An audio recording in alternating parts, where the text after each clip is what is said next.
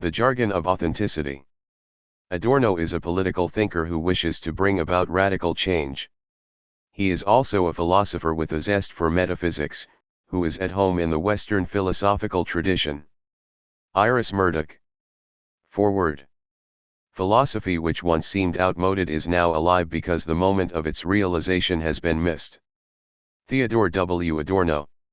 Existentialism has been described by Paul Tillich as an over 100-year-old movement of rebellion against the dehumanization of man in industrial society. But this rebellion has been viewed as emerging because the solutions proposed by Hegel and Marx proved ineffective for overcoming the fact of alienation. Point 2. Thus Kierkegaard, in rejecting Hegel's immanentism of reason in history, simply tried to restore the irreducibility of human subjectivity. For Kierkegaard, the suffering of the individual is not justified in a panlogism of history. The jargon of authenticity is Theodore W. Adorno's critique of the ideology of German existentialism. As a member of the Frankfurt School of Critical Theory III, Adorno's critique is a Hegelian Marxist response to the existentialist rejection of critical reason. Although this analysis focuses upon 20th century German existentialism, especially its post-World War II diffusion, the basic concern is its notion of subjectivity. That is, Adorno's critique is itself an attempt to transcend and include in the perspective of critical reason the truth of the existentialist concern for the fundamentalness of human subjectivity.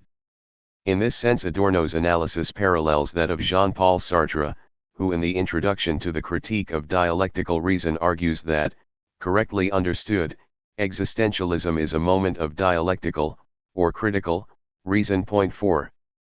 However, Adorno's intent goes beyond a counter-critique of existentialism and aspires to be a critique of the ideology inherent in its German formulations. Adorno not only wants to salvage the notion of subjectivity from the idealistic tendency of existentialism, a concern he shares with Sartre, but he also wants to show that this theory has become a mystification of the actual processes of domination. In this way, Adorno's critique is within the tradition of critical theory's critique of ideology. The intent of critical theory is to reconstruct the generation of historical forms of consciousness in order to demonstrate how they misrepresent actual social relations and thereby justify historical forms of domination. In this way, dialectical reason is actualized by critical theorists who, in their reflective critiques of the basic categories of historical consciousness, seek to reconcile men and women to the actuality of their historical possibilities.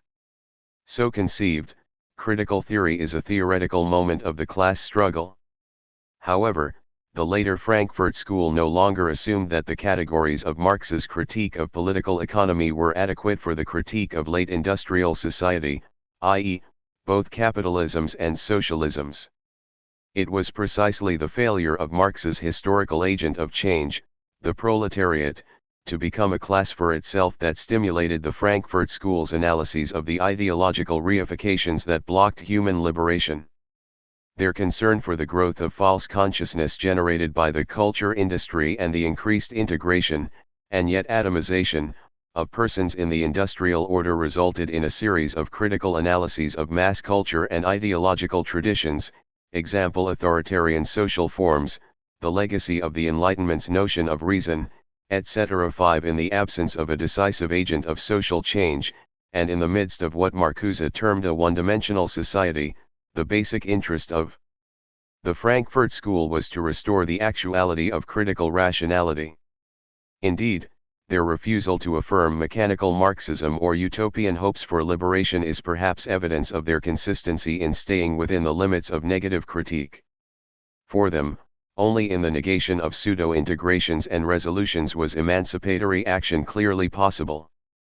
Hence, the Frankfurt School became a tradition of revolutionary theorists who, in the absence of the objective possibilities for the transcendence of industrial domination, attempted to uphold the ideals of critical reason that anticipated the emancipation of mankind from the unnecessary power constraints of nature and history.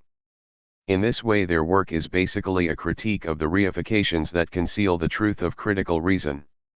Since reification is for them a forgetting, 6. Their work is essentially a remembrance, from the historical setting of the mid-20th century, of the notion of critical reason. Adorno's The Jargon of Authenticity continues the critique of existentialism that had always been an issue for Frankfurt theorists. Point 7 The continuity of this critique can be shown by Adorno's 1939 essay on Kierkegaard's doctrine of love, which anticipates and is assumed by this book. Point 8 Adorno shows that Kierkegaard's notion of love transcended human differences, happiness, and even historical morality itself. The most remote neighbor was to be affirmed as much as the most intimate friend, preference was to be overcome, and love as agape was to be experienced in a radical inwardness that transcended the natural inclinations of eros. Adorno argues that this love's extreme inwardness conceived of itself as its own ground. Hence, while Kierkegaard's doctrine of love aimed at overcoming the reifications of historical context, it actually became, Adorno claims, a reification that could not be actualized. In oppressing both natural drives and the right of the mind to question, radical inwardness loses love's power of reconciling the antagonism between natural instincts and socially formed selves.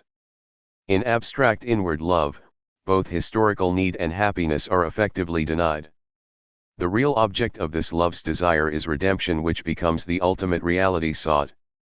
Adorno shows that this radical Christian inwardness evades the actuality of secular injustice and inequality. Nonetheless, Kierkegaard is more deeply aware of the transformation of the person in the bourgeois epoch than his contemporaries or his later German existentialist followers. That is, he recognized the mechanisms of industrialization that force men into alienated social patterns and reified communications. But this insight only confirmed Kierkegaard's sense that the progress of civilization was the history of advancing decay and further inclined him to the hatred of leveling mechanisms and the rejection of the motives of the bourgeois epoch.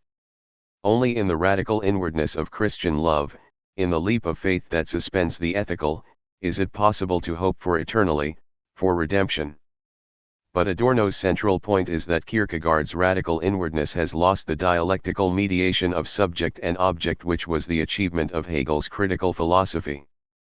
That is, the constitutive presuppositions of human subjectivity must themselves be dialectically related to the historical context in which determinate subjects are formed. Failure to so relate the subject and object of historically situated knowledge results in the fallacy of objectivism or the reduction of subjectivity to the in-itselfness of facts, example positivism, or the innate principles of mind, the idealistic philosophy of the identity of reason and mind. Both forms of objectivism are the loss of critical, dialectical, reason. Only the tradition of reflective critique conceived of human subjectivity in a way that did not reduce it to the determinateness of natural facts or absorb it into the spiritual principles of absolute idealism. Kierkegaard's radical inwardness becomes an idealistic objectivism by failing to comprehend subjectivity as a historical category. Dialectically conceived subjectivity is historically formed and yet not reducible to historical determinations. Historical subjectivity is reconstructed from the framework of reflective critique in that the limits of constitutive synthesis establish the range of possible experience.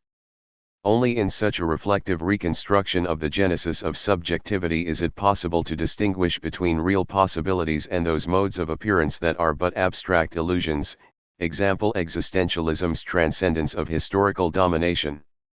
So conceived, the dialectical notion of subjectivity is a fundamental category of critical reason. In reflective reconstructions of self-formation processes, it is possible to show the pseudo-necessity of socially unnecessary motives and thereby to promote a reversal of consciousness that can dissolve the causality of these objective illusions. Point 9.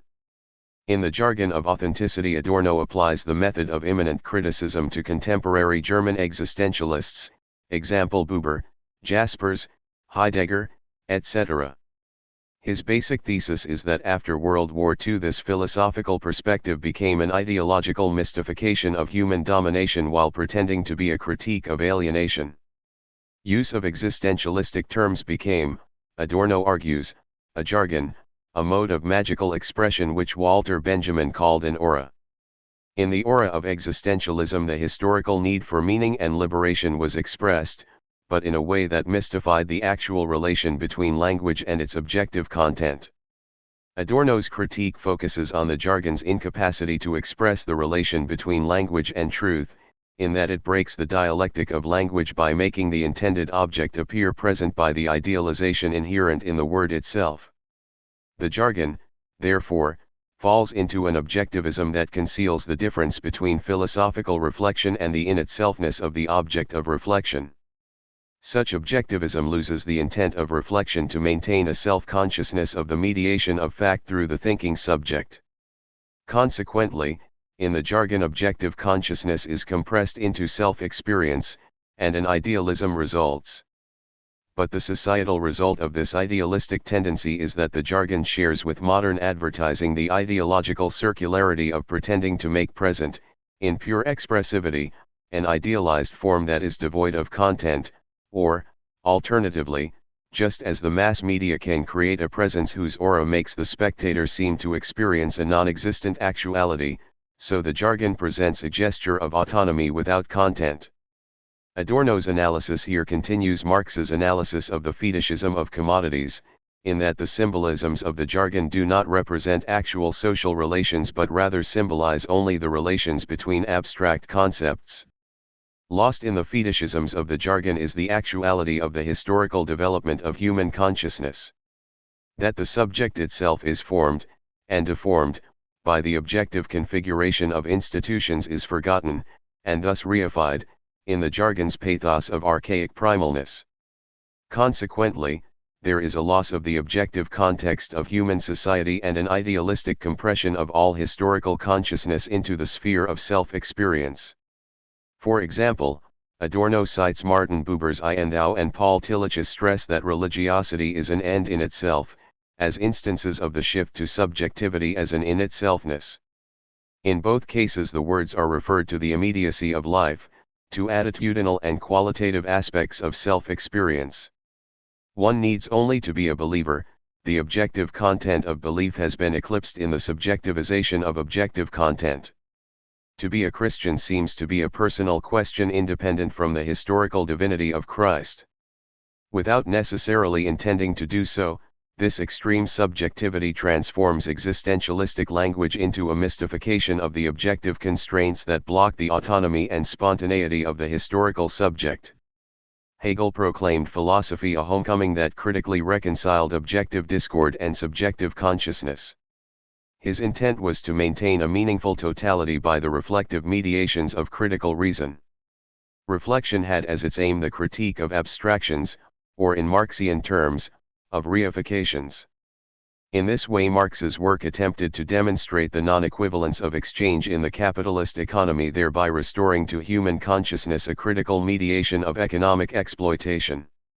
Adorno implies that contemporary German existentialism began from a higher level of capitalist development, in which the socio-cultural antagonisms are much deeper than economic exploitation and extend into the subject's ego itself.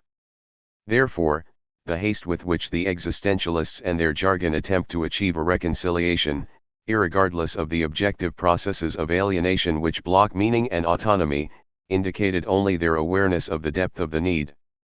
The resulting movement to a radical inwardness and its expressions of authenticity, freedom, etc., is an attempt to actualize these ideals outside of the objective social context, to fulfill heroic cultural models independent of the society. Behind these empty claims for freedom, the socio-economic processes of advanced capitalist integration continue, intensifying the dependence of all persons upon large organizational units for employment and welfare. The jargon's blessings conceal the subjective context of unfreedom, and in the name of critical reflection the jargon joins hands with modern advertising in celebrating the meaningfulness of immediate experience. Hence for Adorno, German existentialism and related genres, such as neo-romantic lyric poetry, example Rilke, come to a head in a mythic jargon that reduces the dialectical relationship of reflective critique to the objective content and context of subjectivity. The result is an ideology of the simple in which the primal sense of pure words is elevated in a futile attempt to overcome the alienation that remains linked to the political economic framework of society. Adorno's reconstruction of Heidegger's philosophy attempts to show that it becomes an ontology that retreats behind, rather than overcomes, the tradition of transcendental philosophy. In the universalization of transcendental subjectivity into Dasein, the empirical is totally lost and, as Adorno claims, an essence mythology of being emerges. This is exemplified in the claim that the primacy of Dasein is a realm beyond fact and essence and yet one which maintains itself as an identity. Whereas critical reason was able to show that maintenance of identity of consciousness presupposed a dialectic of subjective and objective reciprocity which was unified only in the constitutive activity of concrete subjectivity itself, Heidegger's notion of Dasein as both ontic and ontological stops the dialecticity of conscious existence in an idealistic elevation of the absolute subject. To quote Adorno, "Whatever praises itself for reaching behind the concepts of reflection subject and object in order to grasp something substantial, does nothing but refy the irresolvability of the concepts of reflection. It reifies the impossibility of reducing one into the other, into the in itself italics added point 10. Adorno's thesis is that Heidegger's notion of selfness remains a reified tributary of Husserl's concept of subject. This concept of subject, in attempting to overcome the pure possibility of the ontic, claims to be itself concrete.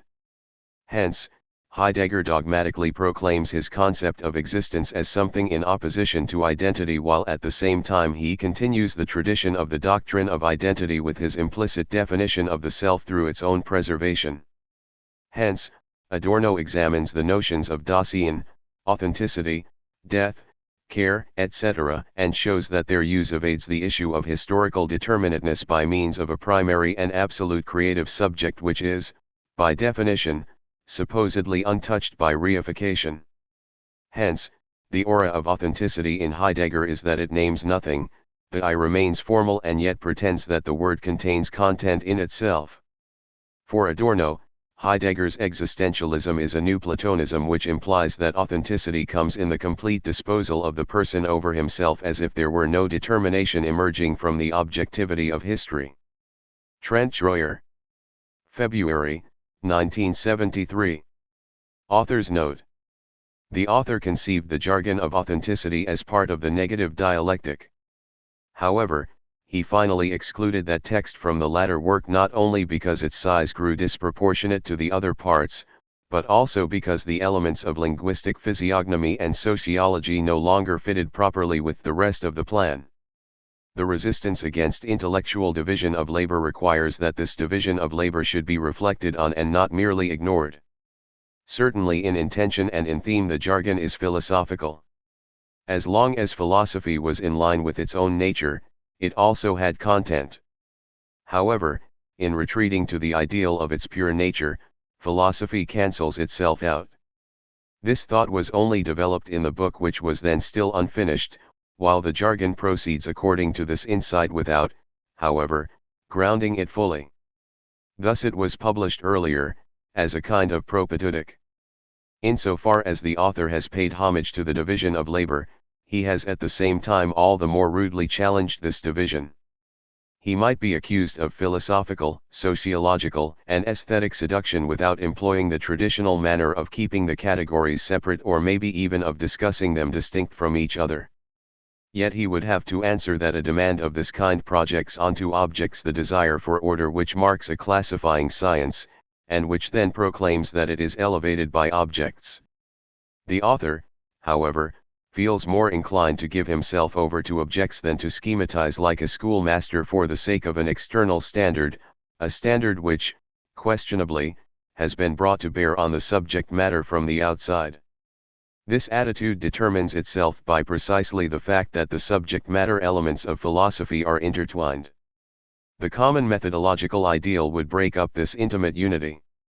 By means of such a unity of the subject matter, the unity of the author's own attempts should become all the more visible. For example, the unity of the author's philosophical essays with the essay, criticism of the musician from the dissonances. What is aesthetically perceived in the bad form of language, and interpreted sociologically, is deduced from the untruth of the content which is posited with it, its implicit philosophy. This makes for bad blood. Passages from Jaspers and idea blocks from Heidegger are treated on the same levels, and with that same linguistic attitude, which schoolmasters would probably reject with indignation. The text of the jargon, however, contains enough evidence, from a truly inexhaustible wealth, to show that those men write in the same manner which they despise in their lesser followers as a justification of their own superiority. Their philosophemes show on what the jargon feeds, as well as its indirect suggestive force. The ambitious projects of German philosophy in the second half of the 20s concretized and articulated the direction into which the objective spirit of the time was drawn. This spirit remained what it was and thus speaks in the jargon even today. Only the criticism of these philosophical projects can objectively determine the mendacity which echoes in the vulgar jargon. The physiognomy of the vulgar jargon leads into what discloses itself in Heidegger. It is nothing new to find that the sublime becomes the cover for something low. That is how potential victims are kept in line. But the ideology of the sublime no longer acknowledges itself without being disregarded. To show this fact might help to prevent criticism from stagnating in a vague and non-committal suspicion of ideology, a suspicion which has itself fallen into ideology. Contemporary German ideology is careful not to pronounce definite doctrines, such as liberal or even elitist ones. Ideology has shifted into language. Social and anthropological changes have brought about this shift, though without breaking the veil. The fact that such language is actually ideology, i.e., societally necessary appearance, can be shown from within it. This becomes obvious in the contradiction between its how and its what. In its objective impossibility, the jargon reacts toward the imminent impossibility of language. Language gives itself over either to the market, to balderdash, or to the predominating vulgarity. On the other hand, language shoves its way toward the judge's bench, envelopes itself in judicial garb, and in that way asserts its privilege. The jargon is the happy synthesis which makes it explode. Showing this has practical consequences. As irresistible as the jargon appears in present-day Germany, it is actually weak and sickly. The fact that the jargon has become an ideology unto itself destroys this ideology as soon as this fact is recognized. If the jargon were finally to become silent in Germany, part of that would have been accomplished for which skepticism, itself prejudiced, is praised prematurely and without justification. The interested parties who use the jargon as a means of power, or depend on their public image for the jargon's social psychological effect, will never wean themselves from it. There are others who will be embarrassed by the jargon. Even followers who believe in authority will shy away from ridiculousness, as soon as they feel the fragile nature of that authority to which they look for support. The jargon is the historically appropriate form of untruth in the Germany of the last years. For this reason one can discover a truth in the determinate negation of the jargon, a truth which refuses to be formulated in positive terms. Parts of the first sections were originally published in the third issue of the Neue Rundschau in 1963, and have been incorporated into the text. June, 1967.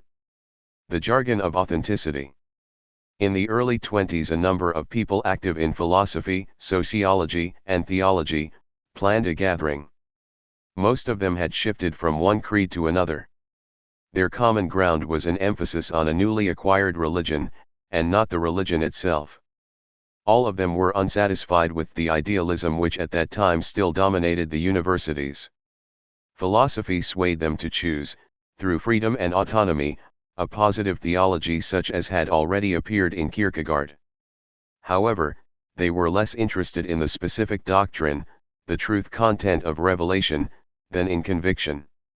To his slight annoyance, a friend, who was at that time attracted by this circle, was not invited.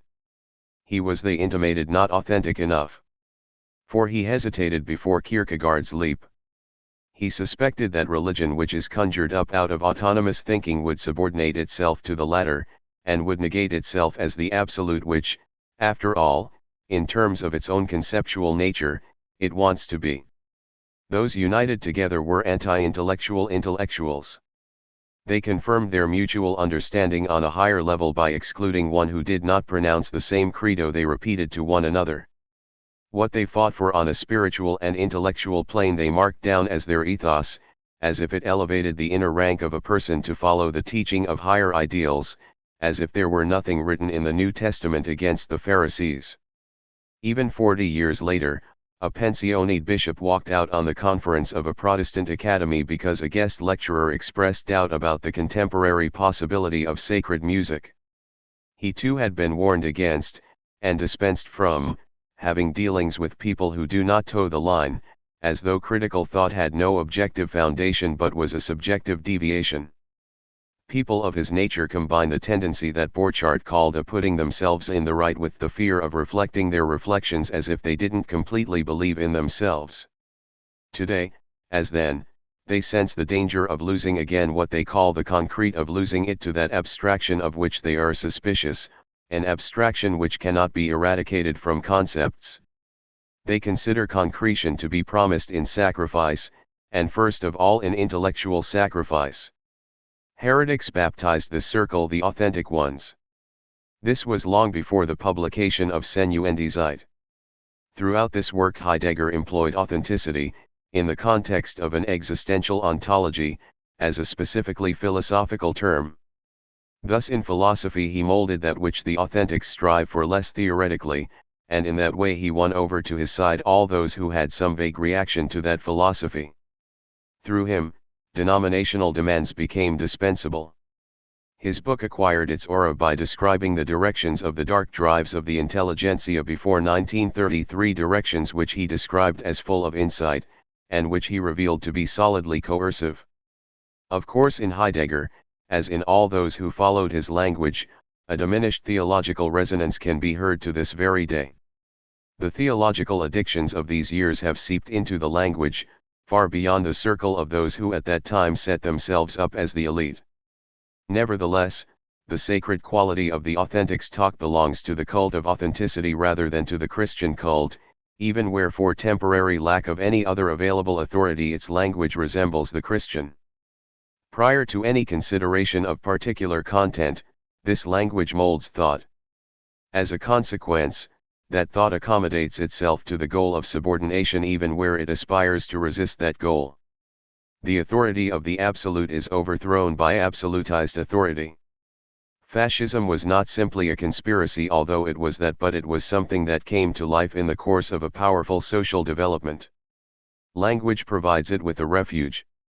Within this refuge a smoldering evil expresses itself as though it were salvation. In Germany a jargon of authenticity is spoken, even more so, written. Its language is a trademark of societalized chosenness, noble and homey at once, sublanguage as superior language. The jargon extends from philosophy and theology not only of Protestant academies to pedagogy, evening schools, and youth organizations, even to the elevated diction of the representatives of business and administration. While the jargon overflows with the pretense of deep human emotion, it is just as standardized as the world that it officially negates. The reason for this lies partly in its mass success, partly in the fact that it posits its message automatically, through its mere nature. Thus the jargon bars the message from the experience which is to ensoul it. The jargon has at its disposal a modest number of words which are received as promptly as signals. Authenticity itself is not the most prominent of them. It is more an illumination of the ether in which the jargon flourishes, and the way of thinking which latently feeds it. For a beginning, terms like existential, in the decision, commission, appeal, encounter, genuine dialogue, statement, concern, will do for examples. Not a few non-terminological terms of similar cast could be added to this list. Some, like concern, a term still innocently used by Benjamin and verified in Grimm's dictionary, have only taken on such changed coloring since getting into this field of tension, a term that is also an appropriate example. Thus the important thing is not the planning of an index verborum prohibitorum of current noble nouns, but rather the examination of their linguistic function in the jargon. Certainly not all its words are noble nouns. At times it even picks up banal ones, holds them high and bronzes them in the fascist manner which wisely mixes plebeian with elitist elements. Neo-romantic poets who drank their fill of the precious, like George Hoffman's Thal, by no means wrote their prose in the jargon. However, many of their intermediaries like Gundolf did so. The words become terms of the jargon only through the constellation that they negate, through each one's gesture of uniqueness. The magic that the singular word has lost is procured for it by manipulations of whatever kind. The transcendence of the single word is a secondary one that is delivered ready from the factory, a transcendence which is a changeling said to be the lost original. Elements of empirical language are manipulated in their rigidity, as if they were elements of a true and revealed language.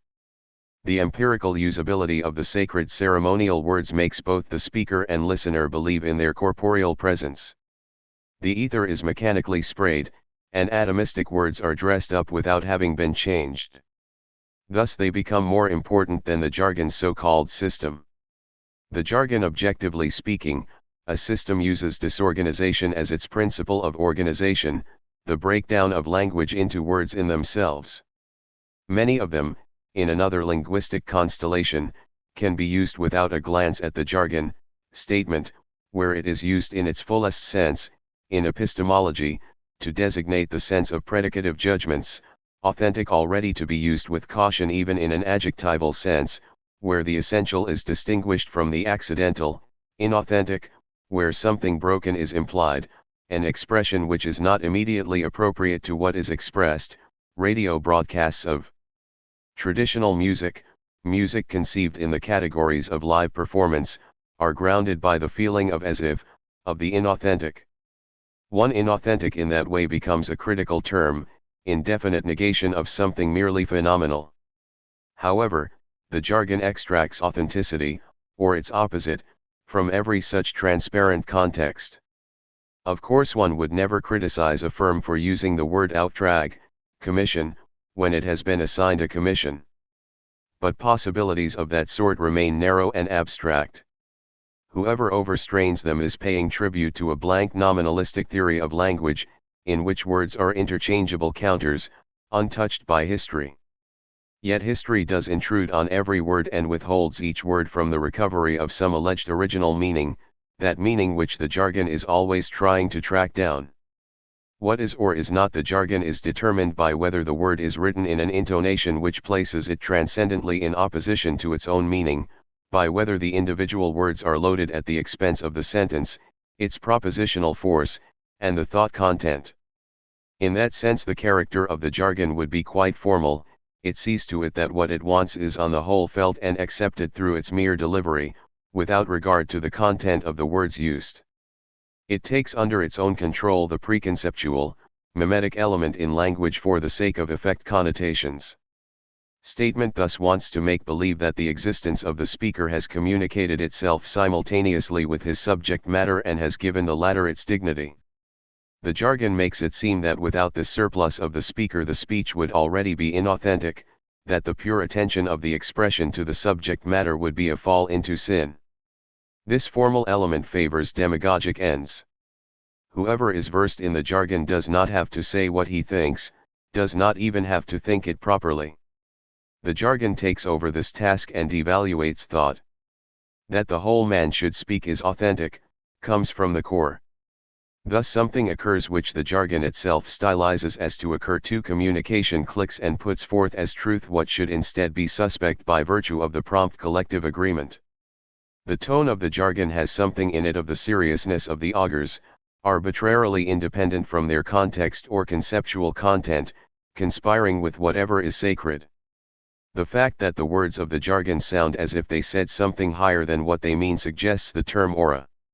It is hardly an accident that Benjamin introduced the term at the same moment when, according to his own theory, what he understood by aura became impossible to experience. 3 As words that are sacred without sacred content, as frozen emanations, the terms of the jargon of authenticity are products of the disintegration of the aura.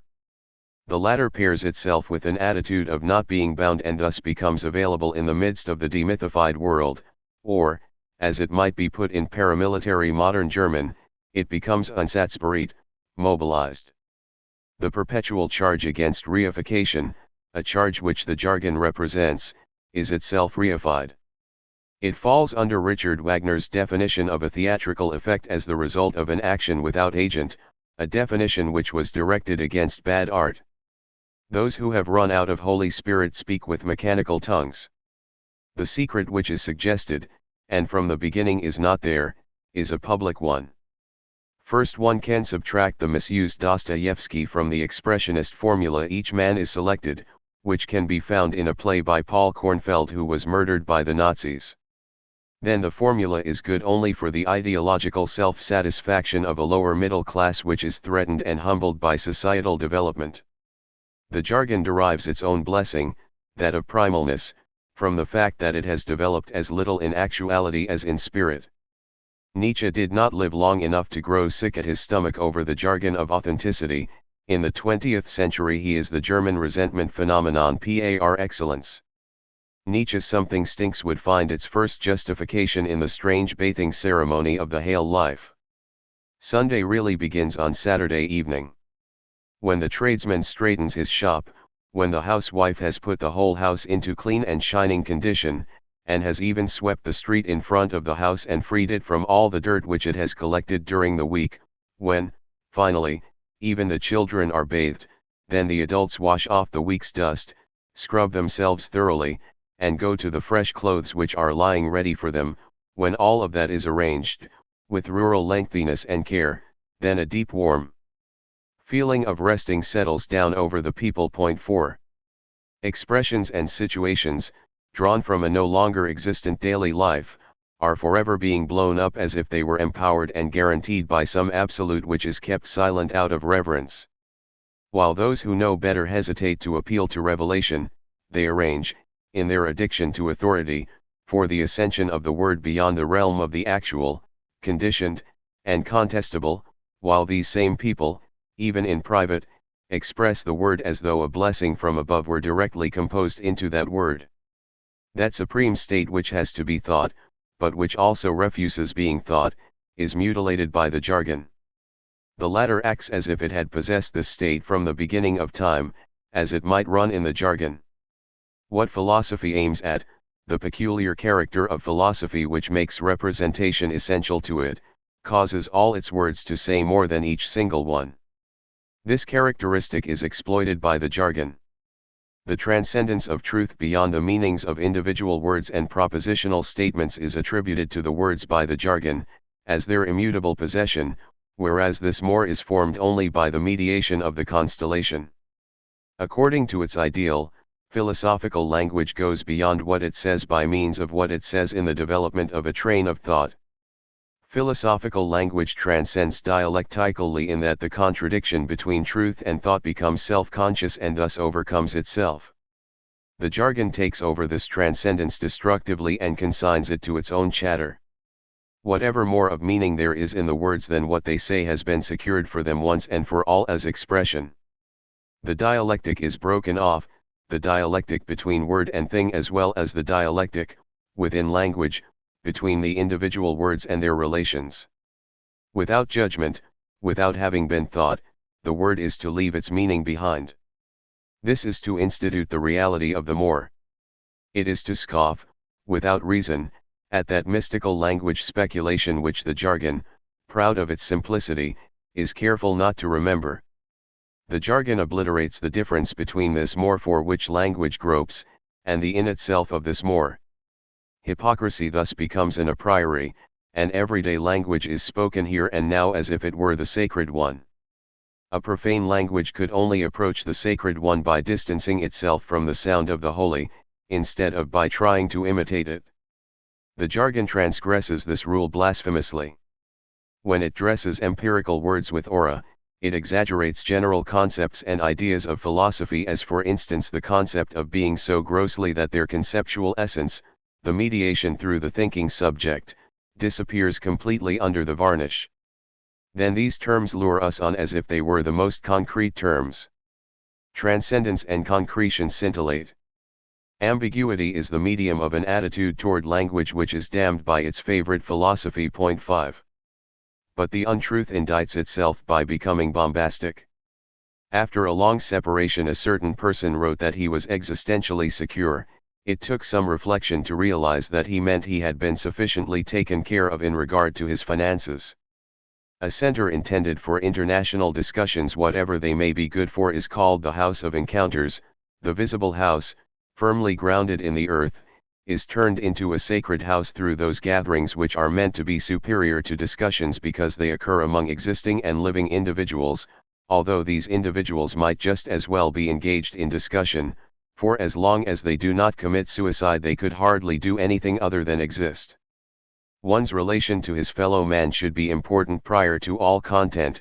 For that purpose the jargon is satisfied with the shabby group ethos of the youth movement, an indication that nothing is reaching either beyond the nose of the speaker, or beyond the capacity of the person who has only lately begun to be called his partner. The jargon channels engagement into firm institutions and, furthermore, strengthens the most subaltern speakers in their self-esteem. They are already something because someone speaks from within them, even when that someone is nothing at all. The resonant directive of the jargon, that its thought should not be too strenuous, because otherwise it would offend the community, also becomes for these people the guarantee of a higher confirmation. This suppresses the fact that the language itself through its generality and objectivity already negates the whole man, the particular speaking individual subject. The first price exacted by language is the essence of the individual.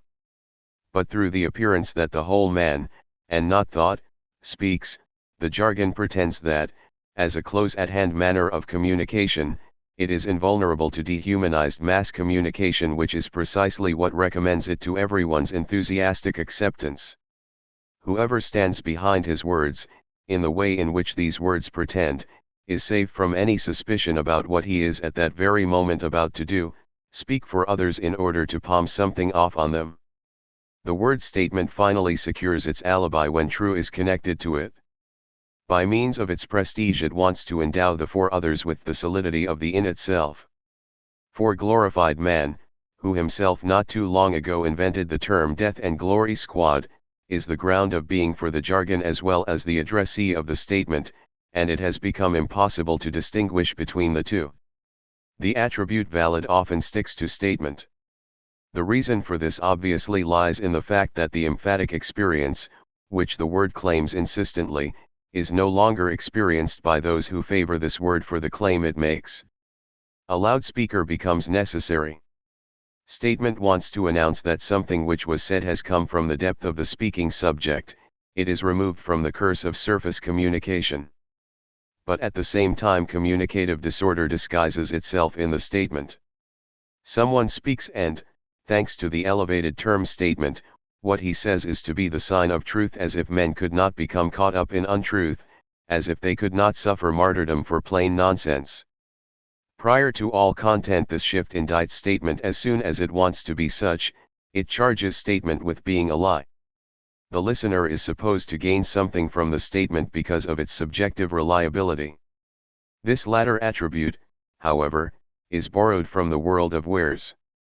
It is the claim of the consumer that even the spiritual should direct itself according to his will, against its own conceptual nature. This admonition to the spirit silently dominates the whole climate of the jargon. The real and vain need for help is supposed to be satisfied by the pure spirit, merely by means of consolation and without action. The empty chatter about expression is the ideology complementary to that silencing which the status quo imposes on those who have no power over it, and whose claim is therefore hollow in advance. But whatever turns its back critically on the status quo has been discounted, by Germans in solid positions, as without expressive value. Not least of all, statement is used as the club with which to assail the new art. That art's recalcitrance against traditional communicable sense has been reproached as though from a higher viewpoint by those whose aesthetic consciousness is not up to it.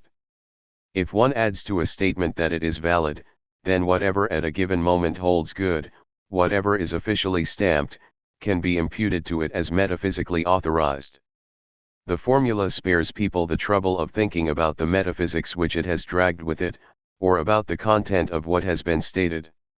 The concept of statement appears in Heidegger as nothing less than the constituent of the de existence. Point 6 behind this jargon is a determining doctrine of the I-thou relationship as the locale of truth, a doctrine that defames the objectivity of truth as thingly, and secretly warms up irrationalism. As such a relationship, communication turns into that trans-psychological element which it can only be by virtue of the objectivity of what is communicated, In the end, stupidity becomes the founder of metaphysics. Ever since Martin Buber split off Kierkegaard's view of the existential from Kierkegaard's Christology, and dressed it up as a universal posture, there has been a dominant inclination to conceive of metaphysical content as bound to the so-called relation of I and thou. This content is referred to the immediacy of life. Theology is tied to the determinations of immanence, which in turn want to claim a larger meaning.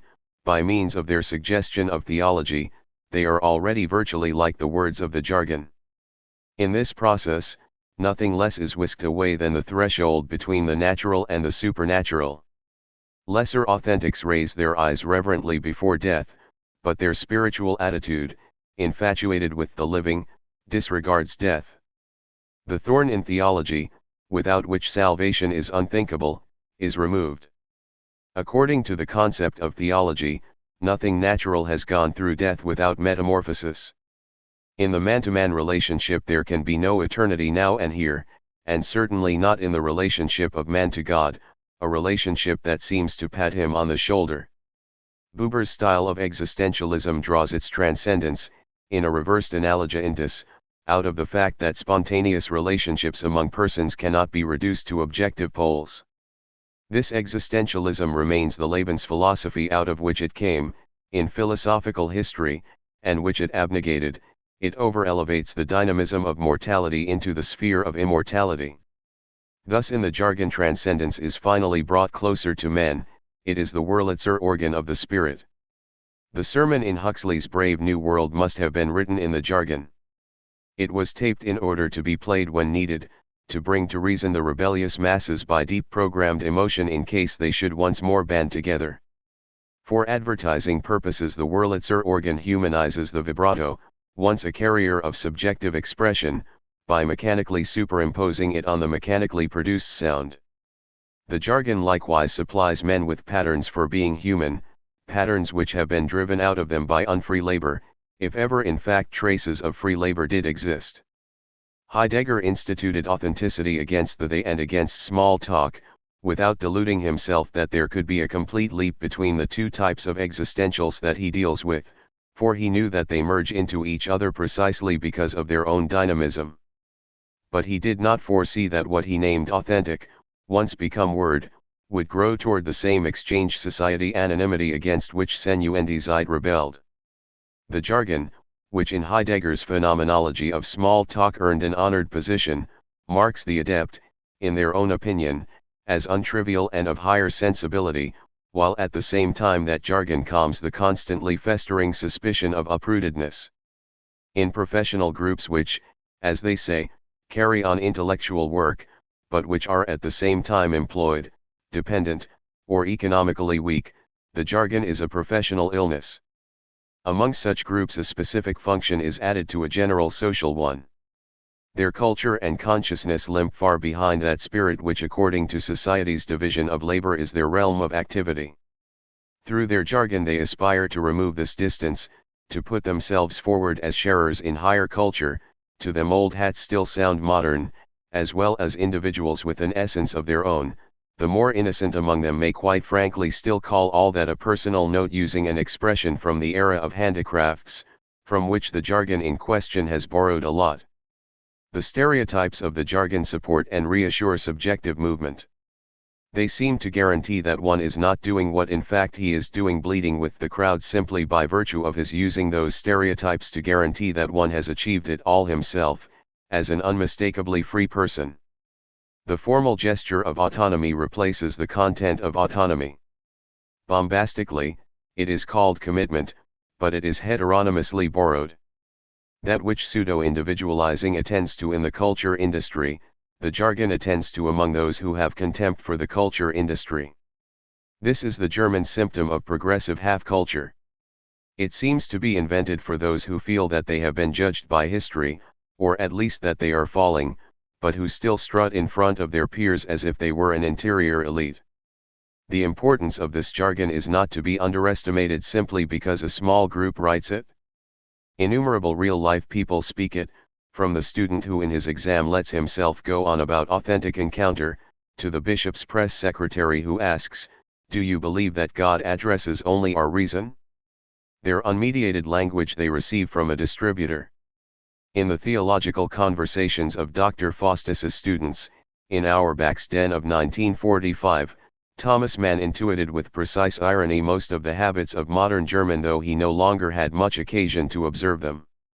There certainly were appropriate models before 1933, but only after the war, when National Socialist language became unwanted, did the jargon gain omnipresence. Since then the most intimate interchange has taken place between the written and the spoken word. Thus one will be able to read printed jargon which unmistakably imitates radio voices that have themselves drawn on written works of authenticity. Mediated and immediate elements are mediated through each other in frightful ways. And since they are synthetically prepared, that which is mediated has become the caricature of what is natural. The jargon no longer knows primary and secondary communities, and by the same token it knows no parties. This development has a real basis.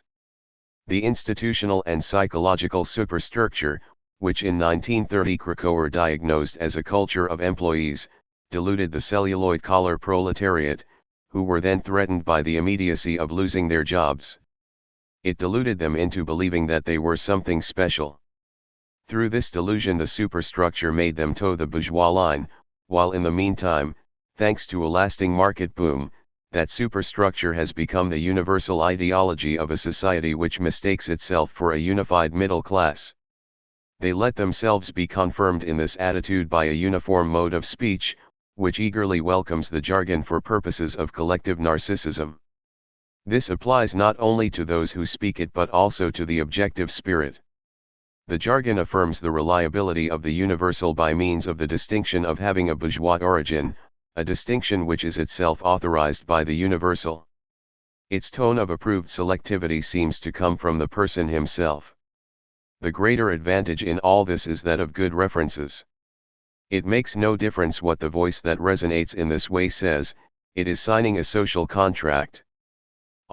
In face of that existent which pretends to be more than it is, beats down all that is unruly.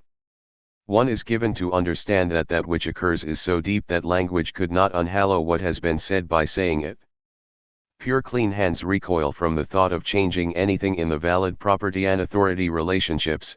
The very sound of it all makes that idea contemptible, as the merely ontic is to Heidegger. One can trust anyone who babbles this jargon. People wear it in their buttonholes, in place of the currently disreputable party badge. The pure tone drips with positivity, without needing to stoop too far pleading for what is all too compromised. One escapes even the long since socialized suspicion of ideology. In the jargon that division between the destructive and the constructive, with which fascism had cut off critical thought, comfortably hibernates. Simply to be there becomes the merit of a thing. It is guaranteed in the protection of the double sense of the positive, as something existent, given, and as something worthy of being affirmed. Positive and negative are reified prior to living experience, as though they were valid prior to all living experience of them, as though it was not thought that first of all determined what is positive or negative, and as though the course of such determination were not itself the course of negation. The jargon secularizes the German readiness to view men's positive relation to religion as something immediately positive, even when the religion has disintegrated and been exposed as something untrue. The undiminished irrationality of rational society encourages people to elevate religion into an end in itself, without regard to its content, to view religion as a mere attitude, as a quality of subjectivity. All this at the cost of religion itself. One needs only to be a believer no matter what he believes in. Such irrationality has the same function as putty. The jargon of authenticity inherits it, in the childish manner of Latin primers which praise the love of the fatherland in itself, which praise the viri patria montes, even when the fatherland in question covers up the most atrocious deeds. Sonman has described this phenomenon as not being able to get rid of a benevolent attitude which at all costs defends order, even an order in which all these things are not in order. What things? According to the logic of the sentence they ought only to be accidentals, but instead they are strikingly essential: poisonous exhaust emissions, pressing taboos, insincerity, resentments, hidden hysteria on all sides. What remains then of the orderliness of the order? Obviously, it needs first to be created. Point 7 Benevolence is identical with being predecided. What is affirmative and wholesome doubles the curse of evil. Through marriage offers, the jargon guides the petit bourgeois to a positive attitude toward life. It fastidiously prolongs the innumerable events which are to make attractive to men a life by which they otherwise would be disgusted and which they would soon come to consider unbearable. That religion has shifted into the subject, has become religiosity, follows the trend of history.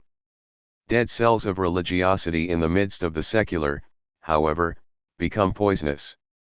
The ancient force, which according to Nietzsche's insight nourishes everything, should enter completely into the profane. Instead it preserves itself in an unreflected manner and elevates limitation, which abhors reflection, to the level of virtue. All experts in the jargon, from Jaspers on down, unite in praise of positivity.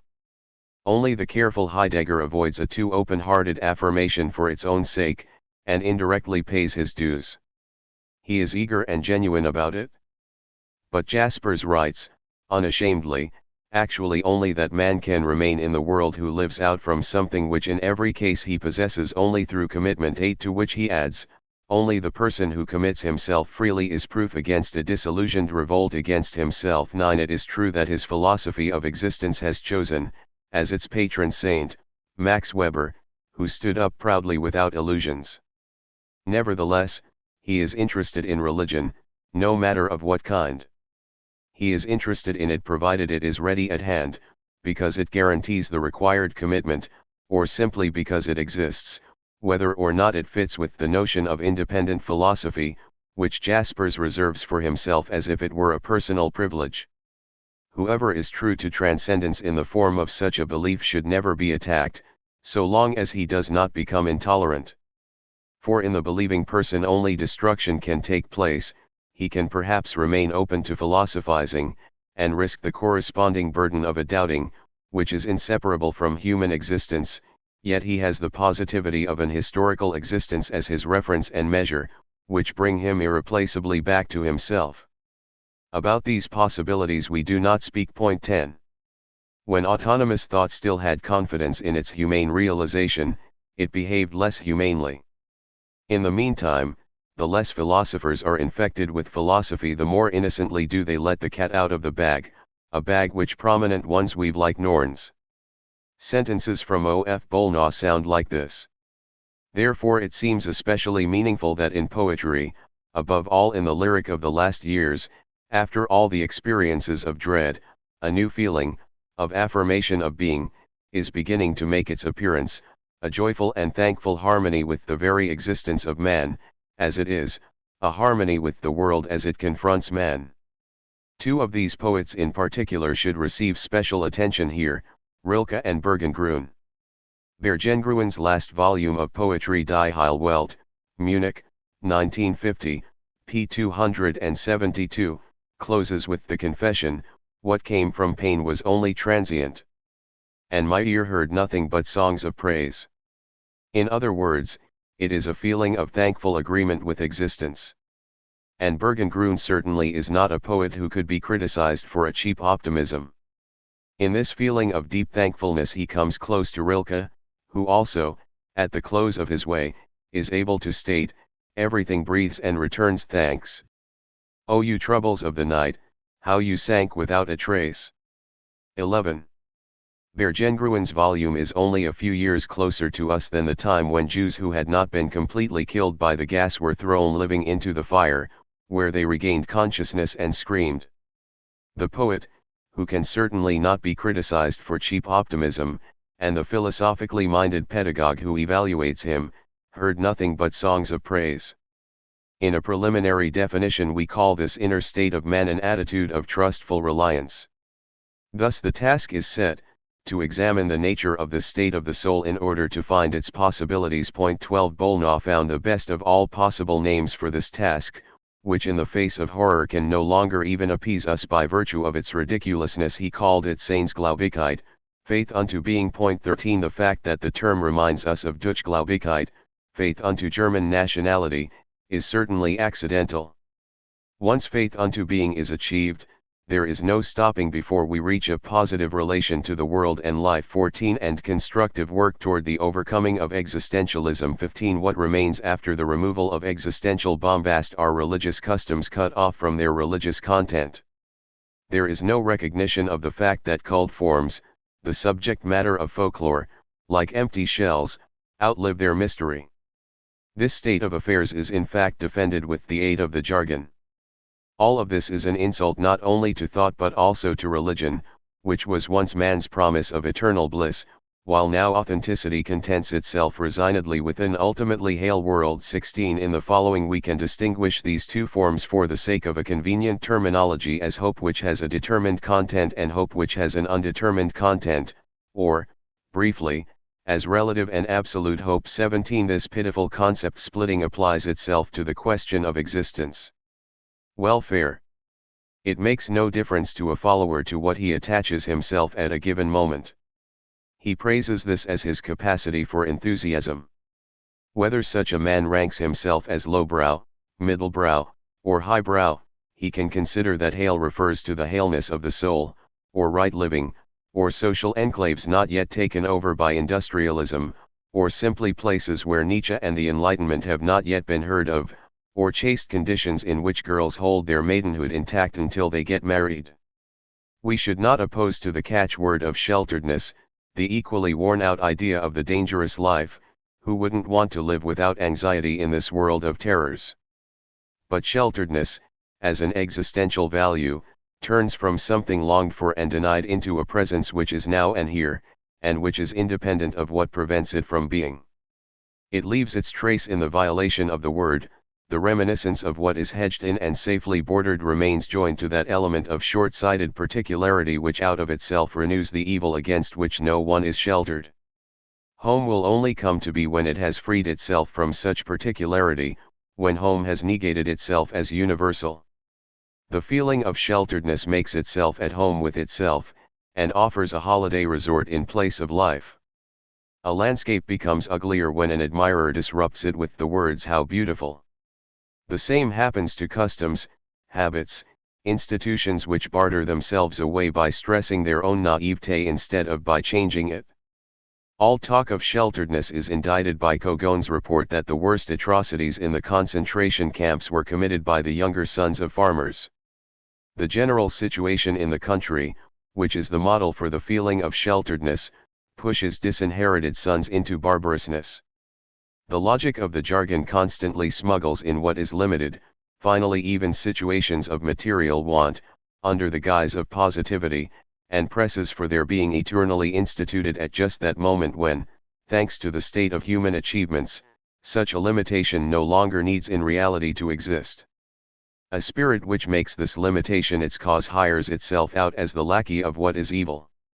In the higher ranks of the hierarchy of authenticity, however, negativities are also served. Heidegger even requisitions the concept of destruction which is tabooed in the lower ranks, together with the blackness of fear, sorrow, and death. Jaspers occasionally blares out the opposite of Geborgenheit, shelteredness. Today philosophy is the only possibility for one who is consciously unsheltered. 18 But the positive, like a tumbler doll, cannot be kept down. Danger, hazard, risking one's life, and the whole characteristic shudder, are not taken all that seriously. One of the authentic ones in her time remarked that in the innermost core of Dostoevsky's hell the light of salvation shone again. She had to swallow the reply that hell was then an awfully short railroad tunnel. Some prominent authentic ones a little reluctantly put it like the parish preacher, they say they would rather harvest on burned earth. They are no less clever than social psychology, which has observed that negative judgments, of no matter what content, give a better chance of being affirmed than do positive judgments. 19 Nihilism turns into farce, into mere method, as has already happened to Cartesian doubt. The question, a favorite prerequisite of the jargon, must sound all the more radical the more loyally it directs itself to the kind of answer which can be everything except radical. Here is an elementary example from Jaspers. Existential philosophy would be lost immediately, if it once again believed that it knows what man is. it would again give us sketches of how to investigate human and animal life in its typical forms. It would again become anthropology, psychology, sociology. Its meaning is only possible when it remains groundless in its concreteness. It awakens what it does not know, it lightens and moves, but it does not fix and hold. For the man who is underway, this philosophy is the expression through which he maintains himself in his direction, the means toward preserving his highest moments so that he can make them real through his life. Insight into existence, because it remains without an object, leads to no conclusion. Point 20. Exactly.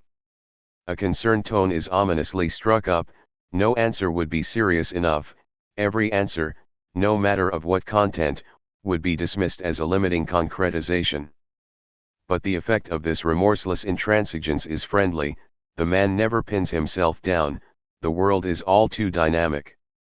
The old Protestant theme of absurd belief, grounding itself in the subject, converted itself from Lessing to Kierkegaard into the pathos of existence. This pathos existed in opposition to its result, the reified world seen as coagulated and alien to the subject. That old theme allies itself strategically with the critique of positive science from which, as Kierkegaard's thesis ran, the subject has disappeared. At the cost of any possible answer, the radical question becomes what is substantial unto itself. Risk without hazard. Know-how and range of income are the only factors which determine whether one appears on the scene sheltered or has to start out without security. Even those who are not sheltered are safe as long as they join the chorus. This is what makes possible passages like the one from Heinz Schwitz's 3 Fundamental Theses for Television. This is totally different in the sermon. Here a clerical speaker professed his credo for more than 10 minutes, out of his own depths, in the existential manner, a single, never-changing close-up.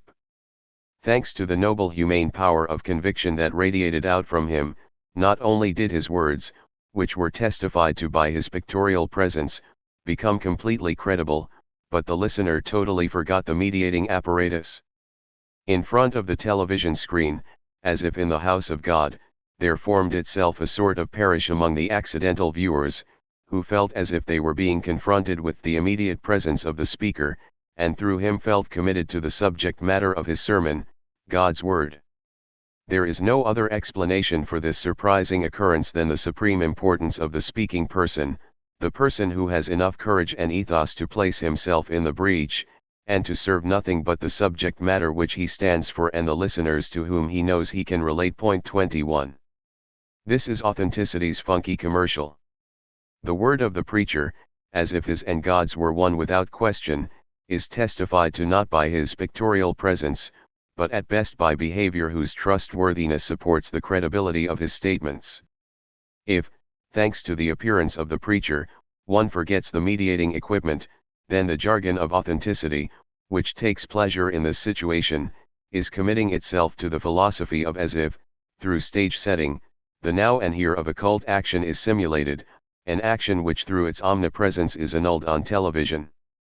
But, by the existential manner in which the preacher makes public profession of himself, from out of himself, in a never-changing close-up, we need only to understand the self-evident fact that the preacher, who after all had no other choice, was projected as an empirical person onto the screen and in this way, perhaps, had a sympathetic effect on many people. That he formed a community cannot be proven. The notion that he had to throw himself into the breach, with his whole substance and existence, is imported from the sphere of risk. Still, for that preacher who details on television why the church is too narrow for him, there is no risk at all, neither of contradiction from outside nor of inner necessity.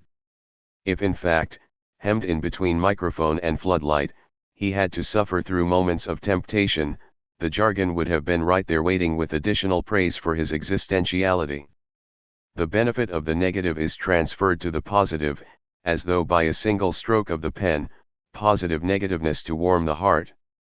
These dark words are numinous, just like Bolnau's whitewashed Sunday words, as close to rejoicing as the dreadful trumpet has always been.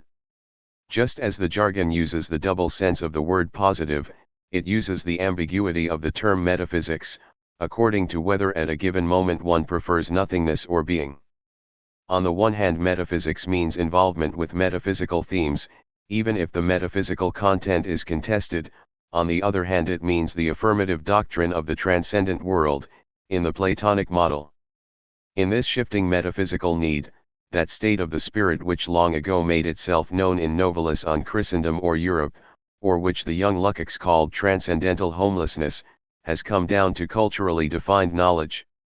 The theological freeing of the numinous from ossified dogma has, ever since Kierkegaard, involuntarily come to mean its partial secularization. In mystical heresy, the unsatisfiable purification of the divine from myth, which loves to tremble in the gesture of deeply involved questioning, hands the divine over to whoever relates to it in any way.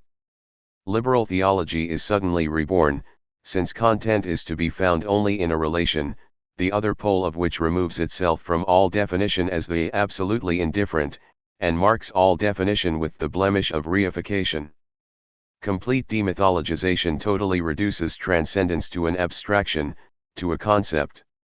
Enlightenment, which the Viri Obscuri 22 accuse, triumphs in their thought. In the same movement of the spirit, however, the positing power of the subject, veiled unto itself, again conjures up the myth inherent in all dialectical theology. That subjective power's highest value, as absolutely different, is blind. Under compulsion, the Viri Obscuri praise commitments instead of jumping into speculation which alone could justify their own commitments to their radical questioners. Their relationship to speculation is confused. One needs it because one wants to be deep, yet one shies away from it because of its intellectual nature. One would prefer to reserve it for the gurus. The others still confess their groundlessness, in order to give character to the paths of offered salvation, which are reputed to be successful in extreme even if imaginary danger. However, they find nothing but groundless thinking as soon as thinking refuses, through its attitude, to support from the outset those commitments which are as unavoidable in authenticity as is the happy ending in movies. If the happy ending is lacking, then among the existential authentics existentialism itself has nothing to laugh at. Only against this background does the whole greatness of the existential ethic reveal itself. It once again actualizes, on the ground of modern historical relativism, a decidedly moral stance. But in precisely that sense a danger is given, that danger which comes to expression in the possibility of an existential adventurism.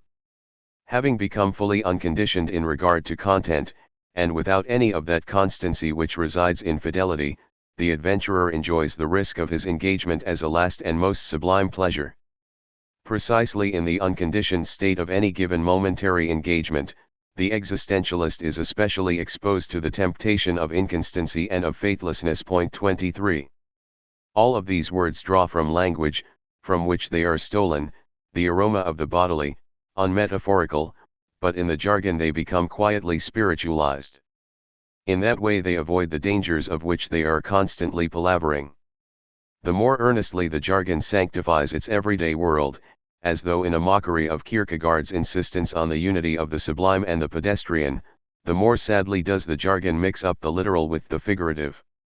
Heidegger's final remark aims at this fundamental meaning of residing for all human existence, and in this remark he focuses on the need for residences as one of the great difficulties of our time. The true need for residence, he says here, consists not first of all in the absence of residences, although this need should by no means be taken lightly, but behind this need a deeper one is hidden, that man has lost his own nature and so cannot come to rest. The true need for residence consists in the fact that mortals must first learn to reside. But to learn to reside means, to grasp this necessity, that, in the face of what is threatening, man should make for himself a sheltering space and should settle into it with a trustful reliance. But, then, inversely, the possibility of this settling down is again connected in a menacing way with the availability of residences. Point 24. The being of the sheltering space of shelteredness is simply derived from the necessity that man should make for himself such a space. The linguistic carelessness, in the unresisting mechanism of the jargon, admittedly lays shelteredness bare, as if out of compulsion, lays it bare as something that is merely posited. However, that which announces itself, in the game about the need for residences, is more serious than the pose of existential seriousness.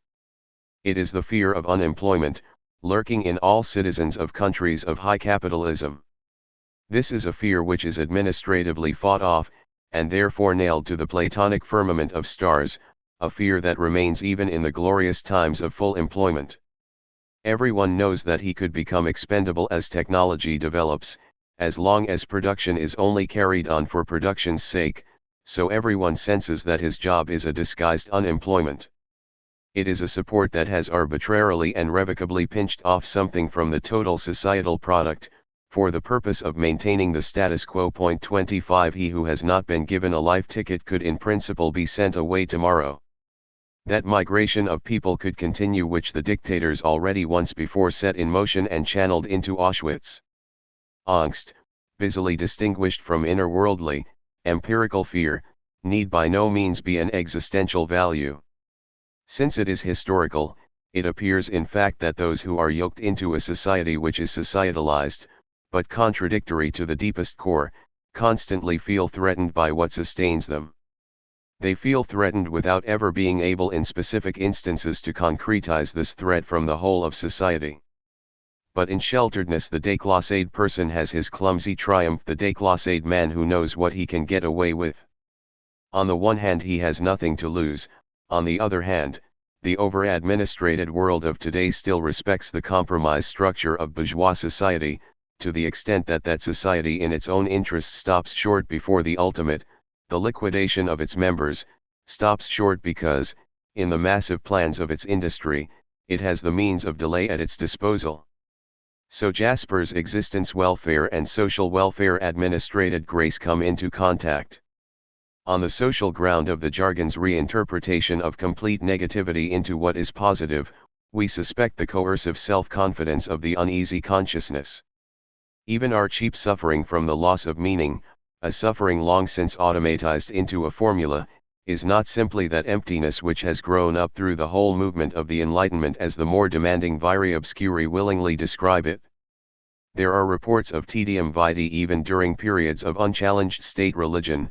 It was as common among the fathers of the Church as among those who carry over into the jargon Nietzsche's judgment about modern nihilism, and who imagine that in that way they have gone beyond both Nietzsche and nihilism, Nietzsche's concept of which they have simply turned upside down. Socially, the feeling of meaninglessness is a reaction to the wide-reaching freeing from work which takes place under conditions of continuing social unfreedom. The free time of the subjects withholds from them the freedom which they secretly hope for. Their free time chains them to the ever same, the apparatus of production, even when this apparatus is giving them a vacation. With this situation they are forced to compare the obvious possibilities, and they grow the more confused the less the closed facade of consciousness, which is modeled after that of society, lets through the conception of a possible freedom. At the same time, in the feeling of meaninglessness which is the high bourgeois expression of real need, the permanent threat of destruction is assimilated by consciousness. What this consciousness dreads it turns in such a way that the threat seems to be an innate part of it, and thus it weakens that element of the threat which can no longer be grasped in human terms. The fact that on all sides meaning of every kind seems to be impotent against evil, that the latter yields no meaning at all, and that the assertion of meaning may even promote evil, is registered as a lack of metaphysical content, especially in regard to religious and social commitments. The falseness of this reinterpretation, using a mode of cultural criticism with which the stingy pathos of the authentics joins in, regularly becomes visible in a particular fact, the fact that past ages, whichever one prefers ranging from Biedermeier to Pelasgic, appear as the ages of immanent meaning.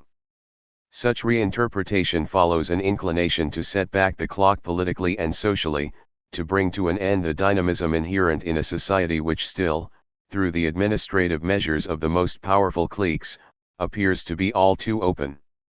As its present form can expect nothing good from such a dynamic, it stubbornly blinds itself to the recognition that the cure which society offers is itself the evil that it fears. This is brought to a head in Heidegger. Cleverly, he couples the appeal of unromantic, incorruptible purity with the prophecy of a saving element which, in consequence, can present itself as nothing other than this purity itself. The hero of Mahagani joined the wailing about a world in which there is nothing to hold on to. In Heidegger, as well as in the Brecht of the didactic plays, this is followed by the proclamation of compulsory order as salvation. The lack of something to hold on to is the mirror reflection of its opposite, of unfreedom. Only because mankind failed to define itself did it grope for determination through something else, something that was safely out of the reach of the dialectical movement. The anthropological condition of so-called human emptiness, which for the sake of contrast the authentics are accustomed to dog out as an unhappy, but inevitable, consequence of the demystified world, could be changed.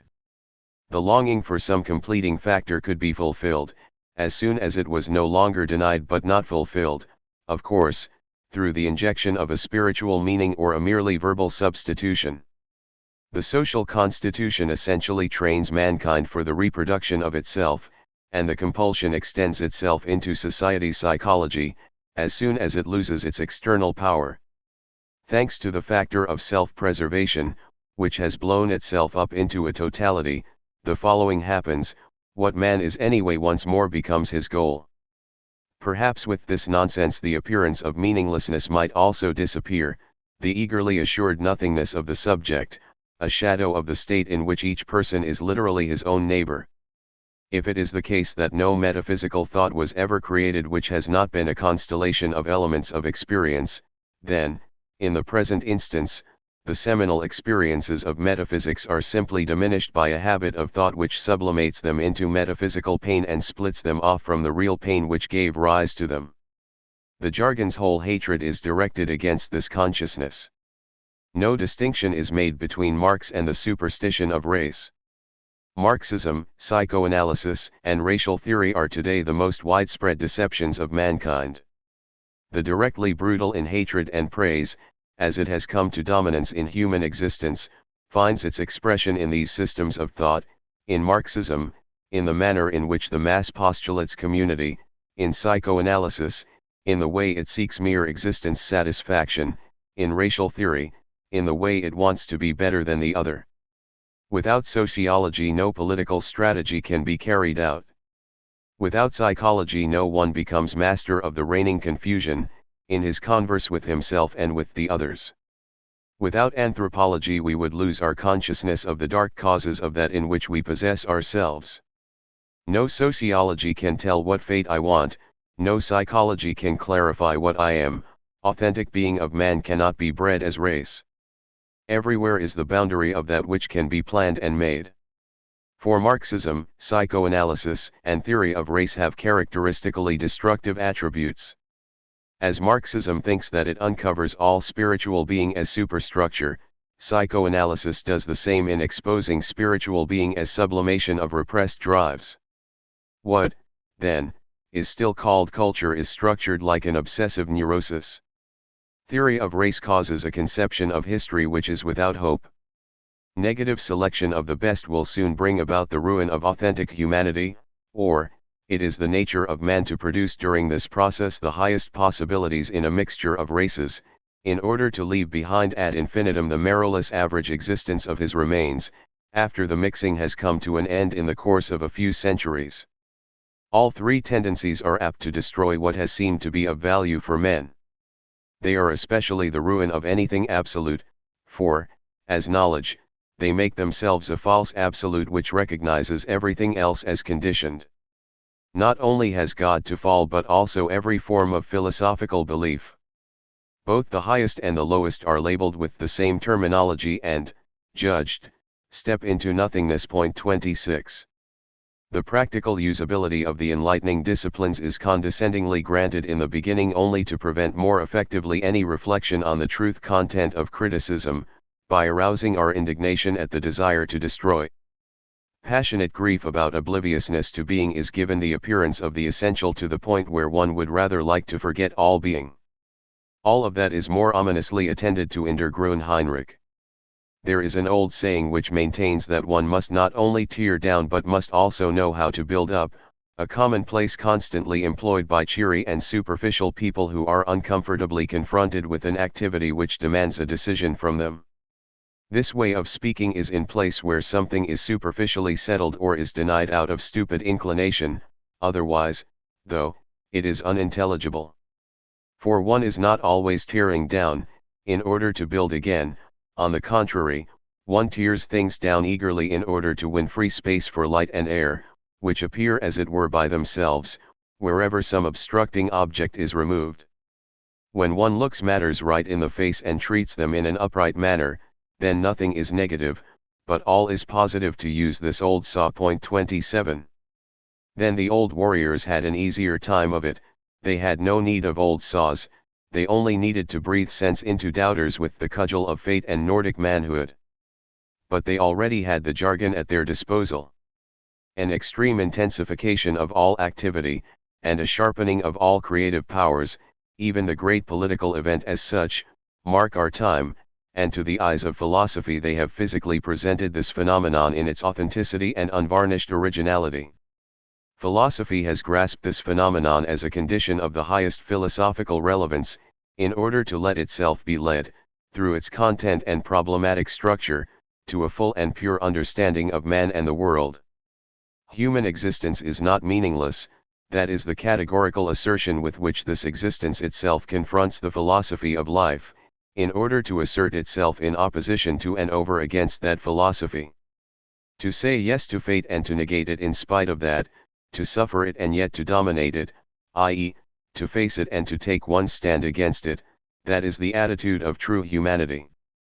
This attitude corresponds to the ideal image of man because it represents nothing but the essence of man, universally valid and removed from all ties to time. At the same time, and at one with it, this attitude defines the deep and genuine meaning of fate, that meaning which has nothing to do with fatalism, a meaning to which especially a German opens himself. For the man of Nordic blood, this meaning takes on a deeply religious content and grounds what for him means his bond with fate and his belief in fate. Point 28. Language uses the word meaning for the harmless epistemological intentional object of Husserl, as well as for the purpose of saying that something is justified as meaningful, as one would speak, for instance, of the meaning of history. It remains true that the factual particular has meaning to the extent that the whole, above all the system of society, appears in it, that the dispersed facts are always more than what they immediately seem, even if such meaning is madness. The search for meaning as that which something is authentically, and as that which is hidden in it, pushes away, often unnoticed and therefore all the faster, the question as to the right of this something. Analysis of meaning becomes the norm in this demand, not only for the signs but also for that to which they refer.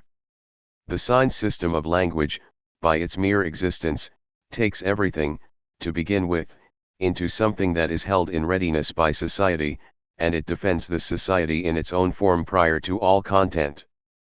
This is what reflection stands firm against. However, the jargon drifts with the current, and would be glad to increase it, in union with the regressive formations of consciousness.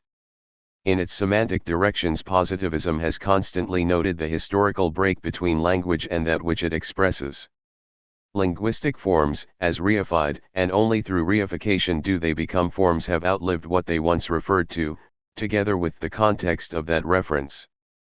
The completely demythologized fact would withhold itself from language, through the mere act of intending the fact becomes an other, at least measured in terms of its idol of pure accessibility. That without language there is no fact remains, even so, the thorn in the flesh and the theme of positivism, since it is here that the stubbornly mythical remainder of language is revealed. Mathematics is, for good reason, the primal model of positivistic thought even in its function as a languageless system of signs. Looked at in reverse, the tenacious residuum of what is archaic in language becomes fruitful only where language rubs itself critically against it. The same archaic turns into a fatal mirage when language spontaneously confirms and strengthens it. The jargon shares with positivism a crude conception of the archaic in language, neither of them bothers about the dialectical moment in which language, as if it were something else, wins itself away from its magical origins, language being entangled in a progressing demythologization. That particular neglect authorizes the social using of linguistic anachronism. The jargon simply ennobles the antiquity of language, which the positivists just as simply long to eradicate along with all expression in language.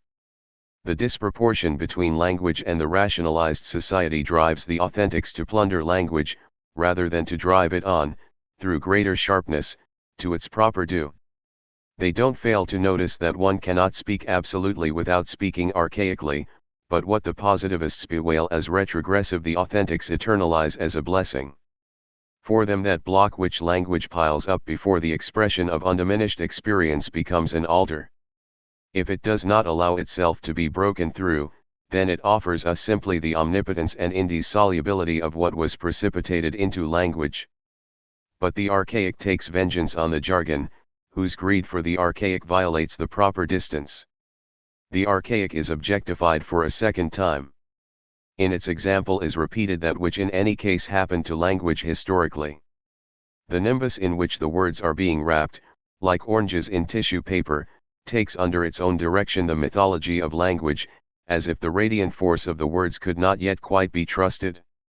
Mixed with artificial coloring, the words themselves, released from the relation to what is thought, are to speak a relation which should change them and so always demythologizes them. Language mythology and reification become mixed with that element which identifies language as anti-mythological and rational. The jargon becomes practicable along the whole scale, reaching from sermon to advertisement. In the medium of the concept, the jargon becomes surprisingly similar to the habitual practices of advertising. The words of the jargon and those like Jägermeister, Alte Klosterfrau, Schank 29 are all of a piece. They exploit the happiness promised by that which had to pass on to the shadows. Blood is drawn from that which has its appearance of concreteness only after the fact, by virtue of its downfall. At least in terms of their function, the words, nailed into fixity and covered with a luminous layer of insulation, remind us of the positivistic counters. They are useful for arbitrary effect connotations, without regard to the pathos of uniqueness which they usurp, and which itself has its origin on the market, on that market for which what is rare has exchange value. With the assertion of meaning at all costs, the old antisophistic emotion seeps into the so-called mass society. Ever since the victory of Plato and Aristotle over the Socratic left, that emotion has dominated the official position of philosophy. Whatever refused subjection to it was pushed off into powerless undercurrents. Only the more recent positivism has made sophistic motives reputable by its alliance with science. The jargon struggles against this alliance. Without judgment it hands down the judgment of tradition.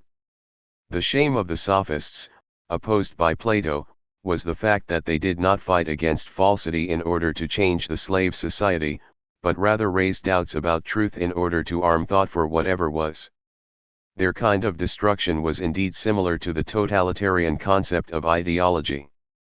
Plato could caricature the Gorgias sophists as clowns because thought, once it has been freed from concrete knowledge and the nature of the object, reduces to farce that moment of play which is essential to thought, turns such a moment into a ghost of that mimesis which is combated by every enlightenment. 30 Nevertheless, the antisophistic movement misuses its insight into such misconstructions of freewheeling thought, misuses them in order to discredit thought, through thought. This was the way Nietzsche criticized Kant, raising the charge of oversubtle thinking in the same tone as that adopted magisterially by Hegel, when he spoke of reasoning. In the modish antisophistic movement there is a sad confluence, of a necessary critique of isolated instrumental reason with a grim defense of institutions against thought. The jargon, a waste product of the modern that it attacks, seeks to protect itself along with literally destructive institutions against the suspicion of being destructive, by simultaneously accusing other, mostly anti-conservative, groups of sinful intellectuality, of that sin which lies deep in the jargon's own unnaive, reflective principle of existence. Demagogically it uses the double character of the anti-sophistic. That consciousness is false which, externally, and, as Hegel says, without being in the thing, places itself above this thing and manages it from above, but criticism becomes equally ideological at the moment when it lets it be known, self-righteously, that thought must have a ground. Hegel's dialectic went beyond the doctrine that thought, in order to be true, needs some absolute starting point, free of doubt. This doctrine becomes all the more terroristic in the jargon of authenticity, as it more autocratically locates its starting point outside the texture of thought. Antisophistic attitudes, in the final stages of processed mythology, are hardened forms of causal thinking.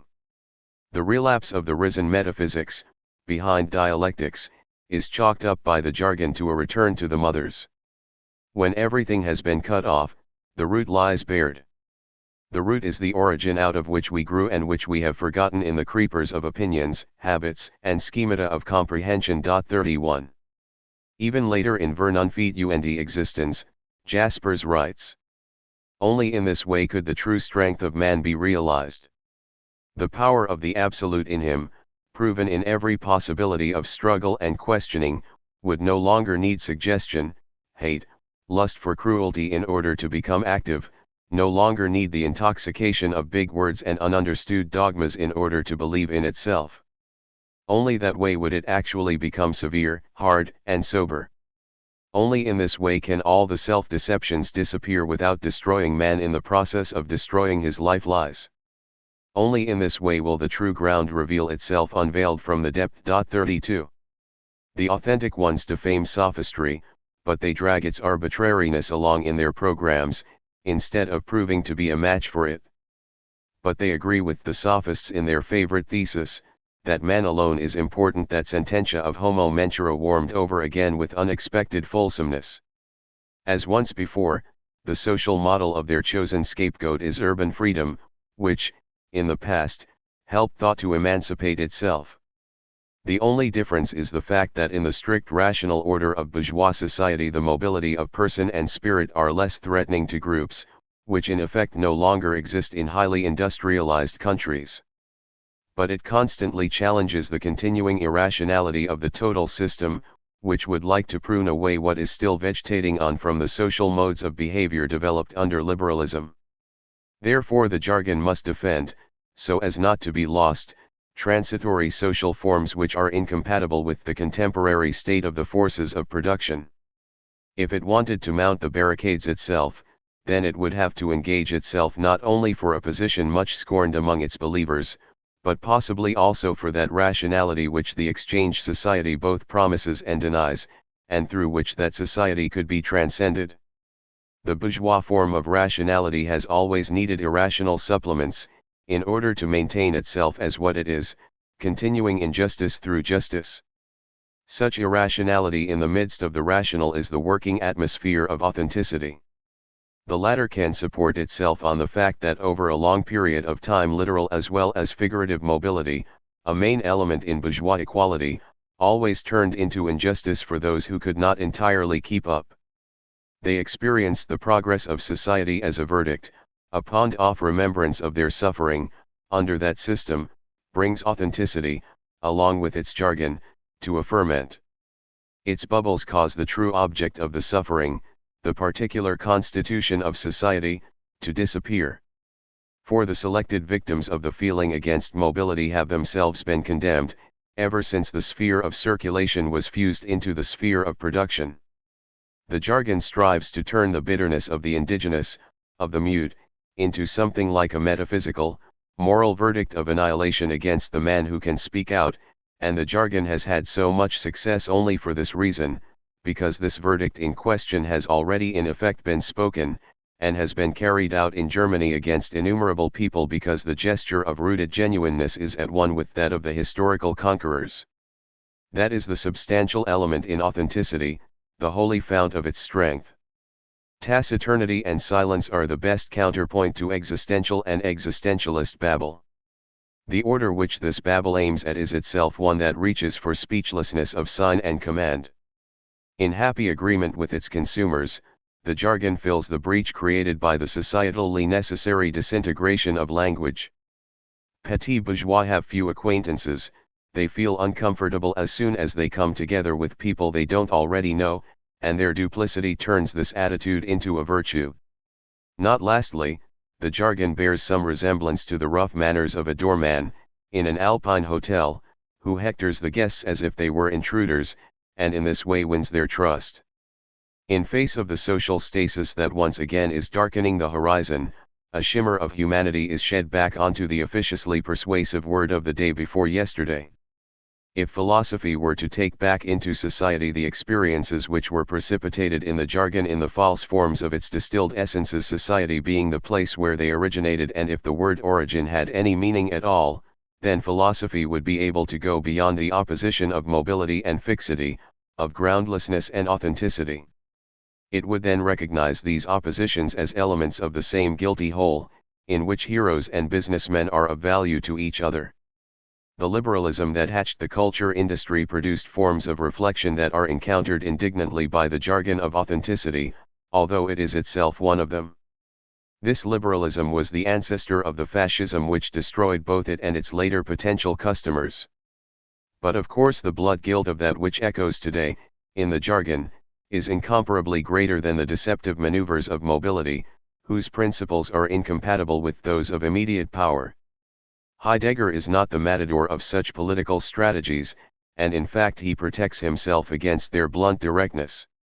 It is true that he does use the word authenticity centrally in Senuendi's I-33, and most of the familiar shorthand is spread around over his best-known texts, spread with gestures of incontestable authority, which the mass of the authentics then mechanically imitate. There is unquestioned agreement about the Undi's cussed core of all this. In the same way Heidegger struggles to show reserve toward all the current phrases which he, with ease, can put aside as vulgar misunderstanding. Nevertheless, as soon as he loosens his voluntary self-censorship, he falls into the jargon, with a provinciality which cannot be excused on the grounds that it becomes thematic of itself. He has published a little volume of gnomic thoughts entitled Out of the Experience of Thinking. Its form keeps to the middle ground between poetry and pre-Socratic fragment. Yet the Sibylline character of the pre-Socratic fragments really results, at least in many of them, from the accident of a discontinuous tradition, and not from secretiveness. Heidegger has praise for the splendor of the simple 34. He brings back the threadbare ideology of pure materials, from the realm of handicrafts to that of the mind, as if words were pure, and, as it were, roughened material. But textiles of that sort are mediated, today, through their calculated opposition to mass production, and in just that way Heidegger wants, synthetically, to create a primal sense for pure words. Another specifically social element plays into the category of the simple, the elevation of the cheap, in accordance with the wishes of the proudly declining elite, an elevation related to youth music, which gladly goes along with the jargon and lets itself be accompanied by it. Being behind the times historically is no less eagerly converted into the feeling of the fatefully tragic, than into that of something higher, that too goes along with the silent identification of the archaic with the genuine. But the triviality of the simple is not, as Heidegger would like it to be, attributable to the value blindness of thought that has lost being. Such triviality comes from thinking that is supposedly in tune with being and reveals itself as something supremely noble. Such triviality is the sign of that classifying thought, even in the simplest word, from which Heidegger pretends that he has escaped, namely, abstraction. Already in the first version of Geist der Utopie, Ernst Bloch says that symbol intentions, which are for him the traces of messianic light in the darkened world, are in fact not expressed by the most simple basic relationships and basic words, like the old man, the mother, and death. But Heidegger, in his fastidious humanism letter, lets us hear these words. Man is not the lord of existence. Man is the shepherd of being. In this less man loses nothing, but rather wins, by reaching the truth of being. He wins the essential poverty of the shepherd, whose worth consists in being called, by being itself, into the trueness of its truth. This call comes as the throwing from which the thrownness of existence stems. In his being historical, seinsgeschichtlich essence, man is the existent whose being as existence consists in his living in the neighborhood of being. Man is the neighbor of being. 35. Philosophical banality is generated when that magical participation in the absolute is ascribed to the general concept of participation which puts the lie to that concept's conceivability. Philosophizing, according to Heidegger, is a danger to thought. 36 But the authentic thinker, harsh toward anything so modernistic as philosophy, writes, when in early summer isolated narcissi bloom hidden in the meadow, and the mountain rose glistens under the maple tree. 37 Or, when from the slopes of the high valley, where the herds are slowly passing, the cow bells ring and ring. 38 Or verses. The woods make camp. The streams rush on. The cliffs remain. The rain runs. The meadows wait. The fountains spring. The winds dwell. Blessing takes thought. 39. The renewing of thinking through outmoded language can be judged by these instances.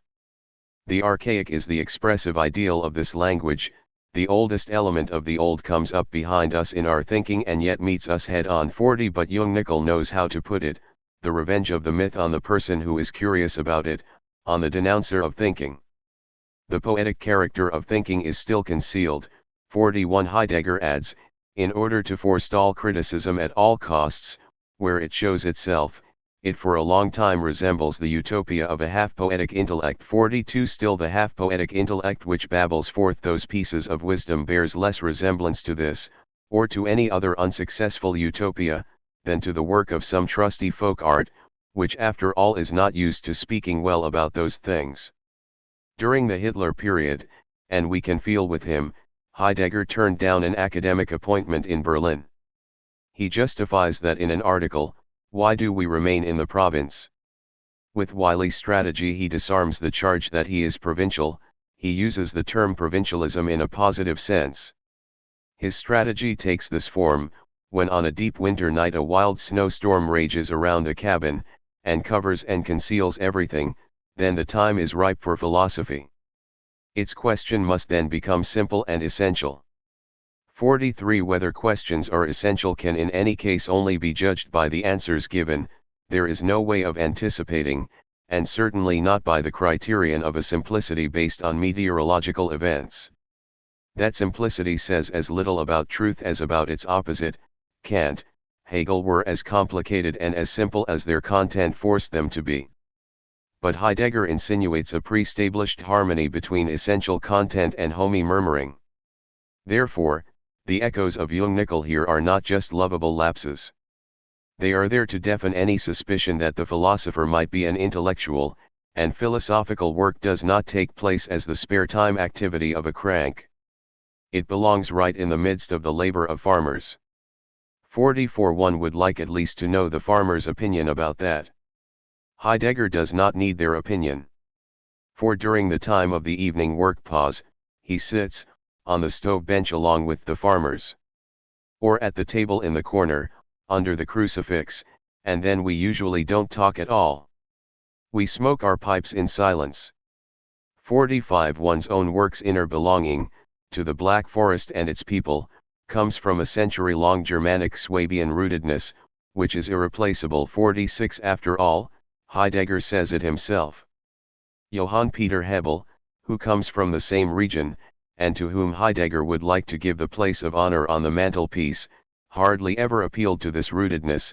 Instead he passed on his greetings to the peddlers Schatella and Nozzle, in one of the most beautiful pieces of prose in defense of the Jews that was ever written in German. 47 Rootedness, however, puffs itself up.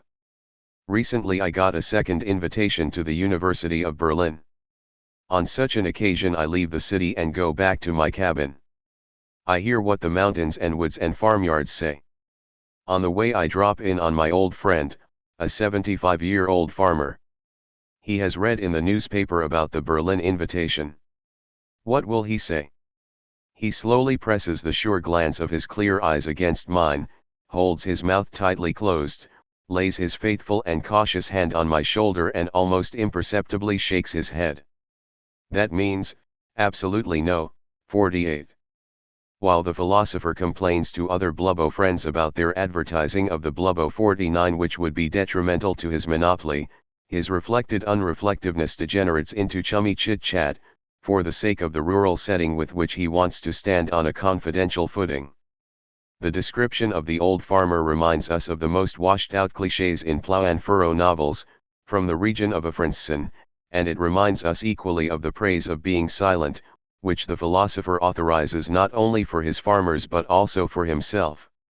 Here we find an ignorance of everything we have learned about rural people, for instance in French realism from Balzac's late work to Maupassant, from a literature not attuned to the musty instincts of German petit bourgeois kitsch, from a literature which would be available in translation even to a pre-Socratic. The small farmer owes his continuing existence entirely to gracious gifts from that exchange society by which his very ground and foundation, even in appearance, have been removed. In the face of this exchange the farmers have nothing on their horizon except something worse, the immediate exploitation of the family without which they would be bankrupt. This hollowed-out state, the perpetual crisis of the small farmer's business, has its echo in the hollowness of the jargon. The subsidies which are paid to the small farmers are the very ground of that which the primal words of the jargon add to that which in fact they mean. Like less prominent porte-paroles of authenticity, Heidegger is filled with the disdainful pride of inwardness, which he touches on philosophically, in his thought about Hegel's critique of it. 50 Whoever is forced by the nature of his work to stay in one place, gladly makes a virtue out of necessity. He tries to convince himself and others that his boundness is of a higher order. The financially threatened farmer's bad experiences with middlemen substantiate this opinion. The socially clumsy person who may be partially excluded from society hates those middlemen as jacks of all trades. This hatred joins with resistance against all agents, from the cattle dealer to the journalist. In 1956 the stable professions, which are themselves a stage of social development, are still the norms for Heidegger.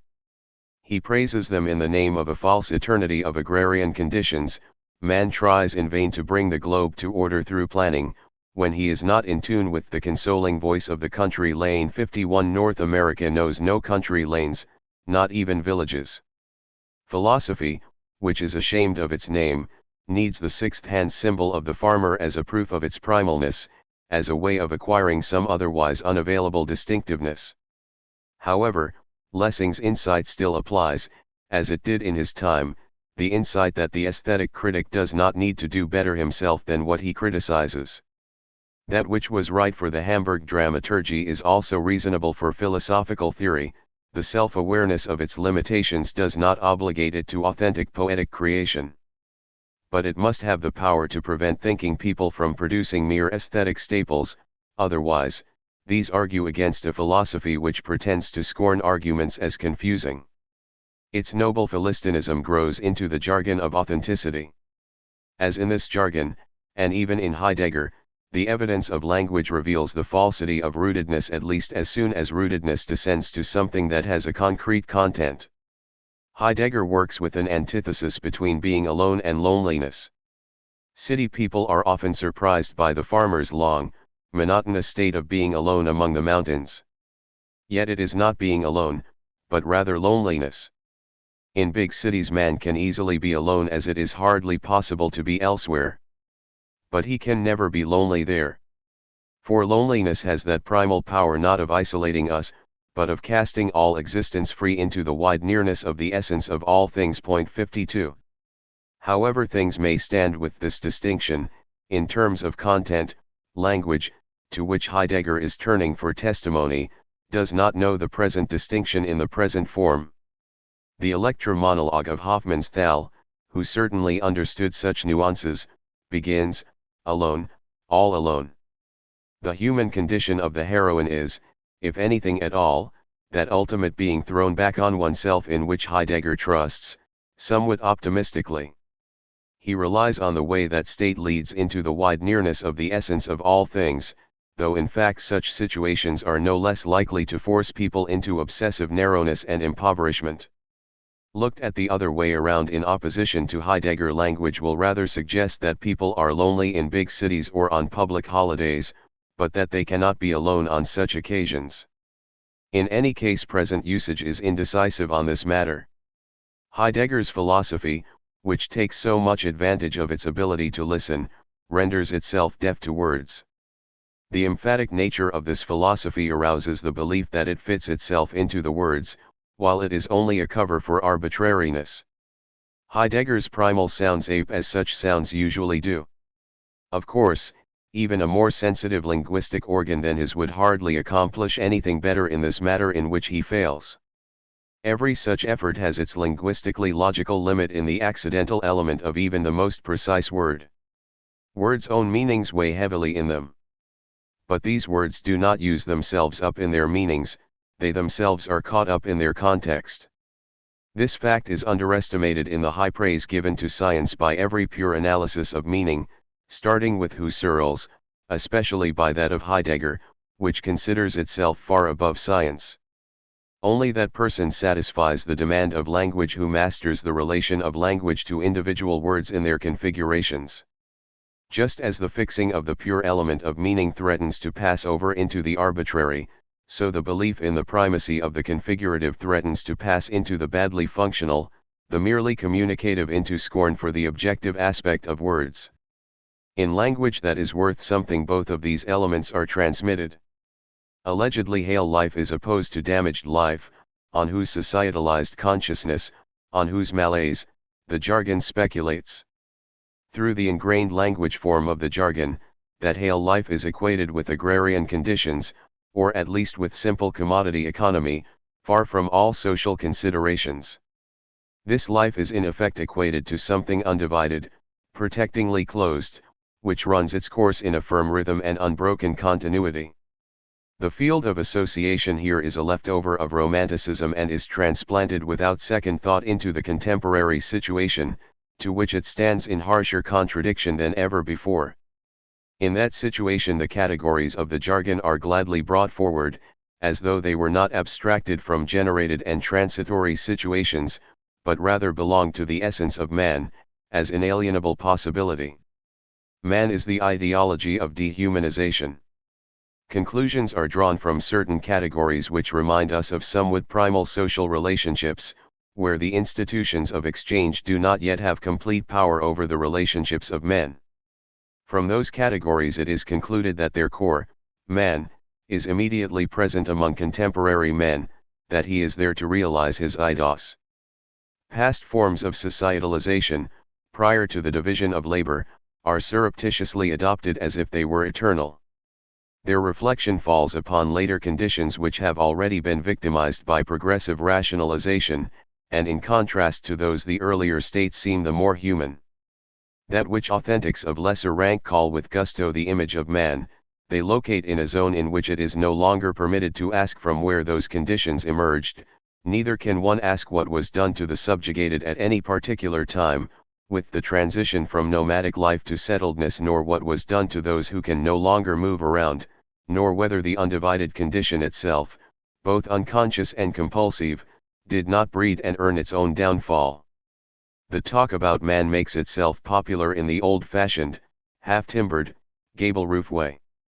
But it also wins friends in a more contemporary way, in the gesture of a radicalism which wants to dismantle whatever merely conceals, and which concerns itself with the naked essence that hides under all cultural disguises. However, as it is a question of man and not, for the sake of men, of the conditions which are made by men and which harden into opposition against them, we are released from criticizing them, as though, temporally bound like its object, such a critique were all too shallow. This position fundamentally suppresses the motif of the Kantian idea toward a general history from a cosmopolitan point of view, the idea that states of affairs worthy of man can only be produced through antagonism, from out of their own force, not from a pure idea. The talk about man is so worthless because it prepares for untruth that which is of highest truth.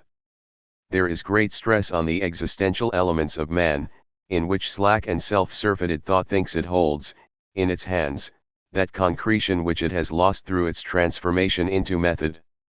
Such maneuvers simply deflect us from seeing how little it is here a question of man, who has been condemned to the status of an appendage. The expression of the word man has itself modified its form historically. In the expressionistic literature since the period of the First World War, the word man has had a historical value thanks to the protest against that flagrant inhumanity which found human material for materiel slaughter. The honorable old reification of bourgeois society, which comes into its own in the great periods, and is called individual human effort, in that way becomes graspable, and, in that way, antagonistically, also becomes its own counter-concept.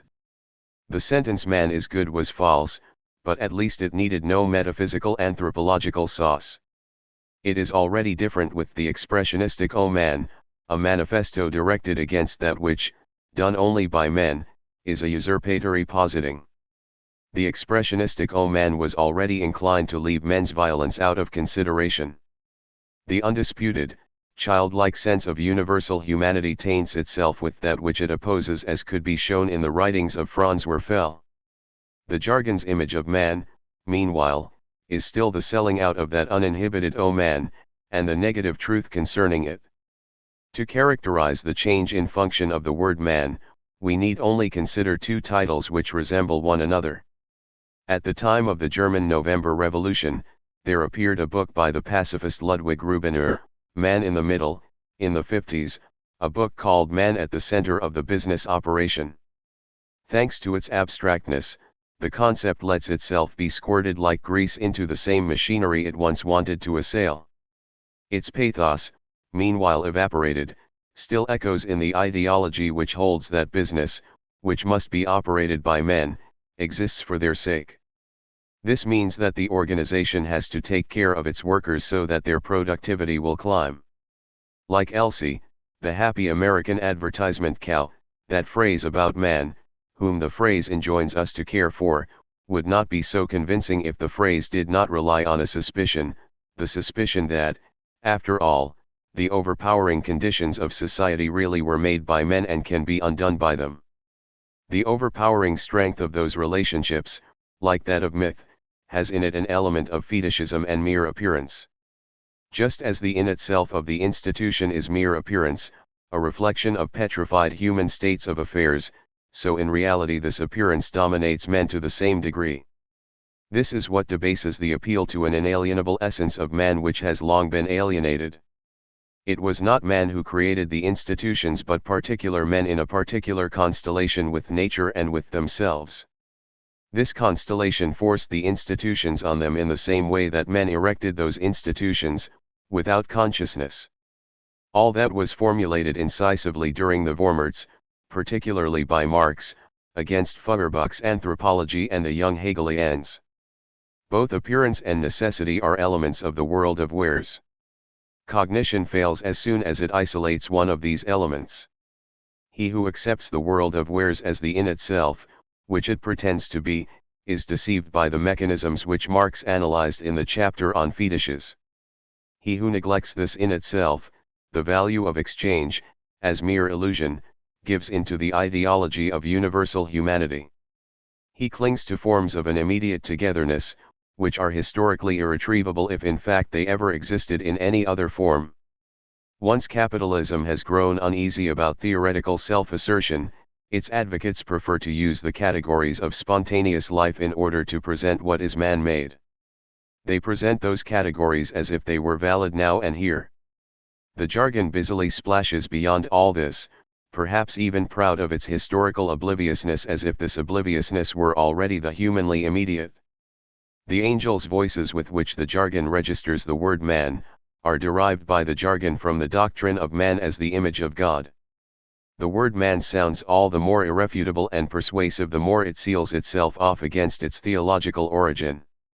Some element in it points back to a linguistic phenomenon drawn from the Jugendstil, an element which the jargon has prepared for mass consumption. The link in the history of philosophy between the Jugendstil and the jargon is probably the youth movement. For one of his plays Hauptmann chose the title Solitary Men.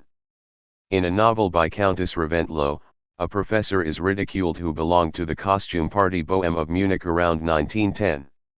He says, about every person whom he considers fit to enter the Schwabing circle, "What a wonderful man."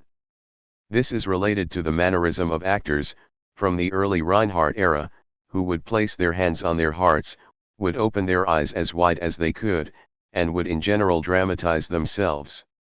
Once the original theological image has fallen, transcendence, which in the great religions is separated from the likeness by powerful taboos, "Thou shalt have no graven images of me," is shifted to the likeness. This image is then said to be full of wonder, since wonders no longer exist. Here all the concretion of authenticity has its mystery, the concreteness of whatever is as its own image. While there is nothing more to which wonderful man has to bow down, man who is said to be wonderful because he is nothing but man, the jargon acts as man should once have acted before the Godhead. The jargon aims at a humility which is unquestioned and without relation. Such humility is presented as human virtue in itself. From the outset such humility has gone well with the insolence of the self-positing subject. The hiddenness of that which humility aims at, is in itself an invitation to be celebrated. This element has long been present in the concept of reverence, even in Goethe's understanding of it. Jaspers expressly recommends reverence, independent of its object. He condemns its absence and easily finds his way to the hero cult without being frightened by Carlyle's example. In the vision of historical figures of human greatness, the strength of reverence holds fast the measure of man's essence, and of his potential. Reverence does not allow the destruction of what it has seen. It remains true to what was effective as tradition in its own self-becoming. Reverence grasps the origin of its substance in those individual men in whose shadow reverence became conscious. In the form of unyielding piety it still maintains its preserving function. What no longer has reality in the world remains present in reverence as an absolute claim, by means of memory. 53. In the jargon, however, the word man no longer relies on human dignity as idealism, in spite of the cult of historical figures and of greatness in itself. Instead, man is to have his powerlessness and nothingness as his substance. This becomes a theme in the philosophers in question. This powerlessness and nothingness of man is coming close to its realization in present society. Such a historical state of affairs is then transposed into the pure essence of man. It becomes affirmed and eternalized at the same time. In this way the jargon plunders the concept of man, who is to be sublime because of his nothingness. It robs him of precisely those traits which have, as their content, the criticism of states of affairs which preclude the divine rights of the soul. This criticism has been immanent in all Enlightenment, as well as in early German idealism. The jargon goes hand in hand with the concept of man from which all memory of natural law has been eradicated. Yet as an invariable, in the jargon man himself becomes something like a supernatural nature category. Previously, the unbearable transience of a false and unsatisfied life was counteracted by theology, which gave hope of an eternal life. This hope disappears in the praise of the transient as absolute, a praise which of course Hegel had already deigned to bestow. As it runs in the jargon, suffering, evil, and death are to be accepted, not to be changed. The public is being trained in this tour de force of maintaining a balance. They are learning to understand their nothingness as being, to revere actual, avoidable, or at least corrigible need as the most humane element in the image of man. They are learning to respect authority in itself because of their innate human insufficiency. Although such authority now rarely calls itself God-sent, it still holds on to the regal insignia which once it borrowed from God the Father. Insofar as this authority no longer has any legitimation, apart from merely being there, blind and obscure, it becomes radically evil. This is the reason why the universally human language gesture is in good standing with the totalitarian state. In the view of absolute power, subjects are indifferent to this language gesture in the double sense of indifferent. The Third Reich, which could present such considerable majorities that it was hardly necessary to forge the election returns, was once credited by Hjalmarschacht as the true democracy. He is confirmed by the jargon's view of man, which was at times more innocent. According to the latter view, all men are equal in their powerlessness, in which they possess being. Humanity becomes the most general and empty form of privilege. It is strictly suited to a form of consciousness which no longer suffers any privileges yet which still finds itself under the spell of privilege. Such universal humanity, however, is ideology. It caricatures the equal rights of everything which bears a human face, since it hides from men the unalleviated discriminations of societal power, the differences between hunger and overabundance, between spirit and docile idiocy. Chastely moved, man lets himself be addressed through man, it doesn't cost anyone anything. But whoever refuses this appeal gives himself over as non-human to the administrators of the jargon, and can be sacrificed by them, if such a sacrifice is needed.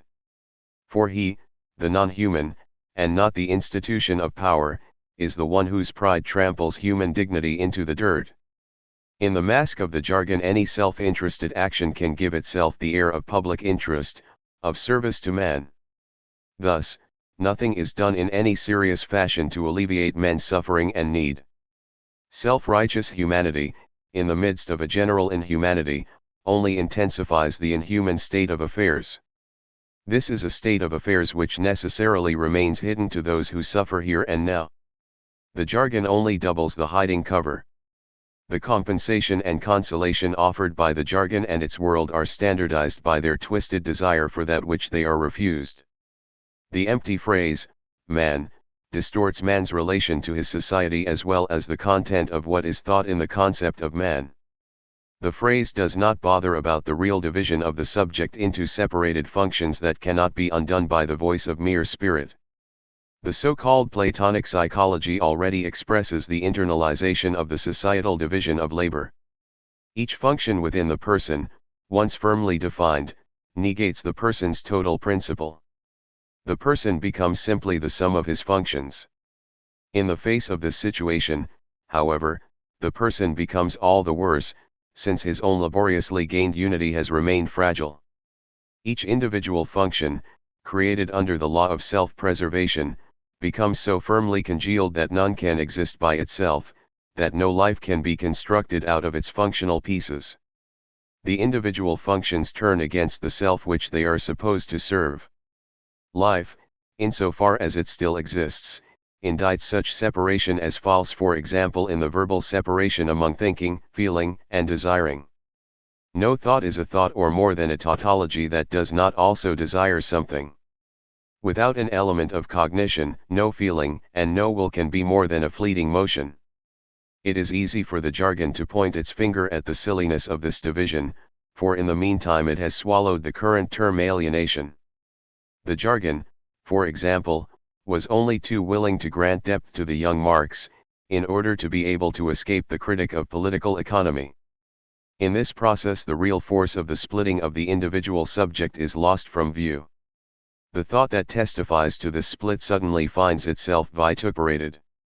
The unsatisfiable triumph, won again over the mechanistic psychology of the 19th century, misuses the insight of Gestalt theory, which itself is no longer quite dewy fresh, misuses that insight as pretext for not having to touch on that which is felt to be the wound.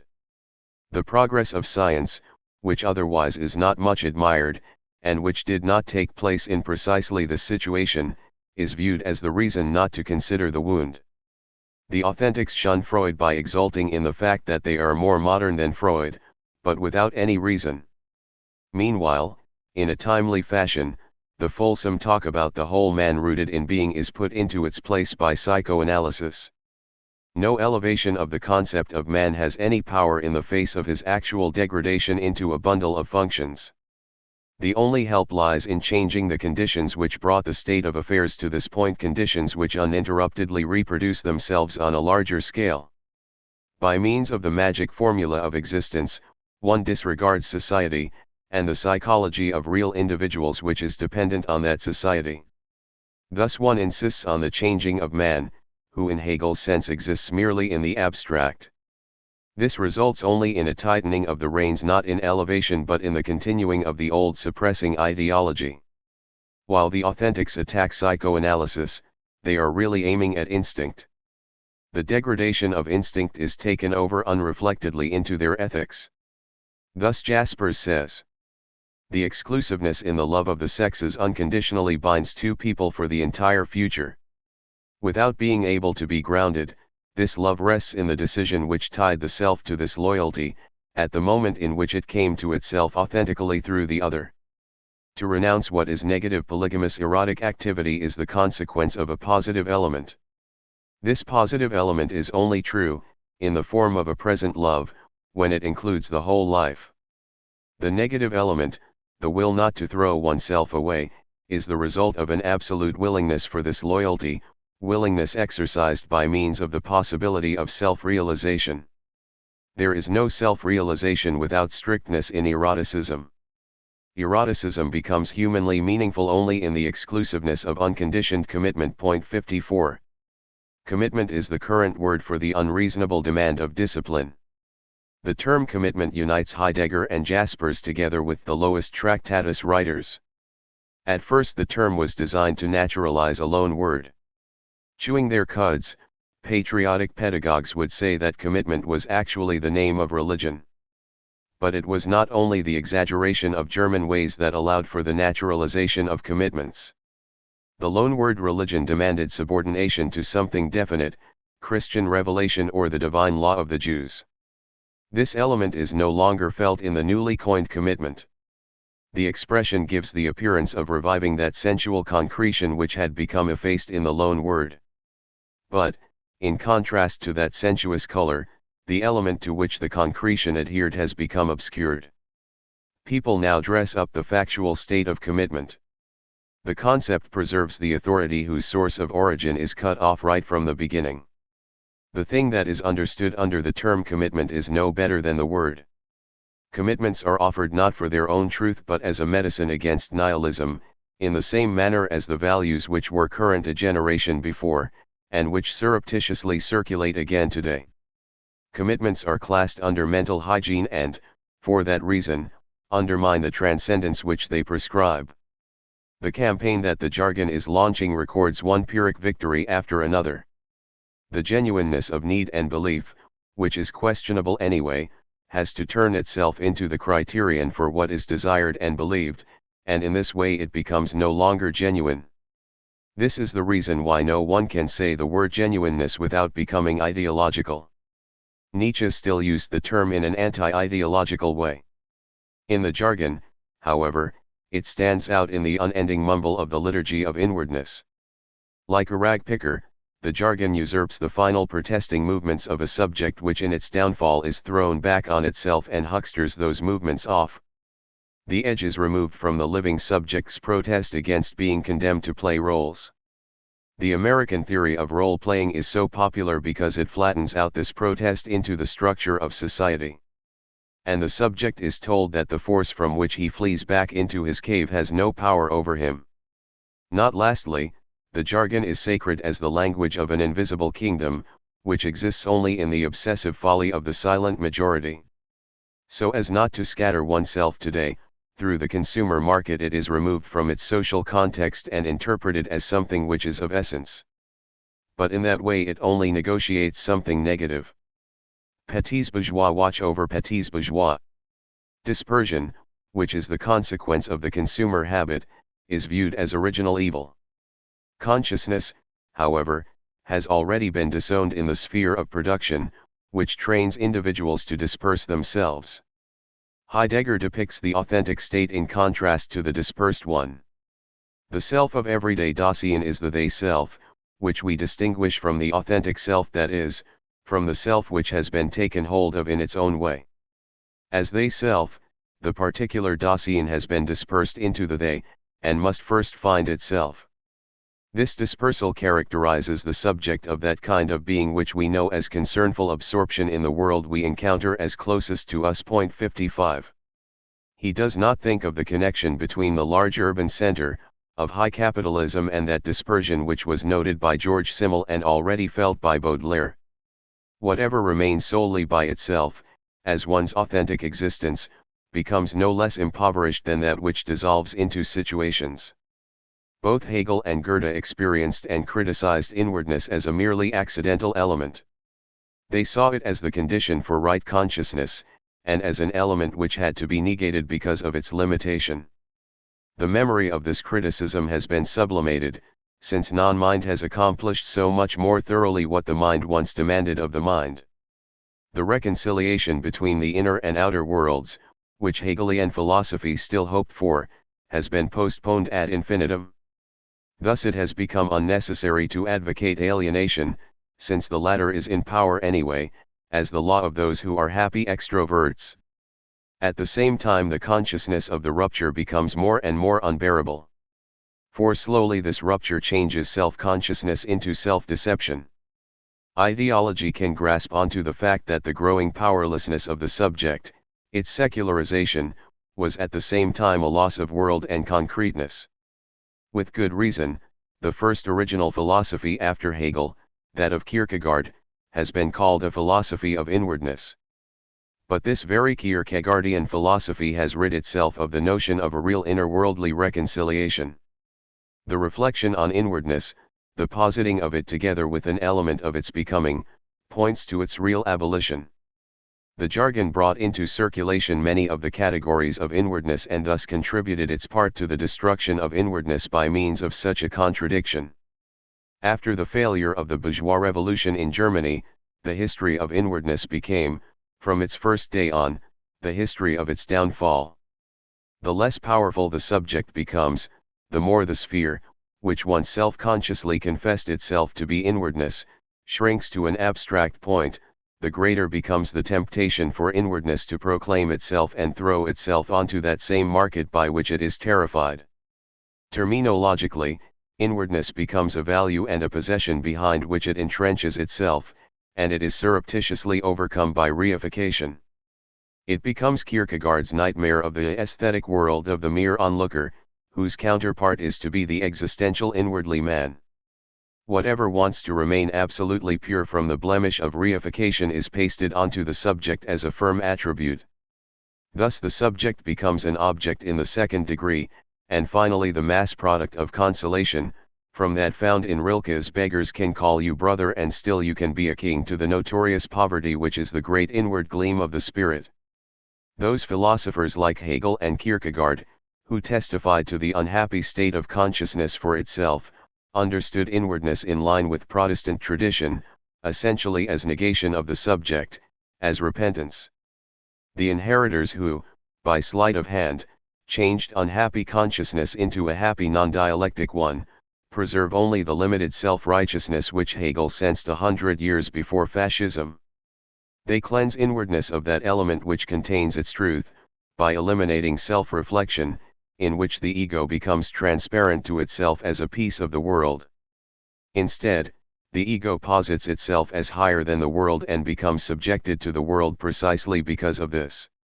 The hardened inwardness of today idolizes its own purity, which has supposedly been blemished by ontic elements. At least in this regard the outset of contemporary ontology coincides with the cult of inwardness. The retreat of ontology from the course of the world is also a retreat from the empirical content of subjectivity. In a classically enlightened attitude, Kant took an antagonistic stance toward the concept of the inward and separated out the empirical subject, which was dealt with by psychology, as one thing among others. 56 He distinguished it from the transcendental subject, and subsumed it under the category of causality. With a reverse stress this is followed by the pathos of the inward ones. They take pleasure in their scorn for psychology without, in the manner of Kant, sacrificing to transcendental universality its alleged footing within the individual person. They cash in on the profit of both, so to speak. The taboos of the inward ones, which result from their animosity toward instinctual drives, become more rigid by virtue of the fact that the subject becomes an element of externality by virtue of its psychological determination. These taboos especially rage in Jasper's books. 57 But in the suppression of real satisfaction, in the transposition of satisfaction into a mere inner one, where the self satisfies the self, all of the authentics, even the early Heidegger, coincide.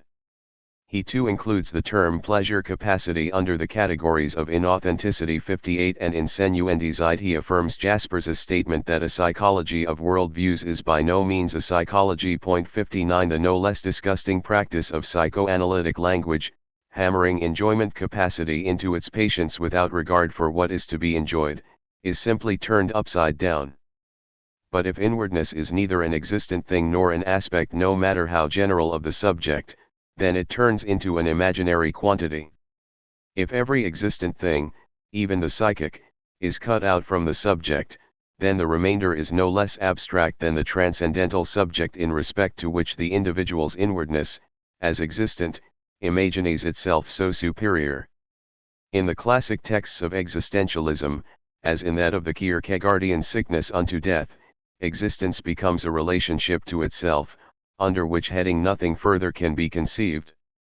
It becomes, as it were, an absolutized moment of mediation, without any regard for what is mediated, and it pronounces a verdict, from the very beginning, against any philosophy of inwardness. In the jargon, finally, there remains from inwardness only the most external aspect, that thinking oneself superior which marks people who elect themselves, the claim of people who consider themselves blessed simply by virtue of being what they are. Without any effort, this claim can turn into an elitist claim, or into a readiness to attach itself to elites which then quickly gives the axe to inwardness. A symptom of the transformation of inwardness is the belief of innumerable people that they belong to an extraordinary family. The jargon of authenticity, which sells self-identity as something higher, projects the exchange formula onto that which imagines that it is not exchangeable, for as a biological individual each man resembles himself. That is what is left over after the removal of soul and immortality from the immortal soul. The overall appearance of the immediate, which comes to a head in inwardness now merely a specimen, makes it unusually hard for those who are steadily exposed to the jargon to see through it. In its second-hand primalness they actually find something like contact, comparable to the feeling in the fraudulent National Socialist Vogue community which led people to believe that all kindred comrades are cared for and none is forgotten, permanent metaphysical subvention. The social basis for this is clear.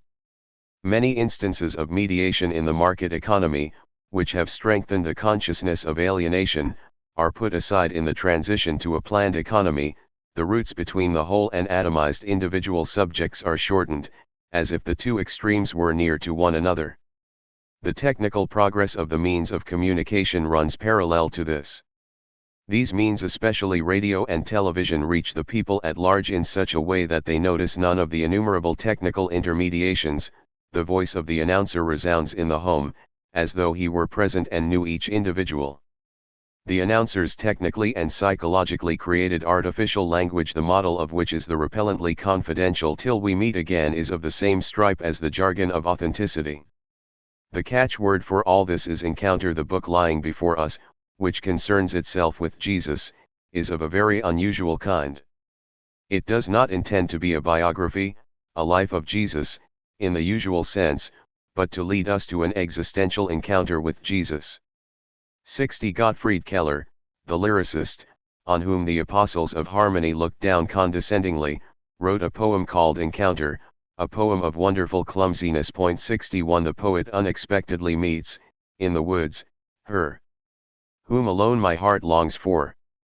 Wrapped whitely in scarf and hat, transformed by a golden shine. She was alone, yet I greeted her, hardly made shy in passing on, because I had never seen her so noble, still, and beautiful. The misty light is that of sadness, and from it the word encounter receives its power. But this sadness gathers to itself the feeling of departure, which is powerful and incapable of unmediated expression. It designates nothing other than, quite literally, the fact that the two people met each other without any intention. What the jargon has accomplished with the word encounter, and what can never again be repaired, does more harm to Keller's poem than a factory ever did to a landscape. Encounter is alienated from its literal content and is practically made usable through the idealizing of that content. There are scarcely encounters like Keller's any longer. At the most there are appointments made by telephone in a society in which it is essentially accidental when men get to know one another, and in which what one once simply called life constantly melts away more and more, and, where it maintains itself at all, is considered something to be merely tolerated. But for precisely this reason encounter is praised. Language has smeared organized contacts with luminous paint, because the light has gone out. The accompanying speech gesture is that of eye to eye, as is the way with dictators. Whoever looks deep into somebody's eye is hoping to hypnotize him, to win power over him, and always with the threat, "Are you really faithful to me? No betrayer? No Judas?" Psychological interpretation of the jargon should discover in this language gesture an unconscious homosexual transference, and should in that way also be able to explain the patriarch's eager rejection of psychoanalysis. The manic eye-to-eye glance is related to racial insanity. It wants a conspiratorial community, the feeling that we are of the same kind. It strengthens endogamy. The very desire to purify the word encounter, and to reinstate it through strict usage, would become, through unavoidable tacit agreement, a basic element of the jargon, along with purity and primalness an element of that jargon from which it would like to escape. What was done to encounter satisfies a specific need. Those encounters which counteract themselves because they are organized, those encounters to which goodwill, busybody behavior, and canny desire for power tirelessly exhort us, are simply covers for spontaneous actions that have become impossible. People console themselves, or are being consoled, by thinking that something has already been done about what is oppressing them when they talk about it. Conversation, after having been a means of becoming clear about something, becomes an end in itself and a substitute for that which, in terms of its sense, should follow from it. The surplus in the word encounter, the suggestion that something essential is already occurring when those ordered to gather converse together, that surplus has the same deception at its center as the speculation on being helped in the word concern. Once that word meant a sickness. The jargon falls back on that, as though the individual's interest were at the same time his trouble. It begs for caritas, but at the same time, for the sake of its human essence, it exercises terror. Here one is expected to understand a transcendental power which requires that one, again according to the jargon, should perceive the concern. The archaic superstition, which is still exploited today by the epistolary formula hoping not to have asked in vain, is taken on existential RPMS by the jargon, readiness to help being, as it were, squeezed out of being. The counterpart to that something over which the authentics have unquestioningly grown indignant would be communicative usage as it is found in America. Being cooperative means, in that context, to offer one's services to the other without remuneration, or at least to put one's time at the other's disposal in the expectation, no matter how vague, that all that will someday be repaid, since all men need all men. The German concern, however, evolved from the capitalist exchange principle at a stage in which this principle was still dominant, while the liberal norm of equivalence had been shattered.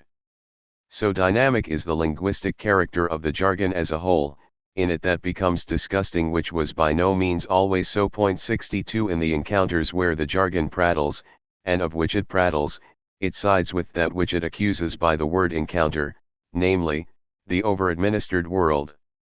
It accommodates itself to that world through a ritual of non-accommodation. Even the Hitler dictatorship wooed for consensus, it was here that it checked its mass basis. Finally, the self-employed administration wants at every moment, under the conditions of formal democracy, to prove that it exists for the sake of the administrated whole. Therefore she makes eyes at the jargon, and it at her, the already irrational, self-sufficient authority. The jargon proves itself as a piece of the negative spirit of the time. It institutes socially useful work within the tendency already observed by Max Weber, the tendency for administrations to expand out over what they consider as their cultural domain. There are countless occasions on which administrators, specialists trained in law or in management, feel themselves obliged to speak, as it were, about the content of art, science, and philosophy. They are afraid of being boring, of being dry, and they would like to show their alliance with a kindred specialized spirit, though without being involved too greatly with the other in their activity and experience. If an Oberstadt director addresses a congress of philosophers, whose own guiding principle is already as administration-oriented as the title Oberstadt director, then he must use whatever cultural stuffing offers itself to him.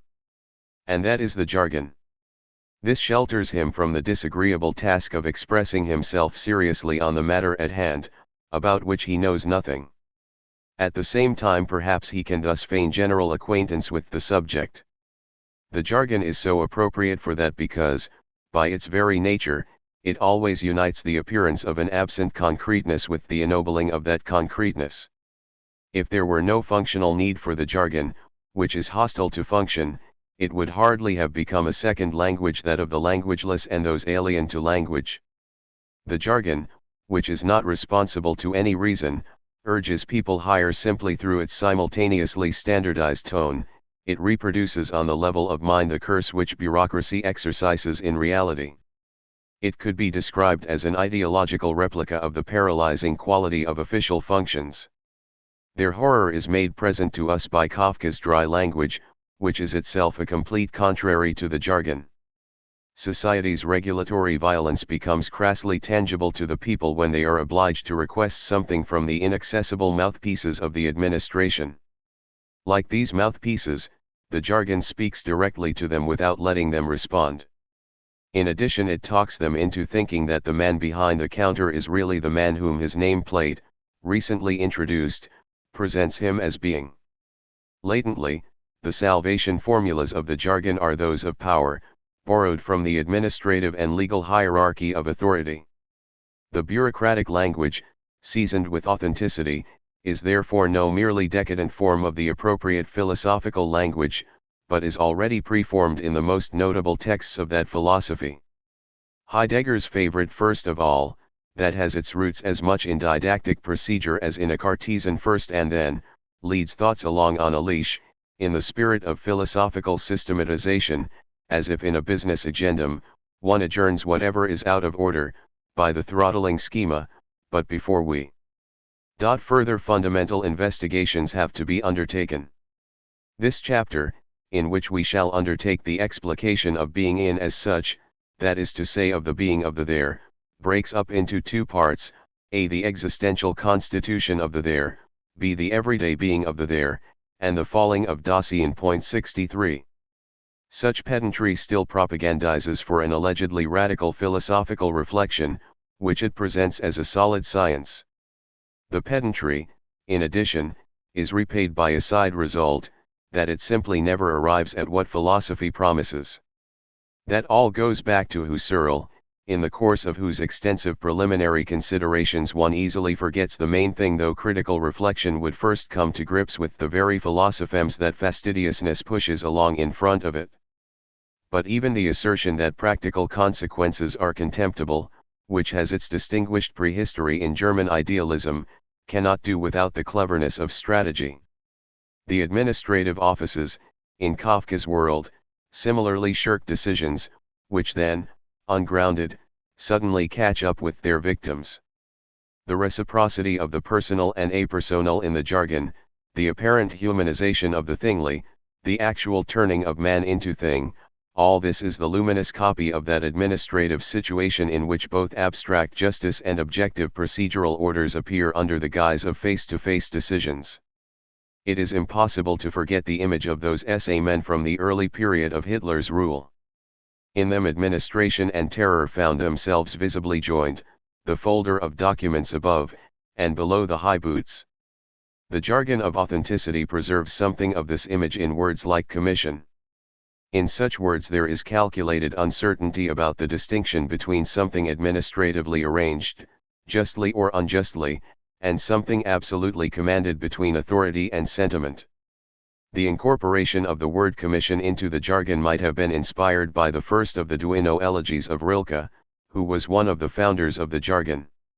For years every ambitious privatdozent viewed it as an obligatory exercise to analyze that first elegy, all that was commission. 64. The line expresses the vague feeling that an unsayable element of experience wants something from the subject. This is similarly the case with the archaic torso of Apollo 65. Many stars expected you to feel them. 66. To that the poem adds the uncommittedness and vainness of such a feeling of command, especially when it expresses the poetic subject, but did you manage it? 67. Rilke absolutizes the word commission under the shelter of aesthetic appearance and, as the poem advances, limits the claim that his pathos already announces. The jargon needs only to cross out this limitation, with a deft movement, and to take literally the word commission, which has been absolutized by questionable poetastering. but the fact that the neo-romantic lyric sometimes behaves like the jargon, or at least timidly readies the way for it, should not lead us to look for the evil of the poetry simply in its form. It is not simply grounded, as a much too innocent view might maintain, in the mixture of poetry and prose. Both of them become unequally untrue from the same cause. The evil, in the neo-romantic lyric, consists in the fitting out of the words with a theological overtone, which is belied by the condition of the lonely and secular subject who is speaking there, religion as ornament. Where words and turns of this sort appear in Hölderlin, the secret model for all this, they are not yet the tremulous expressions of the jargon, however uninhibitedly the administrators of the jargon reach out their hands toward that unprotected genius. In lyric poetry, as in philosophy, the jargon acquires its defining character by the way it imputes its truth. It does this by making an intended object present as though this object were being without any tension toward the subject. That makes it, prior to all discursive judgment, into untruth. The expression is sufficient unto itself. It discards as an annoyance the obligation to express a thing other than itself. Beyond its difference from that thing, which may already be nothing, and out of thanks, this nothing is made into that which is supreme. Rilke's language still stands on the edge of all this, like much that is irrational from the era prior to fascism. It not only darkens, but it also takes note of subconscious material, which, slipping away from thingly rationality, protests against it. The feeling of being touched, which the word commission is supposed to evoke in that elegy, is of such a nature. It at once becomes unbearable as soon as it objectifies itself, as soon as it flaunts itself as something definite and unambiguous precisely in its irrationality. It is unbearable in all its registers, from Heidegger's obedient and comprehending thought to all that summoning and invoking, with whose details the subaltern self-importance of the jargon surrounds itself. Simply because Rilke, in this poem, acknowledges the multiple significance of commission, that multiple significance expects to be absolved. On the other hand, though, commission without committing agent is already used here, as in the jargon, and a conception of being in general is evoked which fits this usage. That again accords with the handicraftish religiosity of the early Rilke, especially of the Book of Hours, which with theological phrasing subjects the psychological to a kind of refining process. Lyric poetry permits itself any metaphor, even the absolutely unmetaphorical, as a parable. It will not be disturbed by the question of the objectivity of those things that are allegedly suggested to the subject by its emotions. Nor will the lyric be disturbed by the question of whether the words, gathered from culture, at all cover the experiences whose objectification is the central idea of such lyric. Therefore, because it blunts itself against the truth and exactitude of its words, even the vaguest would have to be smuggled in as something vague, not as something definite. This lyric, as lyric, is already bad, despite its virtuosity. The problematic of that to which it claims to elevate itself, the problematic of its content, is also that of its form, which makes believe it could be capable of transcendence, and in that way becomes mere appearance in a more fateful sense than that of the aesthetic. The evil truth behind that appearance, nonetheless, is precisely the bond between commission and the administrative structure, a bond which denies that appearance in the service of that structure. Its words are dossier numbers, or stamps, or that in re of official office language, which it remains the commission of the jargon to gloss over. The fussy attention to individual words, as they were lexically handled in the days of the pre-Heideggerian idle phenomenology, was already the harbinger of bureaucratic stock-taking. Whoever prepared meanings from all this, whoever acted as a midwife of today's pure words, acted by force, without regard for the sanctuaries of the philosophy of being. The method which prohibits a word from being involved with its neighbors was, objectively, of the same character as the small bureaucrat, who sees to it that everything remains strictly in its category, as he himself remains in his salary class. Even death is handled by the book. In SS orders and in existential philosophies, red tape written as Pegasus, written in extremis as an apocalyptic steed. In the jargon the sun, which the jargon has in its heart, brings the dark secret of the method to the light of day, as the method of a procedure which eagerly takes the place of the intended object. In general, the jargon behaves in this way itself. Indifferent to the matter at hand, it is to be used for commanded purposes. Language, as once in major philosophy, no longer flows out of the necessity of the subject matter. Such language procedural indifference has become a metaphysics of language, that which in terms of its form seems to fly above its correlative, thereby establishes itself as something higher. The less philosophical systematizing, which Nietzsche called dishonest, is theoretically possible, the more that which had its place only in the system transforms itself into mere assertion. In effect, linguistic nonsense is the air of the disintegrated strictness of the system. In fact, like a worthless construction, it is forever falling off its stilts and stumbling around in nonsense. The term commission sets itself up with unquestioned authority in the vulgar jargon of authenticity. The fallibility of the term is hushed up by the absolute use of the word. By leaving out of consideration the organizations and people which give commissions, the term establishes itself as a linguistic area of totalitarian orders. It does this without rational examination of the right of those who usurp for themselves the charisma of the leader. Shy theology allies itself with secular brazenness. There exist cross-connections between the jargon of authenticity and old-school-like phrases, like that which was once observed by Tucholsky, "That's the way it's done here." The same holds true for the trick of military command, which dresses an imperative in the guise of a predicative sentence. By eliminating all linguistic traces of the will of the superior, that which is intended is given greater emphasis.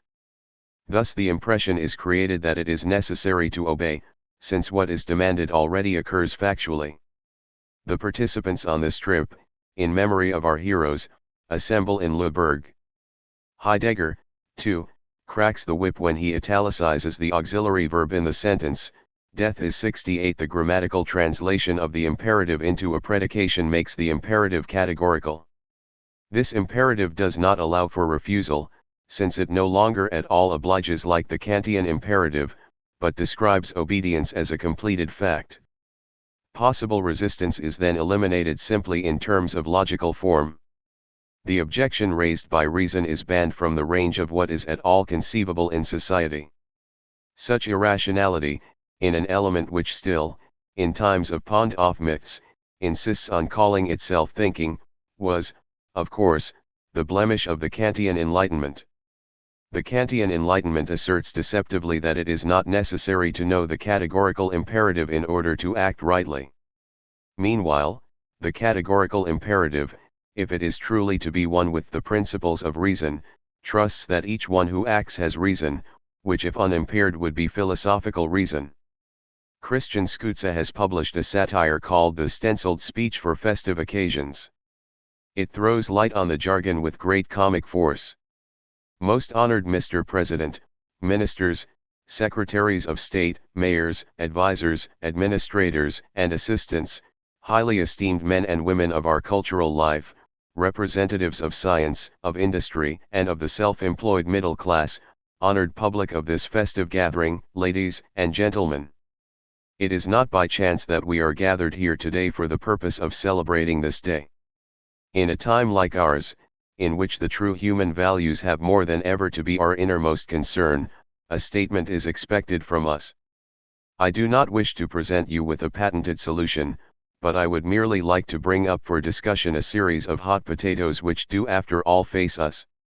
For we do not need ready-made opinions, which anyway do not touch us deeply, but what we need is rather the genuine dialogue which moves us in our humanity.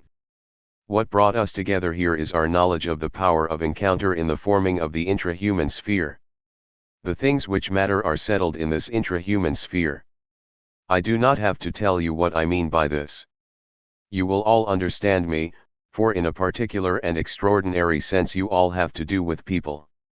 In a time like ours, I have mentioned it already, in which the perspective of things has everywhere begun to waver, everything depends more than ever on the individual who knows of the essence of things as such, of things in their authenticity. We need open-hearted people who are capable of this. Who are these people? You will ask me and I will answer you, you are they.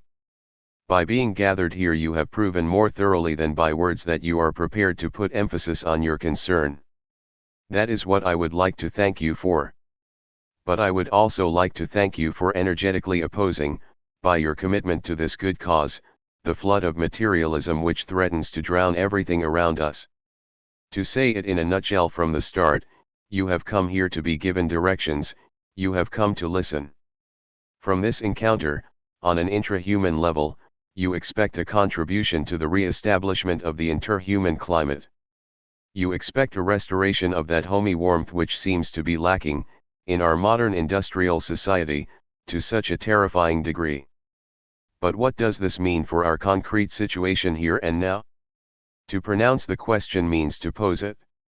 But in fact it means much more than that. It means that we expose ourselves to it, that we surrender to it. That we must not forget. But in the rush and busy work of the day, modern man forgets it all too easily. But you who belong to the silent majority, you know of it. For our problems stem from a region which it is our vocation to preserve. The wholesome perplexity which comes from this situation opens perspectives which we should not simply block out by turning away in boredom. It is important to think with the heart and to tune in the human antenna to the same wavelength. Today no one knows better than man that which is of importance in the end. 69. Now, everything is assembled here, the innermost concern, the true dialogue, things in their authenticity, with a vague reminiscence of Heidegger, the encounter on an intrahuman level, the question for its own sake, even the slightly anachronistic reserve army of the silent majority. The long-winded address designates the participating notables in terms of their function and subordinates the whole speech from the beginning to an intangible administrative purpose. While what the speaker is aiming at remains unspecified, the jargon brings it to light. The concern is the working climate. By calling the listeners people who in a particular and extraordinary sense have to do with people, it can be gathered that the subject matter is that kind of human leadership in which men are merely the pretext for leadership in itself. To this is accurately fitted the indestructible phrase about the flood of materialism which full-blooded industrial leaders usually vituperate in those who are dependent on them. That is the ground of being of the higher element in the jargon. In its slips of the tongue the jargon acknowledges that administration is its essence. The intrahuman level, which is supposed to contribute to the re-establishment of the human climate, places the word level beside intrahuman, together with the association of I and thou, which has a social scientific as well as a homey character. The levels, however, the level of counties, of the Federation designate areas of judicial and administrative responsibility. The exhortation to think with the heart, Pascal's formula que les grandes pensées proviennent du cœur, has been admired by businessmen right from the beginning. It is pronounced with the same breath as the human antenna is tuned into the same wavelength. The total content, however, is flowering nonsense. This becomes obvious in phrases like to pronounce the question is to pose it, or, no one knows better than man that which is of importance in the end. Such nonsense also has its reasonable basis in the world. It hides the fact that both it and the goal at which it aims are manipulated. For this reason all content is bracketed, as it goes in administrative German. At the same time the appearance of content must not be renounced. Those who are addressed, again in the same German, must toe the line. The purpose, the intention, contracts itself into an intentionless underworldly language, truthful to the objective determination of the jargon itself, which has no other content than its wrapping. After the fact, the jargon adapts itself to the need for a philosophy which was current in about 1925. This was a philosophy that strove for the concretization of experience, thought, and behavior in the midst of a total state of affairs which oriented itself according to something abstract, according to exchange. For this reason the jargon is neither able nor willing to concretize the elements which condemn it to abstractness. The jargon turns in a circle. It wants to be immediately concrete without sliding into mere facticity. It is consequently forced into secret abstraction, which is the same formalism against which Heidegger's own school, that of phenomenology, once strongly spoke out. This can be grasped in existential ontology's theoretical criticism, especially in the paired concepts of authenticity and inauthenticity in Senuendizeit. Already there the drive for concretion is coupled with a hands-off attitude. One speaks from a depth which would be profaned if it were called content. Yet this depth wants to be this content, which in turn wants to express itself. Heidegger's defensive technique of withdrawing into eternity takes place at this pure and disgusting height of which Hegel spoke in his polemic against Reinhold. 70 Like Reinhold, Heidegger cannot get enough of the ritual preliminaries for the step into the temple. 71 Although hardly anyone nowadays dares to tie a warning bell around the cat's neck. Heidegger is by no means incomprehensible, as one might gather from the marginalia of the positivists, but he lays around himself the taboo that any understanding of him would simultaneously be falsification. The impossibility of saving what this thinking wants to save is cleverly turned into its own life element. This thinking refuses all content which would have to be argued against. Metaphysics is said to miss this element in the same manner as it is missed in translation into ontic statements, which, as parts of the individual scientific disciplines, are regarded with some favor. 72 Even authenticity and inauthenticity are first of all treated cautiously. Heidegger shuns the reproach that he paints in black and white. He claims that he does not give a directive for philosophical judgment, but that he introduces descriptive and neutral terms in the manner of that which in earlier phenomenology was called investigation. In Weber's interpretation of sociology, a discipline denounced by Heidegger, this was called neutrality of values. As modes of being, authenticity and inauthenticity, these expressions have been chosen terminologically in a strict sense, are both grounded in the fact that any Dasein whatsoever is characterized by mindness. But the inauthenticity of Dasein does not signify any less being or any lower degree of being. Rather it is the case that even in its fullest concretion Dasein can be characterized by inauthenticity when busy, when excited, when interested, when ready for enjoyment. 73. In a much later passage of Senuendizeit, the category of the they is subsumed under inauthenticity. In this passage Heidegger says that interpretation is purely ontological in its aims, and is far removed from any moralizing critique of everyday Dasein, and from the aspirations of a philosophy of culture. Even the expression idle talk is not to be used here in a disparaging signification. 74. The quotation marks around disparaging are the kid gloves of a prudish metaphysics. Considerable advantages are connected with this kind of methodological performance. The affirmations of scientific purity in Husserl's texts provide the model for all this. The philosophy of authenticity needs its proviso clauses so that it can on occasion make the excuse that it is not a philosophy.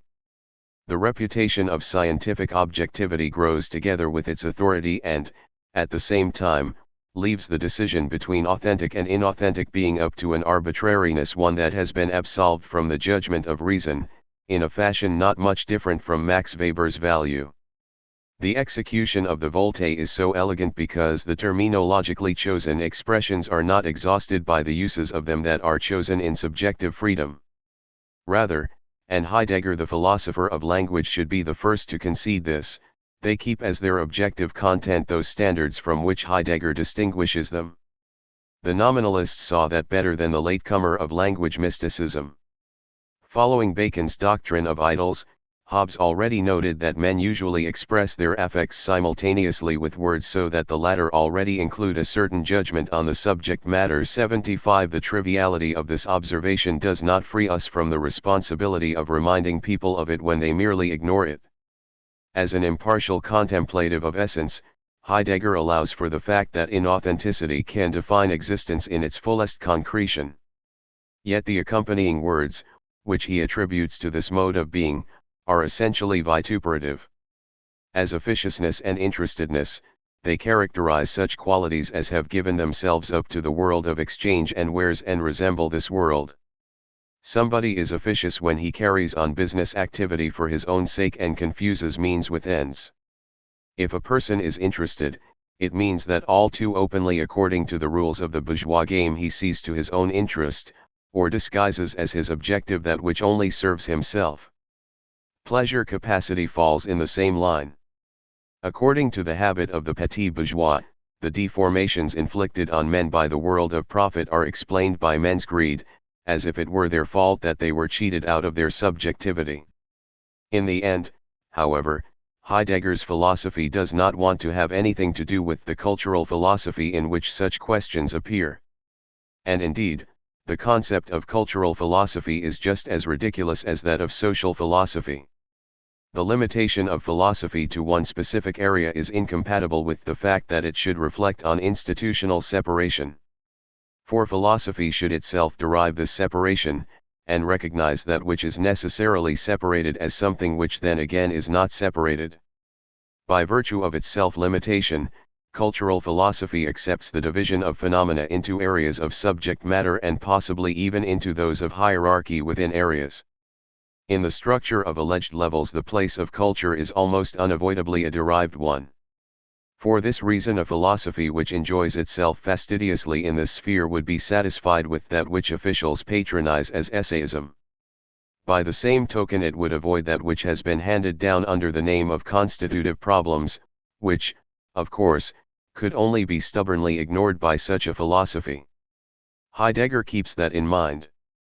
He is familiar, on the one hand, with Husserl's schema of philosophical eidetic disciplines, and, on the other, of disciplines which are directed toward objects, both of which disciplines he melted together with the idealistic criticism of reification.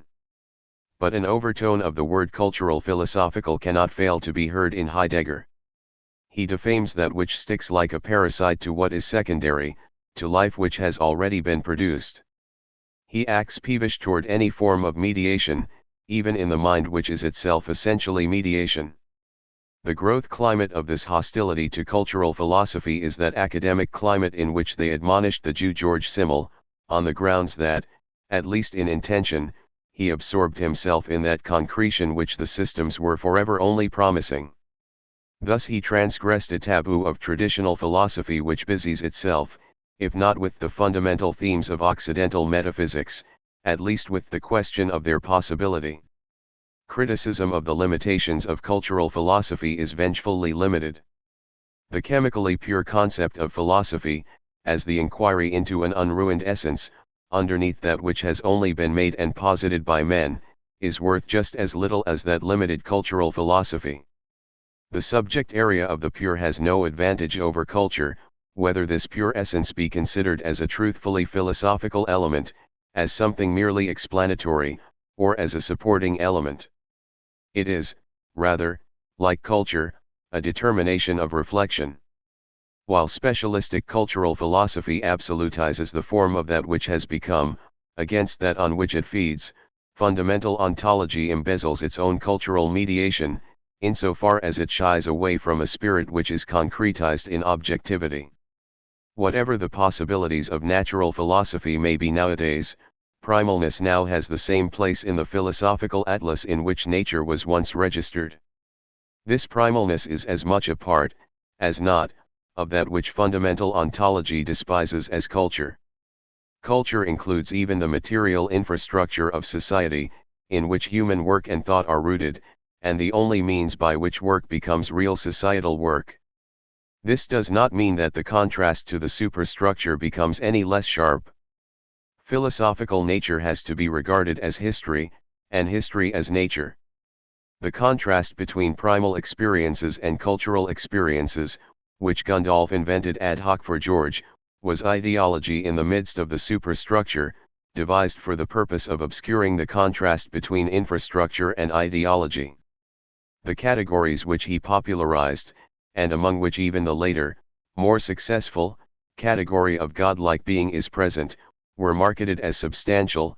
76 While precisely in neo-romanticism cultural mediation stands out blatantly, in the form of the Jugendstil.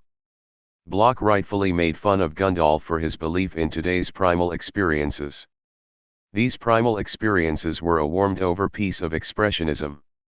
They were later made into a permanent institution by Heidegger, under the benediction of public opinion.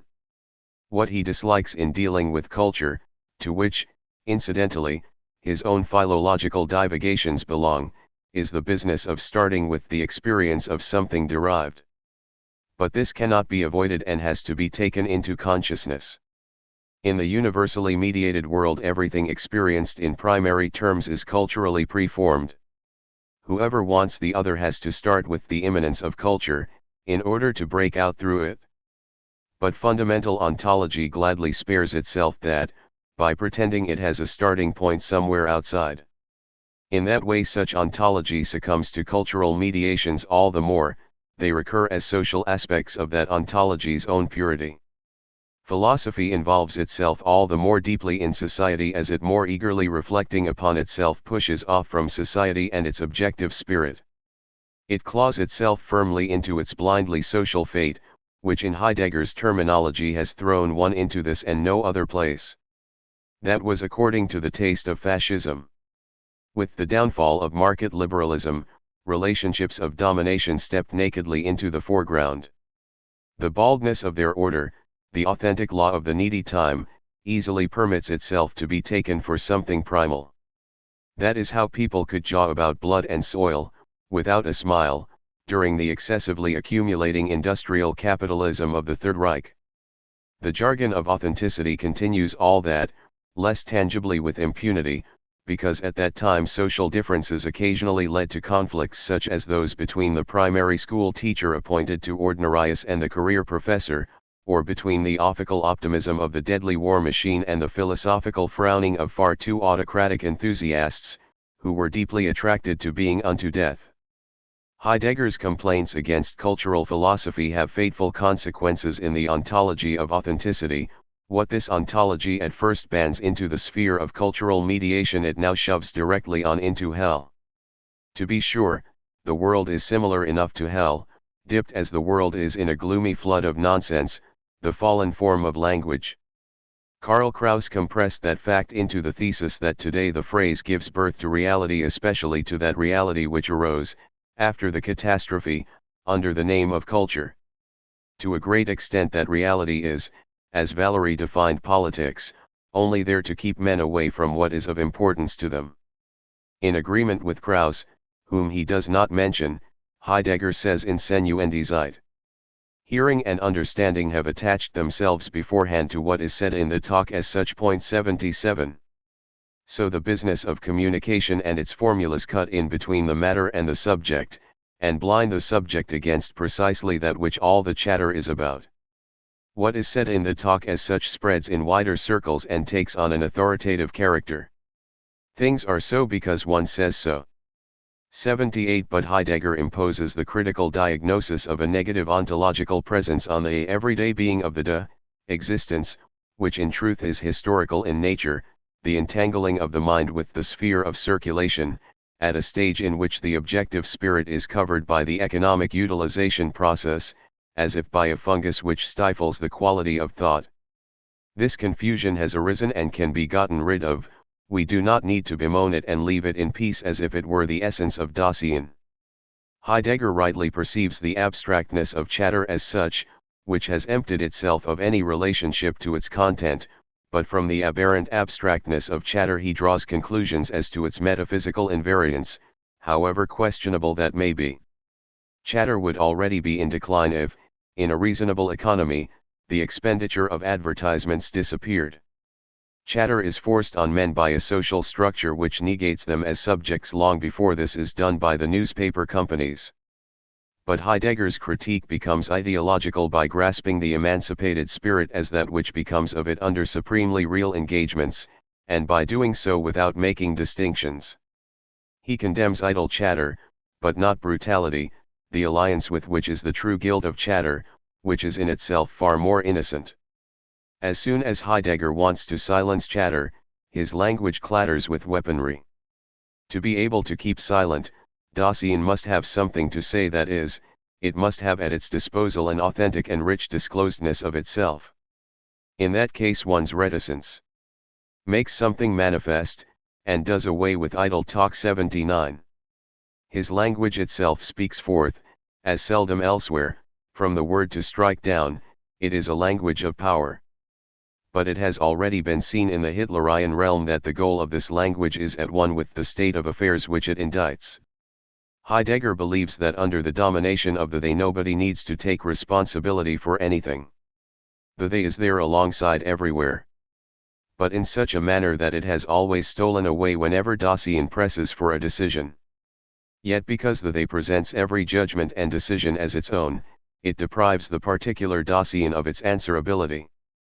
The they can, as it were, manage to have them constantly invoking it. It can be answerable for everything most easily, because it is not someone who needs to vouch for anything. It was always the they who did it, and yet it can be said that it has been no one. In Dasein's everydayness, the agency through which most things come about is one of which we must say that it was no 180. That is precisely what came to pass under National Socialism, as the universal befels not stand 81, that state of emergency which torturers later use as their excuse. Heidegger's sketch of the they comes closest to what it is, the exchange relationship, when he is treating averageness. The they has its own ways in which to be.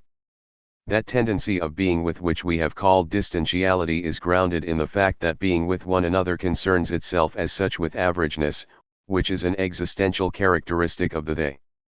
The they, in its being, essentially makes an issue of this. Thus the they maintains itself factically in the averageness of that which belongs to it, of that which it regards as valid and that which it does not, and of that to which it grants success and that to which it denies it. In this averageness with which it prescribes what can and may be ventured, it keeps watch over everything exceptional that thrusts itself to the fore. Every kind of priority gets noiselessly suppressed. Overnight, everything that is primordial gets glossed over as something that has long been well known. Everything gained by a struggle becomes just something to be manipulated. Every secret loses its force. This care of averageness reveals in turn an essential tendency of Dasein which we call the leveling down of all possibilities of being. 82. That leveling is described as violence, in the manner of elites which claim that prerogative for themselves. It is a leveling which they themselves want to employ, and is no other than the leveling which occasionally befalls the exchanger, through his inevitable reduction to the equivalence form, the critique of political economy grasping exchange value in terms of the social work time which on the average has to be spent. In its hostility to the negatively ontologized they, the opposition to capitalist anonymity eagerly overlooks the law of value which is asserting itself a suffering which will not have it said what it is suffering from. When that anonymity, whose social source is unmistakable, is analyzed as a possibility of being, then that society is exonerated which simultaneously both disqualifies and determines the relationships of its members. The mobility of words unquestionably continued their degradation from the beginning. In the functional word, deception is posited simultaneously with the exchange principle itself and grasp spirit, because this latter cannot be without the idea of truth. It exhibits flagrantly what has entrenched itself in material praxis behind the free and upright exchange of goods. But without mobility language would never have become capable of that relation to the matter at hand, by whose criterion Heidegger judges communicative language.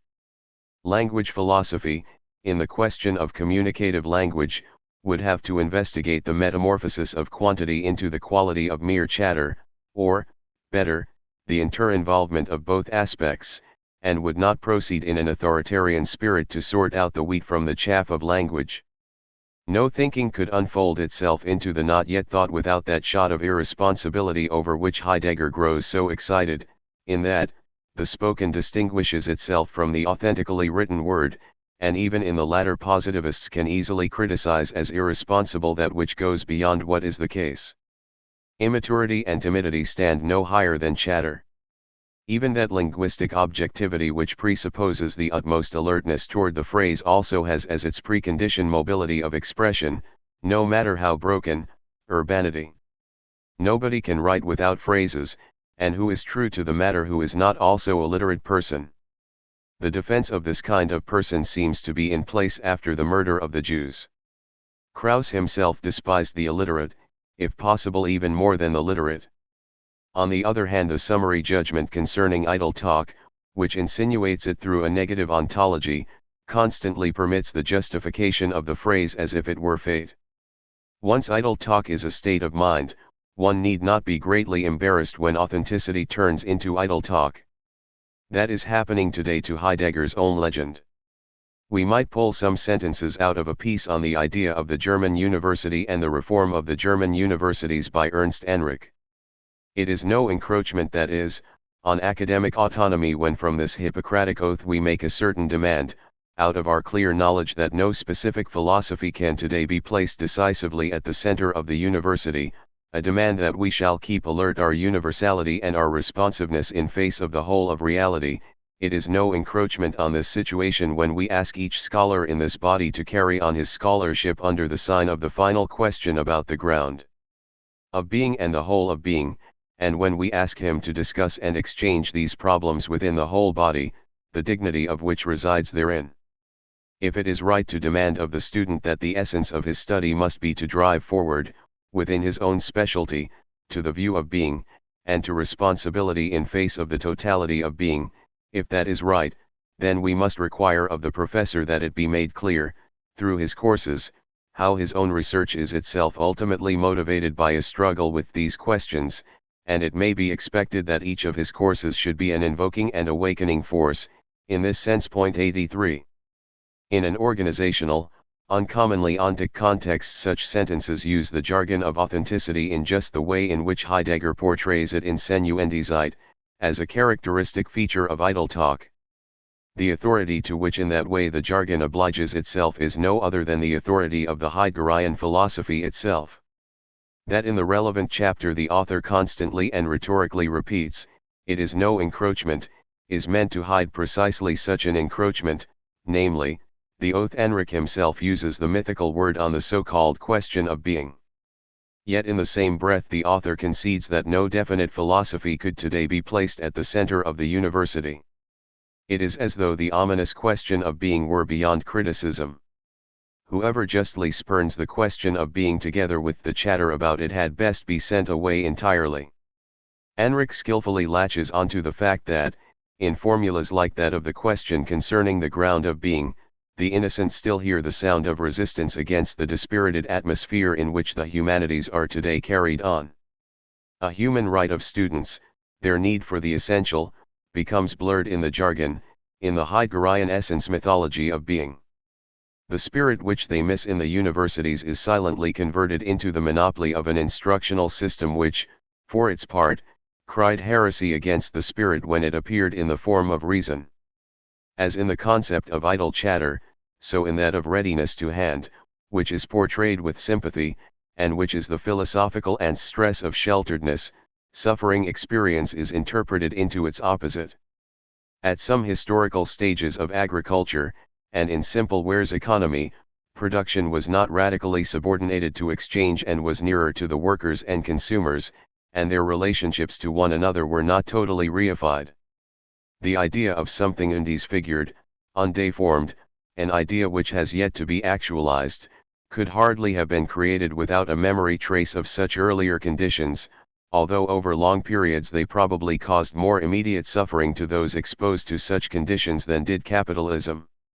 Nonetheless, identifying thought, schooled in exchange, brought the differentiated down to the identity of the concept, and chopped up this more innocent identity. What Hegel and Marx in their youth condemned as alienation and reification, and against which all are spontaneously united today, is what Heidegger interprets ontologically as well as unhistorically, and, in its function as a being form of Dasein, as something bodily. The ideology of readiness to hand, and its counterpart, strips itself bare in the practice of those devotees of the musical youth movement, who swear to it that a proper fiddle is one that a fiddler has rigged up for himself. Since the artisan forms of production have been overtaken by technology, and are superfluous, the intimacy which adhered to them has become as worthless as the do-it-yourself movement. The unfunctional self-being of things, their freedom from the compulsion of identity, which the dominating mind imposes, would be utopia. It presupposes the alteration of the whole. Nonetheless, in the midst of our all-embracing function context, every ontological light on the remains of so-called readiness to hand gilds that context. For its sake the jargon of authenticity speaks as though it were the voice of men and things that are there for their own sake.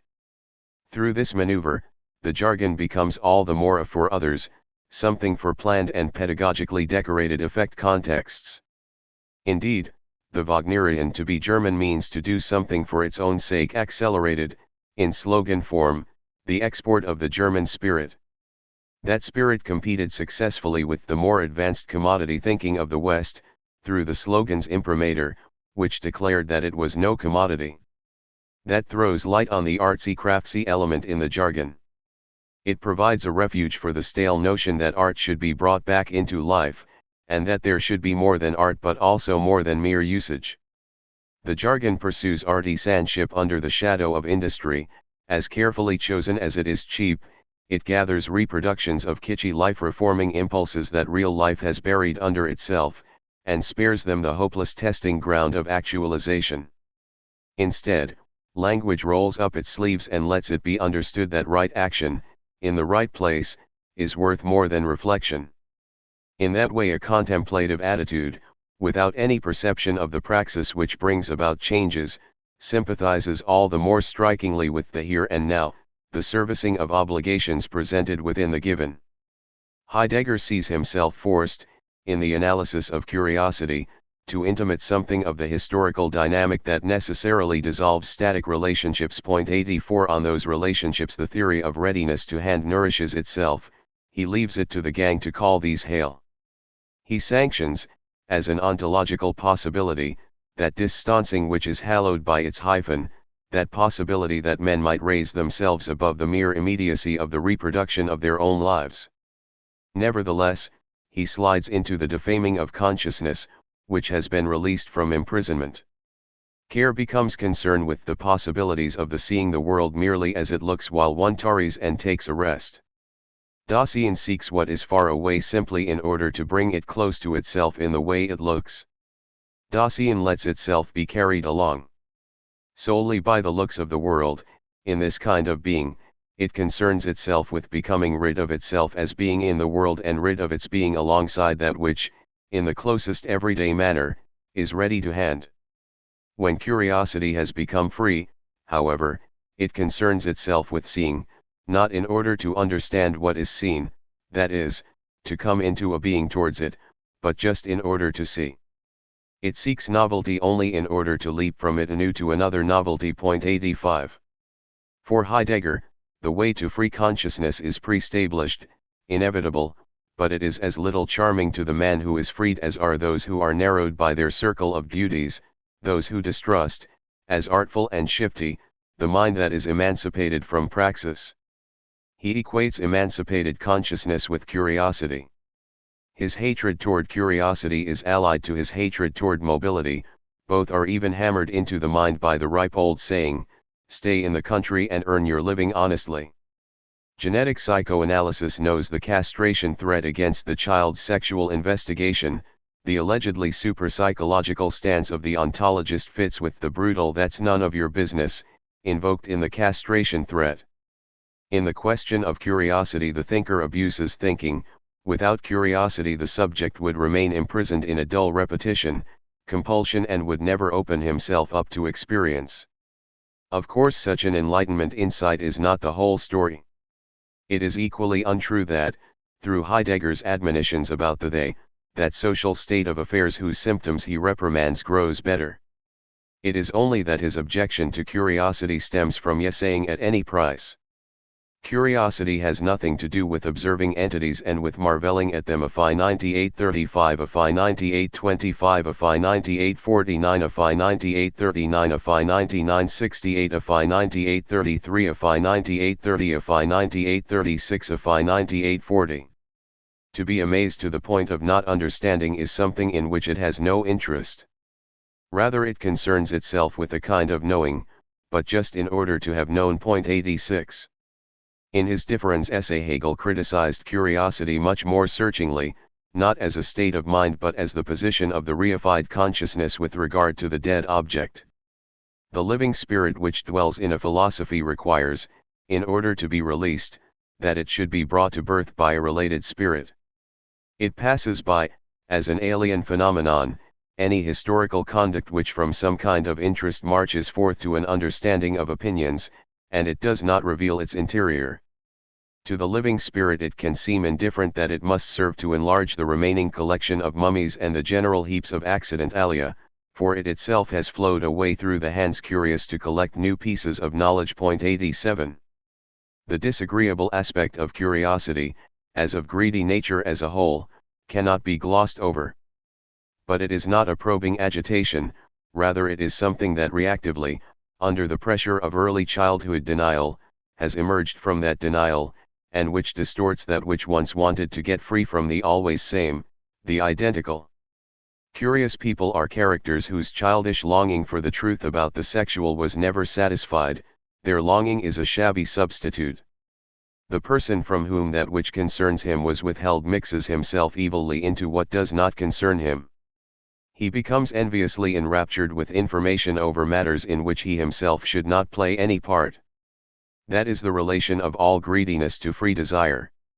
To Heidegger's arrogance toward the merely ontic, the genesis of curiosity is indifferent. He chalks up mutilation to the fault of the mutilated, as a fault of existence in general. His existential security becomes a heteronomously conditioned activity that is untried by curiosity, idle knowledge. This is probably the original philosophical history of the cliché of commitment. By denouncing a purely ontological possibility according to his own teaching, Heidegger becomes the advocate of the unfulfillment of life. Like the empty phrase of idealism, authenticity, in projecting its existentialism right from the beginning, sides with want, over and against satisfaction and abundance. In spite of its eager neutrality and distance from society, authenticity thus stands on the side of the conditions of production, which, contrary to reason, perpetuate want. When Heidegger finally calls homelessness the third essential characteristic of this phenomenon, 88, he conjures up the Ahasuerian element. He does this by means of the demagogically proven technique of illusion, which keeps quiet about that to which it expects secret consent. The pleasure of mobility becomes a curse for the homeless. The opposite of everyday Dasein, which is constantly uprooting itself, 89, is observing entities and marveling at them, 90, though it is not yet, by any means, the contemplation of being. In Philosophy 1927, the rootless intellectual carries the yellow mark of someone who undermines the established order. How deeply rooted are the societal elements in Heidegger's analysis of authenticity is involuntarily revealed by his use of language. As is well known, Heidegger supplants the traditional category of subjectivity by Dasein, whose essence is existence. Being, however, which is an issue for this entity in its very being, is in each case mine. 91. This is meant to distinguish subjectivity from all other existent being. It intends, furthermore, to prohibit existence from being taken ontologically as an instance or special case of some genus of entities as things that are present at hand. 92. This construction, which is inspired by Kierkegaard's doctrine of the transparency of the self. 93. Would like to make possible a starting out from some element of being. This latter is valued as the immediate givenness of the facts of consciousness in traditional epistemology, yet, at the same time, this element of being is supposed to be more than mere fact, in the same manner as the ego of speculative idealism once was. Behind the apersonal is concerned, nothing more is hidden than the fact that Dasein is consciousness. The entrance of this formula is Heidegger's scene affair. From an abstract concept being turns into something absolute and primary, which is not merely posited. The reason for this lies in the fact that Heidegger reveals an element of being and calls it Dasein, which would be not just some element of being, but the pure condition of being, all this without losing any of the characteristics of individuation, fullness, bodiliness. This is the scheme that the Jargon follows, intentionally or unintentionally, to the point of nausea. The Jargon cures Dasein from the wound of meaninglessness and summons salvation from the world of ideas into Dasein. Heidegger lays this down once and for all in the title deed, which declares that the person owns himself. The fact that Dasein belongs to itself, that it is in each case mine, is picked out from individuation as the only general definition that is left over after the dismantling of the transcendental subject and its metaphysics. The principium individuationis stands as a principle over and against any particular individual element. At the same time it is that essence. In the case of the former element, the Hegelian dialectical unity of the general and the particular is turned into a relation of possession. Then it is given the rank and rights of the philosophical a priori. Because Dasein has in each case minus, one must always use a personal pronoun when one addresses it. 94 The distinction between authenticity and inauthenticity. The real Kierkegaardian one depends on whether or not this element of being, Dasein, chooses itself, its minus. 95 Until further notice, authenticity and inauthenticity have as their criterion the decision in which the individual subject chooses itself as its own possession. The subject, the concept of which was once created in contrast to reification, thus becomes reified. Yet at the same time reification is scoffed at objectively in a form of language which simultaneously commits the same crime. The general concept of minus, in which this language institutes subjectivity as a possession of itself, sounds like a variant of meanness in Berlin slang. Whatever formerly went under the name of existential and existential now insists on this new title deed of possession. By the fact that it is ontological, the alternative of authenticity and inauthenticity directs itself according to whether someone decides for himself or not. It takes its directive, beyond real states of affairs, from the highly formal sense of belonging to oneself. Yet its consequences in reality are extremely grave. Once such an ontology of what is most ontic has been achieved, philosophy no longer has to bother about the societal and natural historical origin of this title deed, which declares that the individual owns himself. Such a philosophy need no longer be concerned with how far society and psychology allow a man to be himself or become himself, or whether in the concept of such selfness the old evil is concentrated one more time. The societal relation, which seals itself off in the identity of the subject, is desocietalized into an in itself. The individual, who himself can no longer rely on any firm possession, holds on to himself in his extreme abstractness as the last, the supposedly unloseable possession. Metaphysics ends in a miserable consolation: after all, one still remains what one is. Since men do not remain what they are by any means, neither socially nor biologically, they gratify themselves with the stale remainder of self-identity as something which gives distinction, both in regard to being and meaning. This unloseable element, which has no substratum but its own concept, the tautological selfness of the self, is to provide the ground, as Heidegger calls it, which the authentics possess and the inauthentics lack.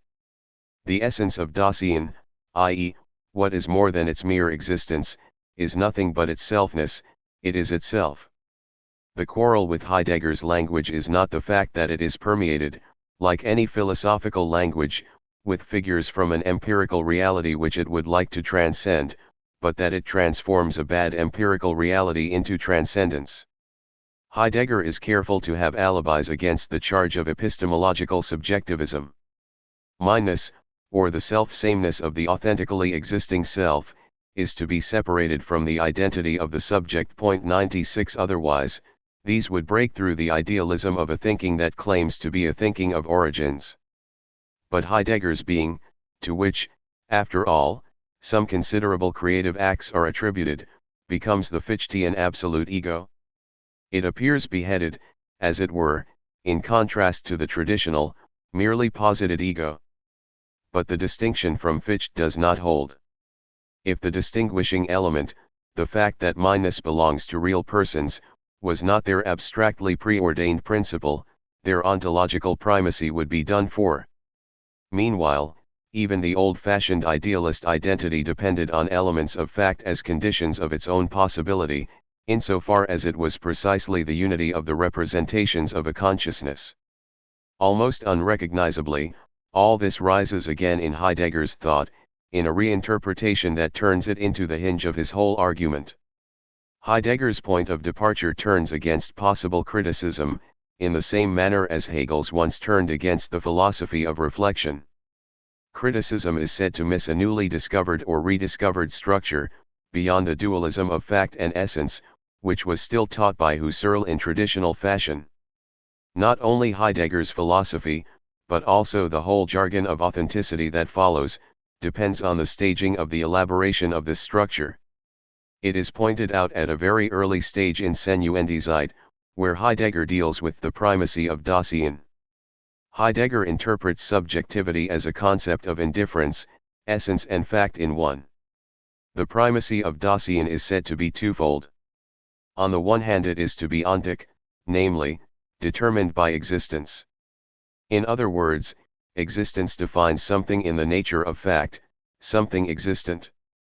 On the other hand, Dasein is in itself ontological, because existence is thus determinative for it. 97 Thus something contradictory to subjectivity is immediately attributed to subjectivity, that it be itself fact and reality, and, in line with the demand of traditional philosophy, that as consciousness it make facticity possible. As the latter it becomes pure concept, in contrast to facticity, it becomes essence and finally Husserl's eidos ego.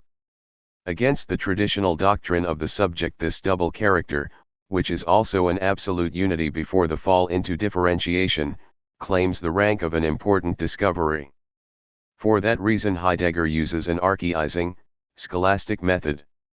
Both these characteristics of the subject he ascribes to Dasein, as attributes, without considering that they conflict with the principle of contradiction when they are attached in this way. According to Heidegger, Dasein is not merely ontic, which would be tautological in regard to what is grasped under the concept of Dasein, but it is also ontological. In this predication of the ontic and the ontological, from the standpoint of Dasein, the falsity of the regressive element can be recognized. The concept of the ontological cannot be attached to a substratum, as if ontological were its predicate. To be a fact is no predicate which can attach itself to a concept, and, since Kant's criticism of the ontological proof of the existence of God, any philosophy should be careful not to affirm this. The same holds true for the non-facticity of concepts, their essentiality. This essentiality is localized in the relation of the concept to the facticity that is synthesized in it and never belongs to it, as Heidegger suggests, as a quality of it itself. To say that Dasein is ontic or ontological, can, strictly speaking, not be judged at all, for what is meant by existence is a substratum. It is for this reason that the meaning of Dasein is non-conceptual.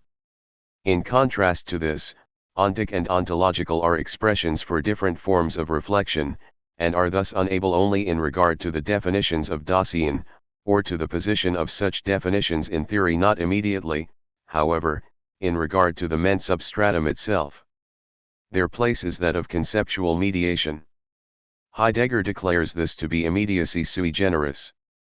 Dasein thus suddenly becomes a third element, without regard to the fact that the dual character that Heidegger bends together into this third can by no means be regarded independently from that which happens conceptually to the substratum.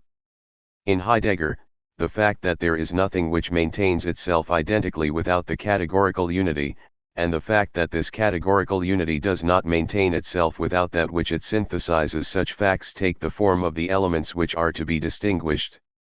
These elements in turn take the form of derivatives. There is nothing between heaven and earth that is in itself ontic or ontological, rather, everything becomes what it is only by means of the constellation into which it is brought by philosophy. Language had a means for making this differentiation when it spoke of ontological theories, judgments, and proofs instead of something ontological sans facon. By means of an objectification of this kind, such an element would of course already be turned into that ontic against which the literal meaning of ontological sharpens itself, the logos of something ontic. After Senuendizeit, Heidegger tried to interpret the Critique of Pure Reason in terms of his project. Yet previously, he had done something very similar to what Kant criticized in the rationalistic form of ontology, an amphiboly of the concepts of reflection. Heidegger may have missed the mistake, but it is to the advantage of his project.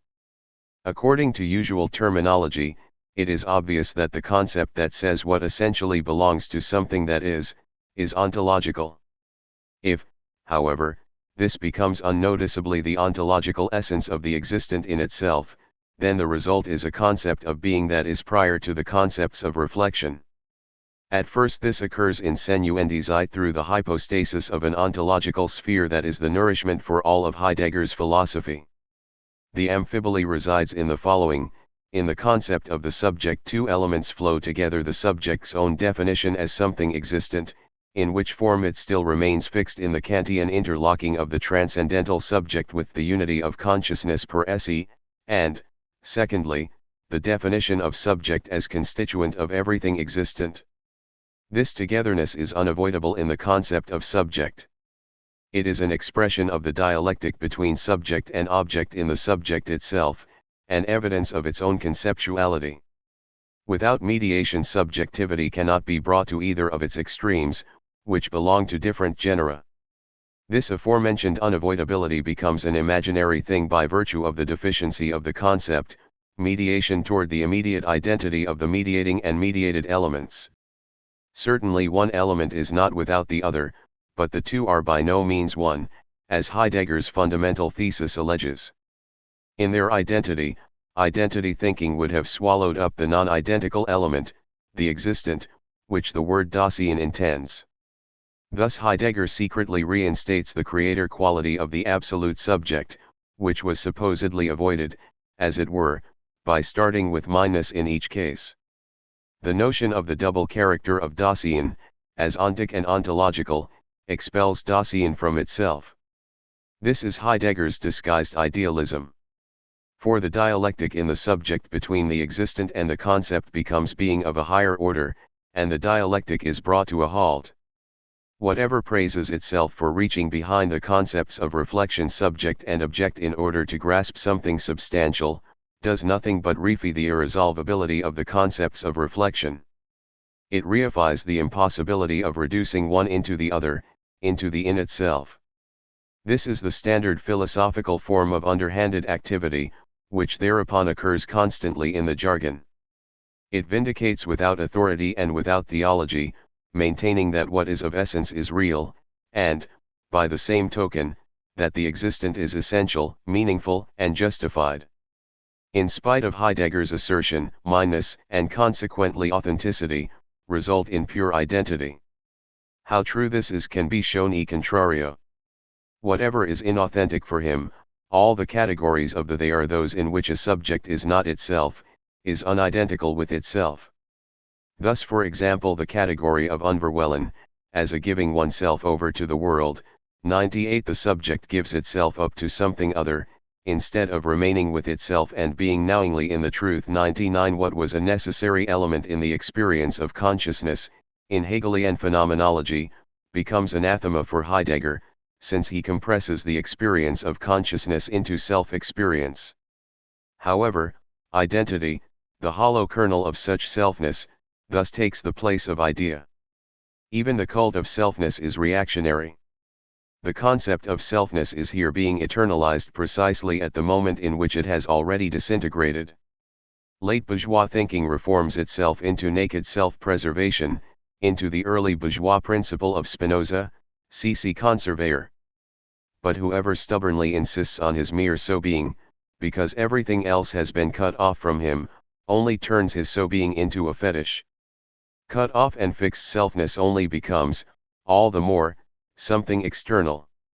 This is the ideological answer to the fact that the current state of affairs is everywhere producing an ego weakness which eradicates the concept of subject as individuality. That weakness as well as its opposite march into Heidegger's philosophy. Authenticity is supposed to calm the consciousness of weakness, but it also resembles it. By it the living subject is robbed of all definition, in the same way as it loses its attributes in reality. However, what is done to men by the world becomes the ontological possibility of the inauthenticity of men. From that point it is only a step to the usual criticism of culture, which self-righteously picks on shallowness, superficiality, and the growth of mass culture. The preterminological use of authentic underlined what was essential to a thing, in contrast to what was accidental. Whoever is dissatisfied with silly examples from textbooks needs to deliberate by himself. This will help more than a developed theory to assure him of what is essential. What is essential in phenomena, and what is accidental, hardly ever springs straightforwardly out of the phenomena. In order to be determined in its objectivity, it has first to be reflected on subjectively. Certainly, at first glance, it seems more essential to a worker that he has to sell his working power, that the means of production do not belong to him, that he produces material goods, than that he is a member of a suburban gardening club, although the worker himself may think that the latter is more essential. However, as soon as the question directs itself to so central a concept as capitalism, Marx and the verbal definitions of Max Weber say something extremely different from each other. In many cases the distinction between essential and inessential, between authentic and inauthentic, lies with the arbitrariness of definition, without in the least implying the relativity of truth. The reason for this situation lies in language. Language uses the term authentic in a floating manner. The word also wavers according to its weightiness, in the same way as occasional expressions. The interest in the authenticity of a concept enters into the judgment about this concept. Whatever is authentic in this concept also becomes so only under the perspective of something that is different from it. It is never pure in the concept itself. Otherwise the decision about it degenerates into hair-splitting. But at the same time, the essential element of a thing has its fundamentum in re. Over and against naive usage, nominalism is in the wrong to the degree that it remains blind toward the objective element of meaning in words, which enters into the configurations of language and which changes there. This element of objectivity carries on an unresolved struggle with those acts that merely subjectively give meaning. The consciousness of this objective element in what is authentic was the impulse of Brentano's whole school, especially of Husserl, and also contributed to Heidegger's doctrine of authenticity. The essence of a thing is not anything that is arbitrarily made by subjective thought, is not a distilled unity of characteristics. In Heidegger this becomes the aura of the authentic, an element of the concept becomes the absolute concept. The phenomenologists pinpoint the fundamentum in re as the particularization of essence. This particularization becomes in itself thingly like a res, and can be called upon without regard to the subjective mediation of the concept. In his own argument Heidegger would like to escape Husserl's dualism, as well as the whole dispute of nominalism. He remains a tributary of Husserl's, however, in the short-circuit conclusion that imputes the authentic immediately to things, and thus turns the authentic into a special domain. Hence the substantivation of authenticity, its promotion to an existential, to a state of mind.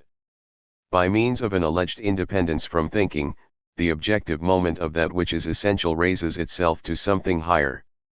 Finally it becomes an absolute, the summum bonum over and against the relativity of the subject, while simultaneously it is presented as purely descriptive diagnosis in the manner of Skeeler. Language nerves, which may be suspect to the authentics as something decadent, revolt against that substantivation which thus befalls the authentic's favorite motto. Kate, ness, is the general concept for that which a thing is. It is always the substantivization of a characteristic. Thus industriousness is the substantivization of those characteristics that apply to all industrious people, and which they have in common. By contrast, however, authenticity names no authentic thing as a specific characteristic but remains formal, relative to a content which is bypassed in the word, if not indeed rejected in it even when the word is used adjectively. The word says nothing about what a thing is, but questions the extent to which the thing realizes what is posited by its concept. The thing stands in implicit opposition to what it merely seems to be. In any case the word would receive its meaning from the quality which it is a predicate of. But the suffix kate, ness, tempts one to believe that the word must already contain that content in itself. The mere category of relationship is fished out and in its turn exhibited as something concrete. By this logic the supreme would be that which is altogether what it is. The newly created Plato is more Platonic than the authentic one, who at least in his middle period attached its proper idea to everything, even to the humblest thing, and in no way confused the good with the pure agreement between the thing and its idea. But in the name of contemporary authenticity even a torturer could put in all sorts of claims for compensation, to the extent that he was simply a true torturer. The primacy of the concept over the thing is now, through the alliance of authenticity with mindness, pushed into mere detail.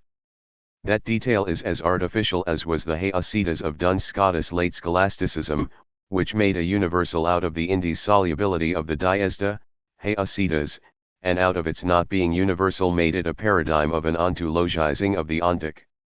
The taboo concerning subjective reflection is useful to subjectivism.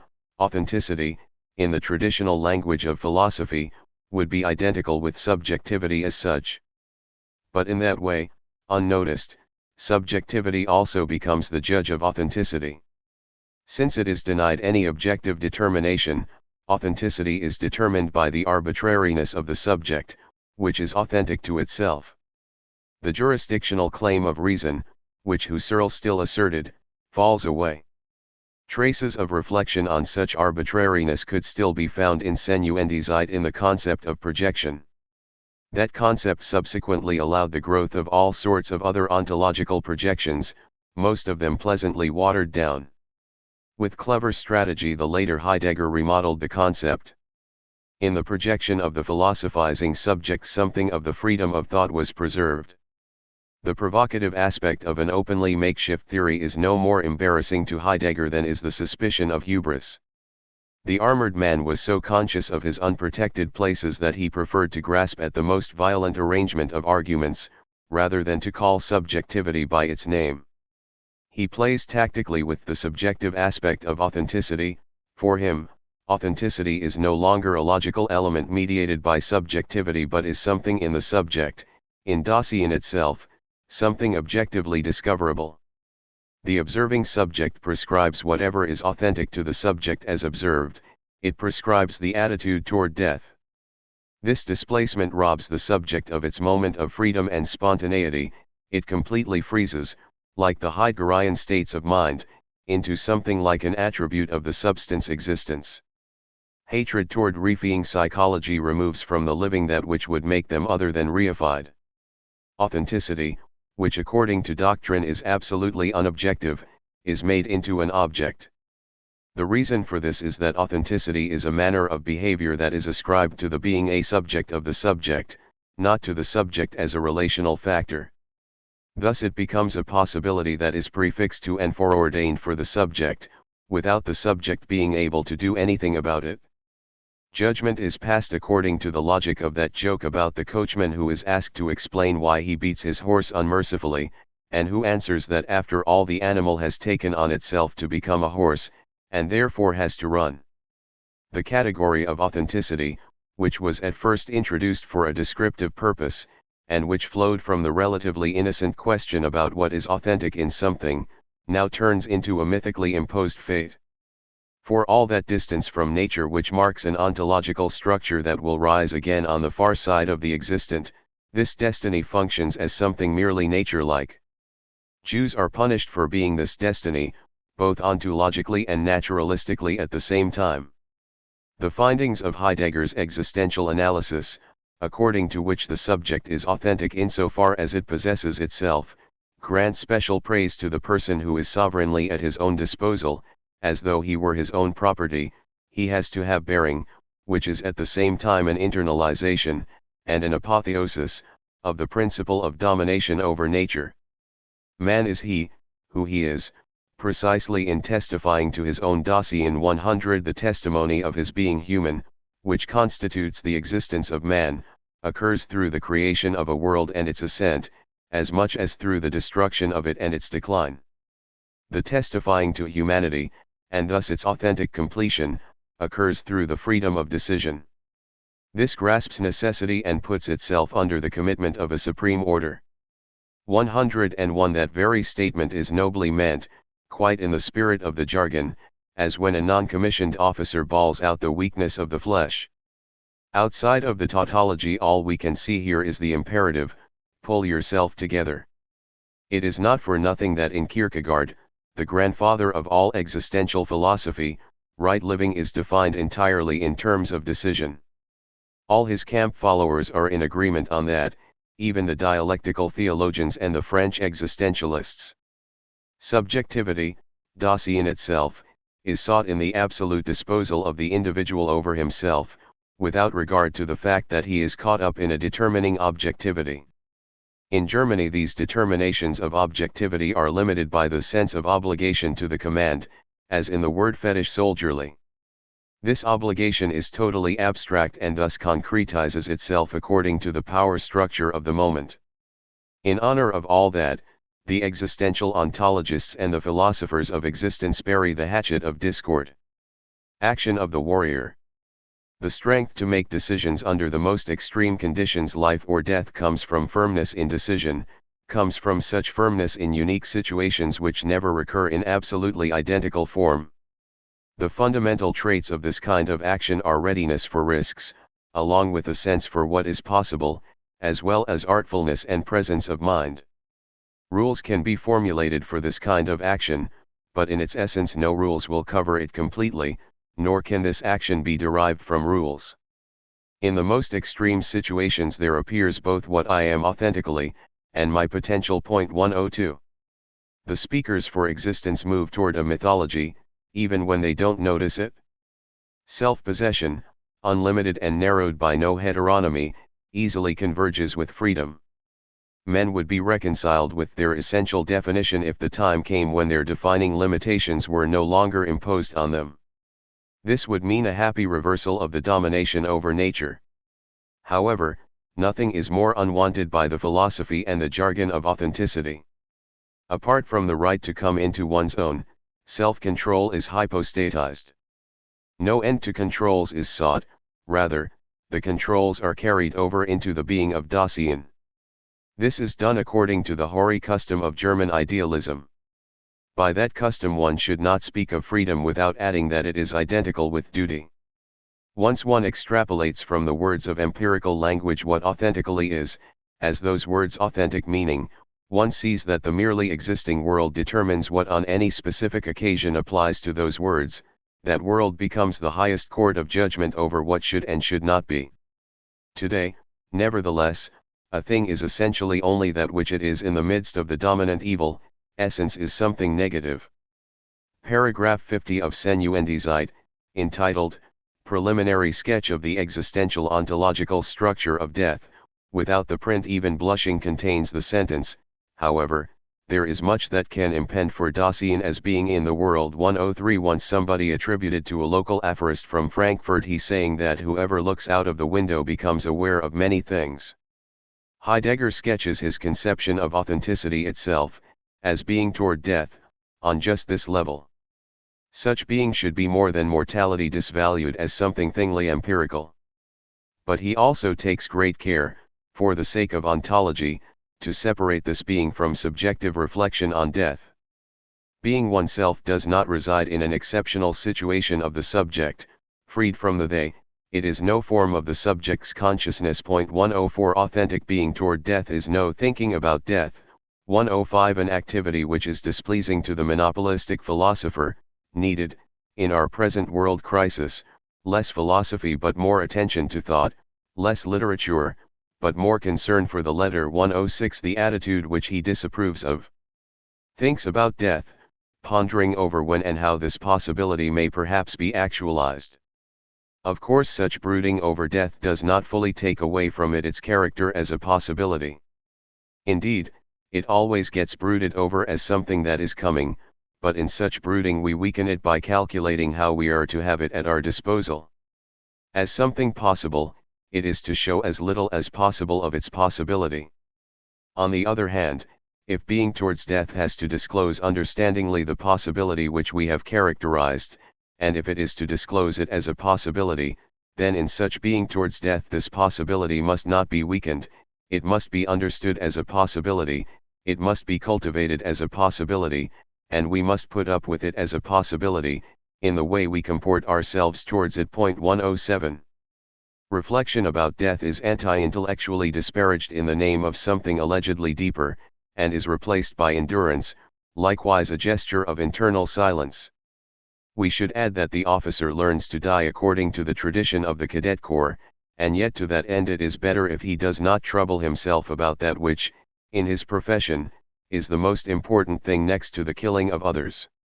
The fascist ideology had altogether to remove from consciousness that sacrifice which was proclaimed for the sake of German supremacy.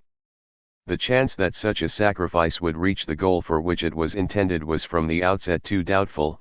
It would never have been able to survive such a conscious inspection. In 1938 a National Socialist functionary wrote, in a polemical variation on a social democratic phrase, "Sacrifice will make us free." 108 Heidegger is at one with that. In the eighth printing of What is Metaphysics, which appeared in 1960, he still retains without any opportunistic mitigation the following sentences. Sacrifice is the expenditure of human nature for the purpose of preserving the truth of being for the existent. It is free from necessity because it rises from the abyss of freedom. In sacrifice there arises the hidden thanks, which alone validates that grace in the form of which being has in thought turned itself over to the essence of man, that in his relation to being he might take over the guarding of being. 109. Nevertheless, once authenticity can no longer be either the empirical condition of mortality nor the subjective relating to it, then it turns into grace. It turns, as it were, into a racial quality of inwardness, which man either has or does not have, a quality about which nothing further can be stated than that, tautologically, there is mere participation in it. Consequently, in his additional discussions of death Heidegger is irresistibly driven onto tautological manners of speaking. Death is the possibility of the impossibility of every way of comporting oneself toward anything, of every way of existing. 110 Thus, perfectly simply, the possibility of no longer existing. One could well reply at once that thinking about the states of being, or of being, is always tautological, because these states of being would be nothing other than themselves. Then, however, the mere recitation of words, with disregard for any thinking predicate, would have to liquidate thinking itself. The strategist guarded himself against drawing that conclusion. The philosopher drew it, however, in the matter at hand.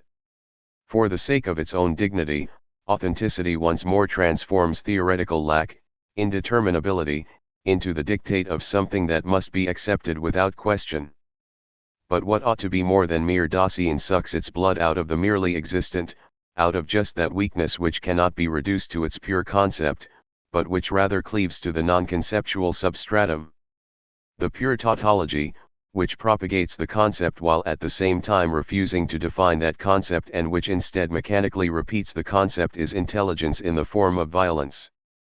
The concern of the jargon, which always insists on having a concern, is to equate essence authenticity with the most brutal fact of all. Nevertheless, this repetition compulsion betrays a failure, the violent mind's incapability of capturing what it should think about if it wanted to remain mind. Violence inheres in the nucleus of Heidegger's philosophy, as it does in the form of his language. That violence lies in the constellation into which his philosophy moves self-preservation and death. The self-preserving principle threatens its subjects with death, as an ultima ratio, a final reason, and when this death is used as the very essence of that principle it means the theodicy of death. By no means in a simply untrue way. As Hegel sees it, the ego of idealism, which posits itself absolutely, and insists entirely on itself, turns into its own negation and resembles death. Therefore the only work and task of general freedom is death. It is death which has no inner ambience and fulfillment, since it negates the unfulfilled center of the self, which is absolutely free. Thus it is the coldest and most platitudinous death, which has no more meaning than the cutting of a head of cabbage, or a drink of water. 111. Hegel, disillusioned by the French Revolution, brought up against it all these things, as well as what touched on the violent essence of absolute selfness. For Heidegger those themes become not a motive for criticism of selfness but something unavoidable, therefore something which is a commandment. Violence is complicity with death, and not only superficially.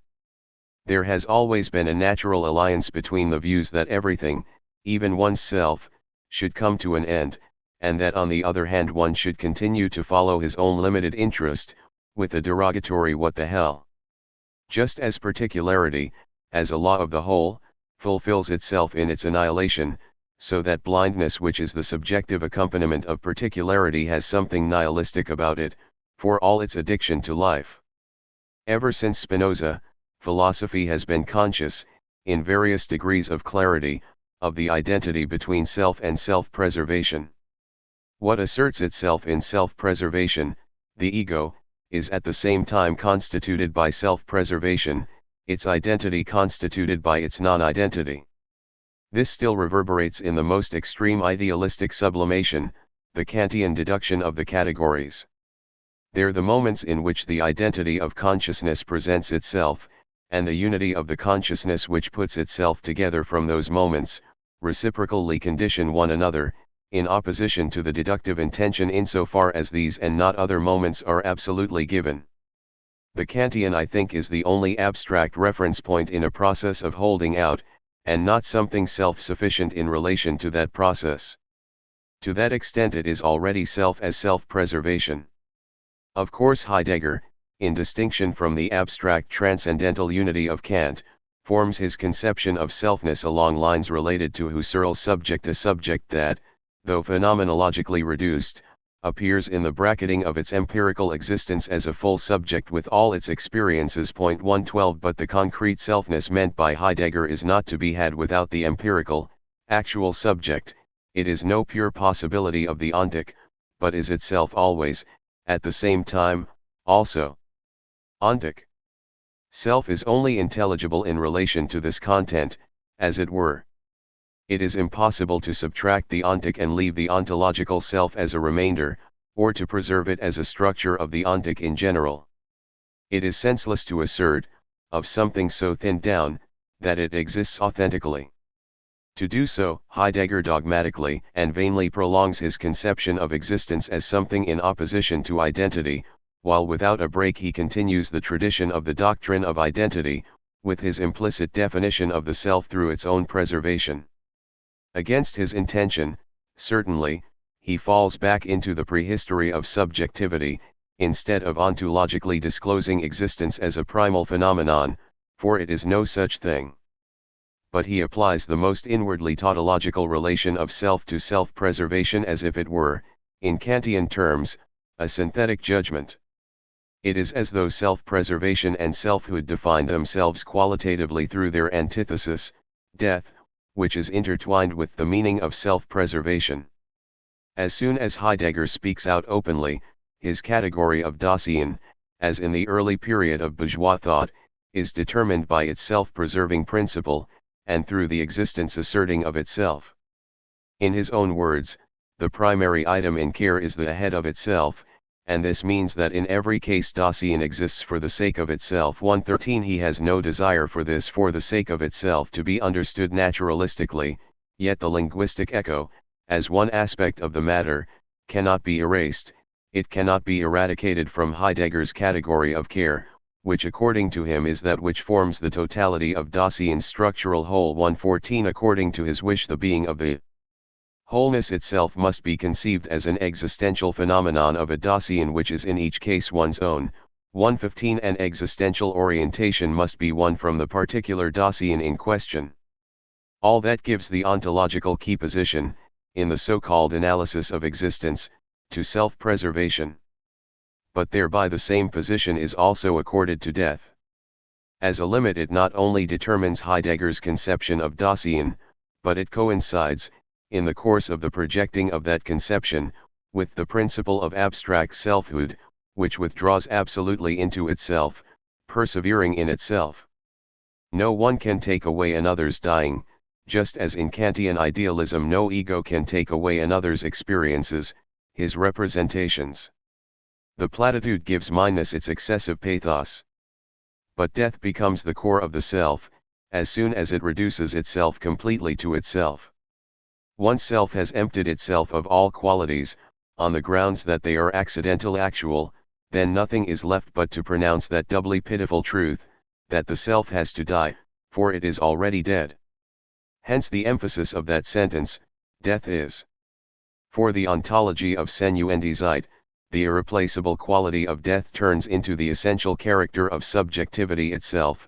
This fact determines all the other determinations that lead up to the doctrine of authenticity, which has not only its norm but its ideal in death.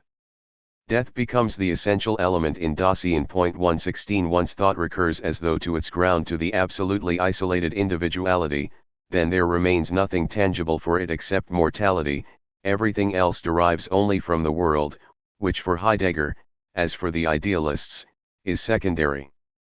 With death, Dasein stands before itself in its own most potentiality for being. 117 Death becomes the representative of God, for whom the Heidegger of Senuendizeit felt himself to be too modern.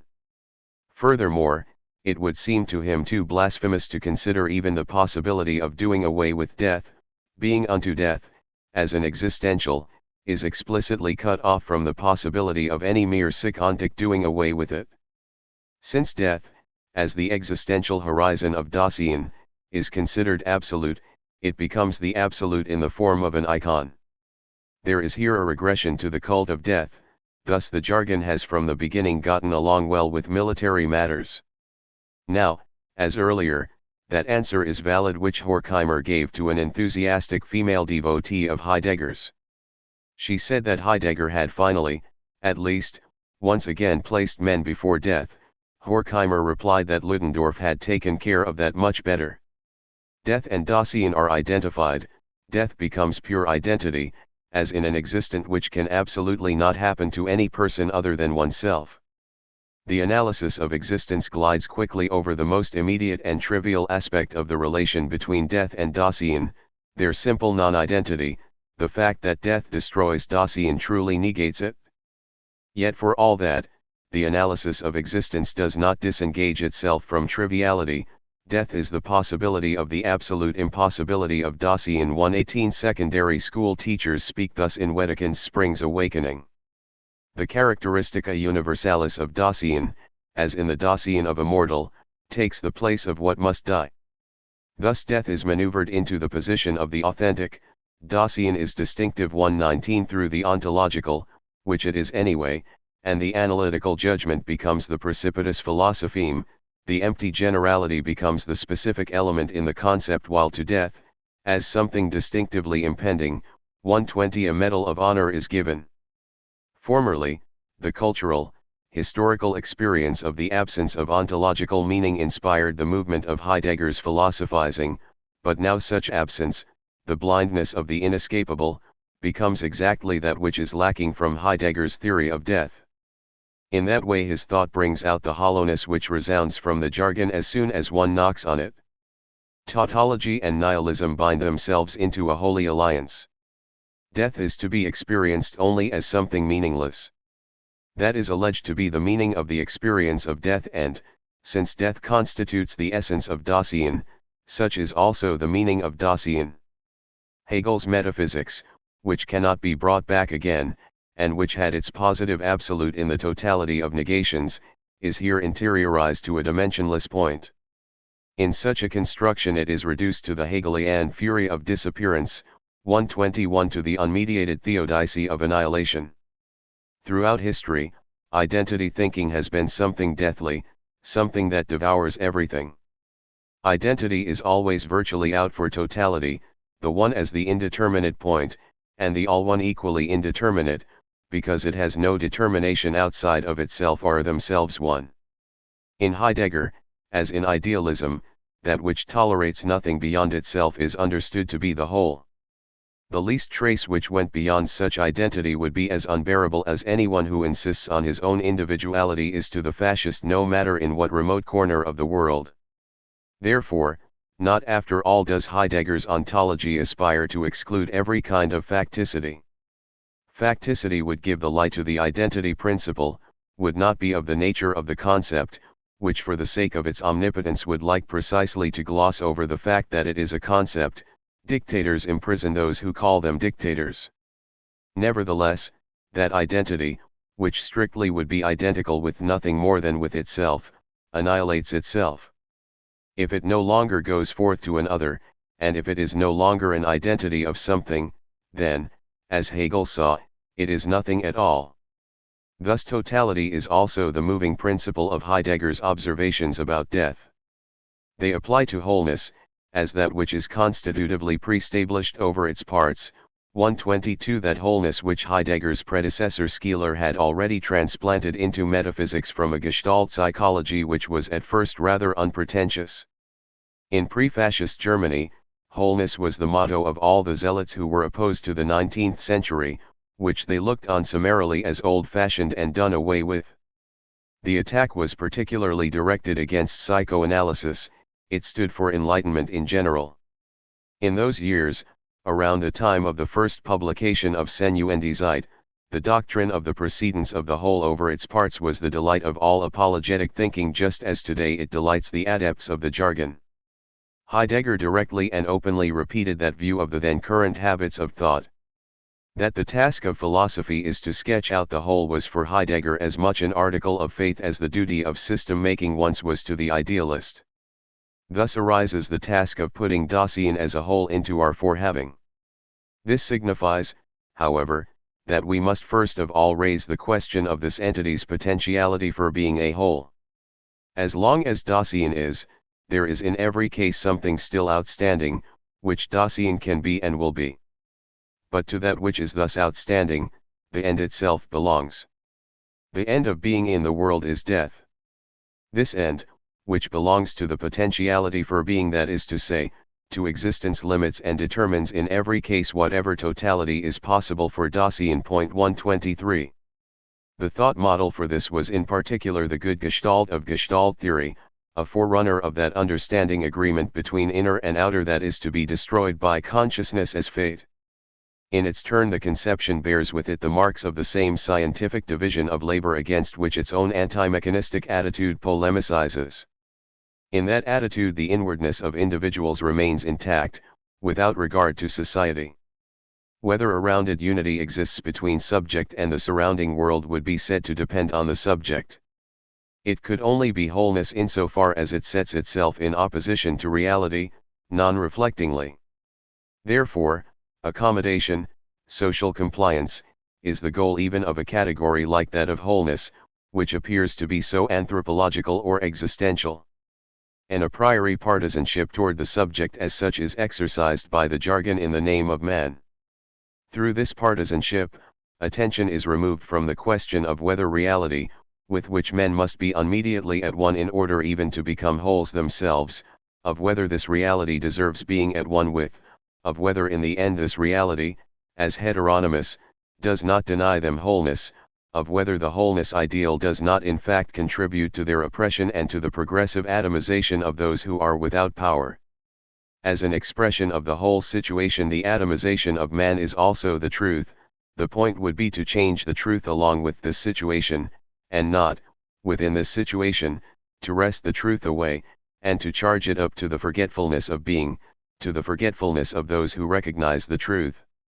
Heidegger felt a slight discomfort about an optimism that was secretly proud of having proven God in the laboratory, proud of having done so by the discovery of the Gestalt which is structured prior to all thinking preparation. But Heidegger's discomfort hid itself away in the rhetorical, and involuntarily comic, question of whether in view of death we can speak of wholeness.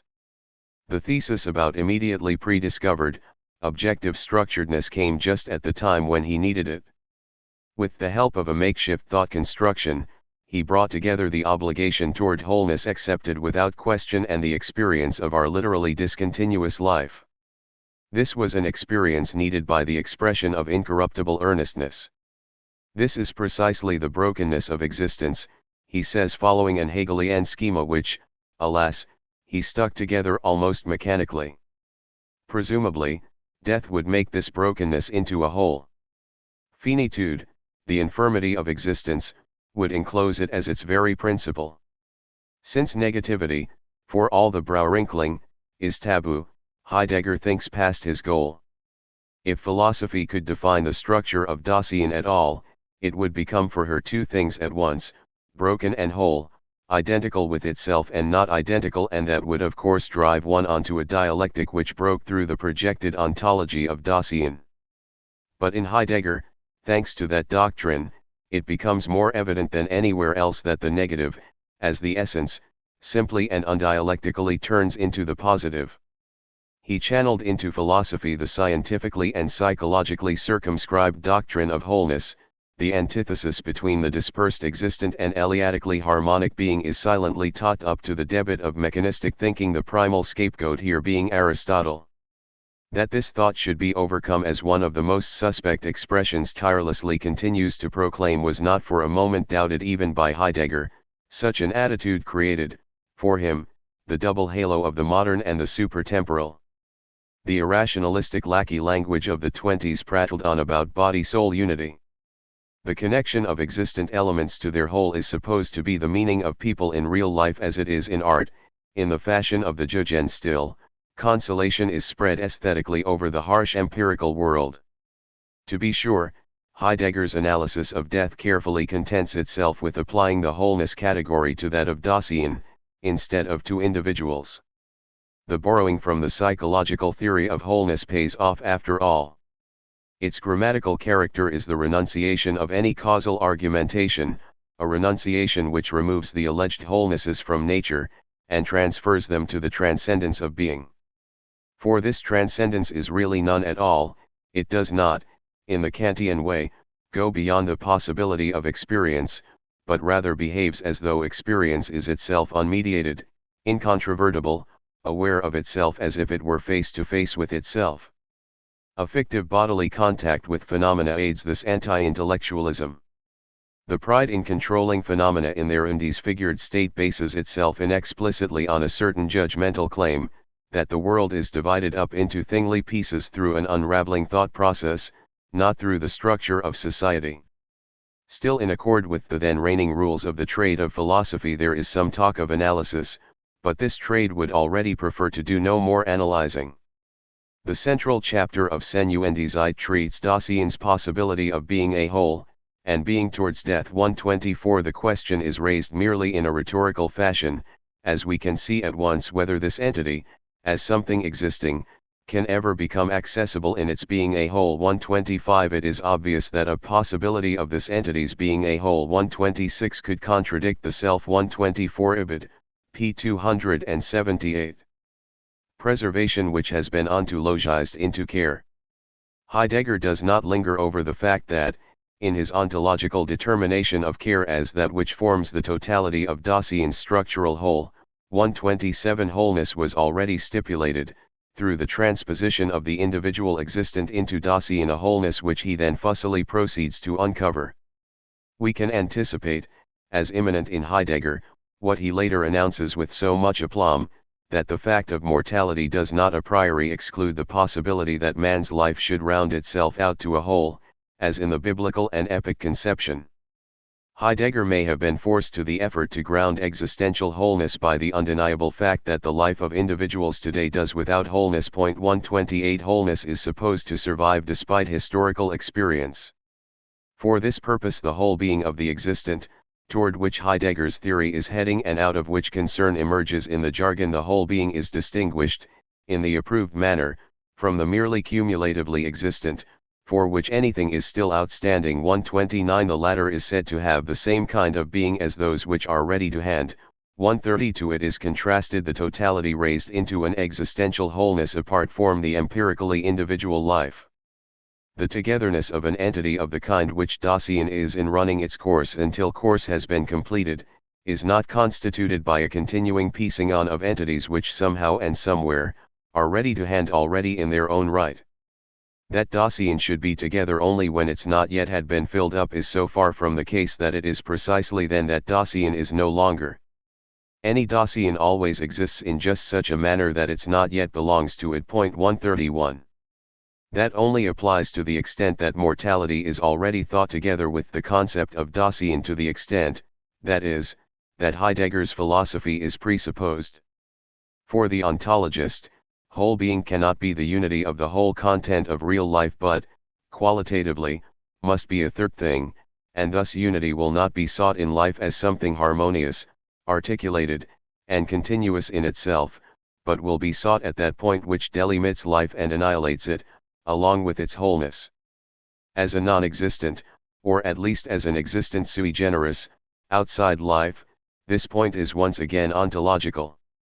But this lack of togetherness which belongs to such a mode of togetherness, this being missing as still outstanding, cannot by any means define ontologically that not yet which belongs to Dasein as its possible death.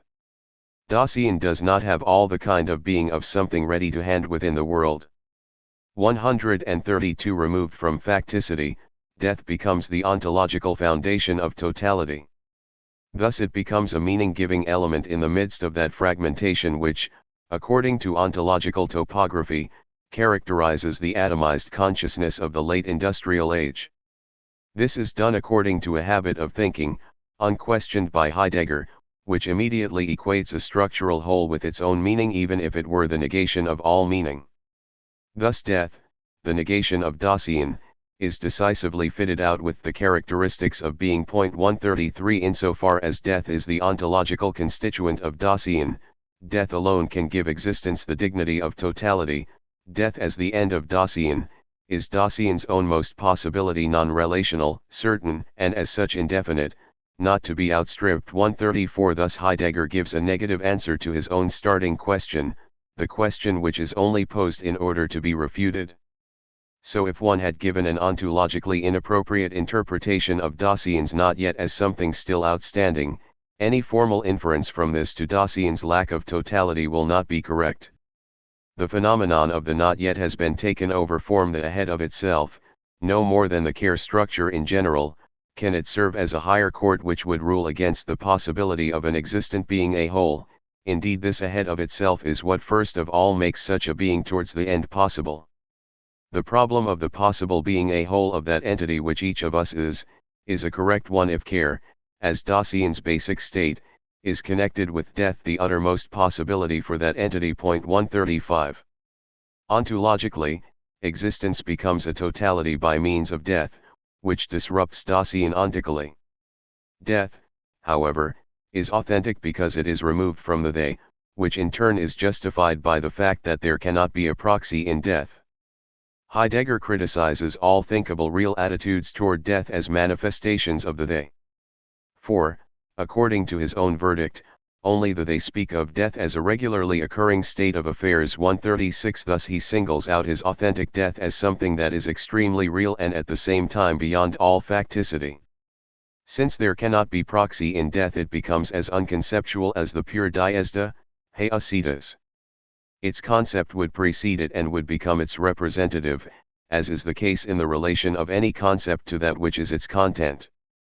In the same breath, however, Heidegger slanders facticity, which alone allows him to speak of the impossibility of having a proxy in death.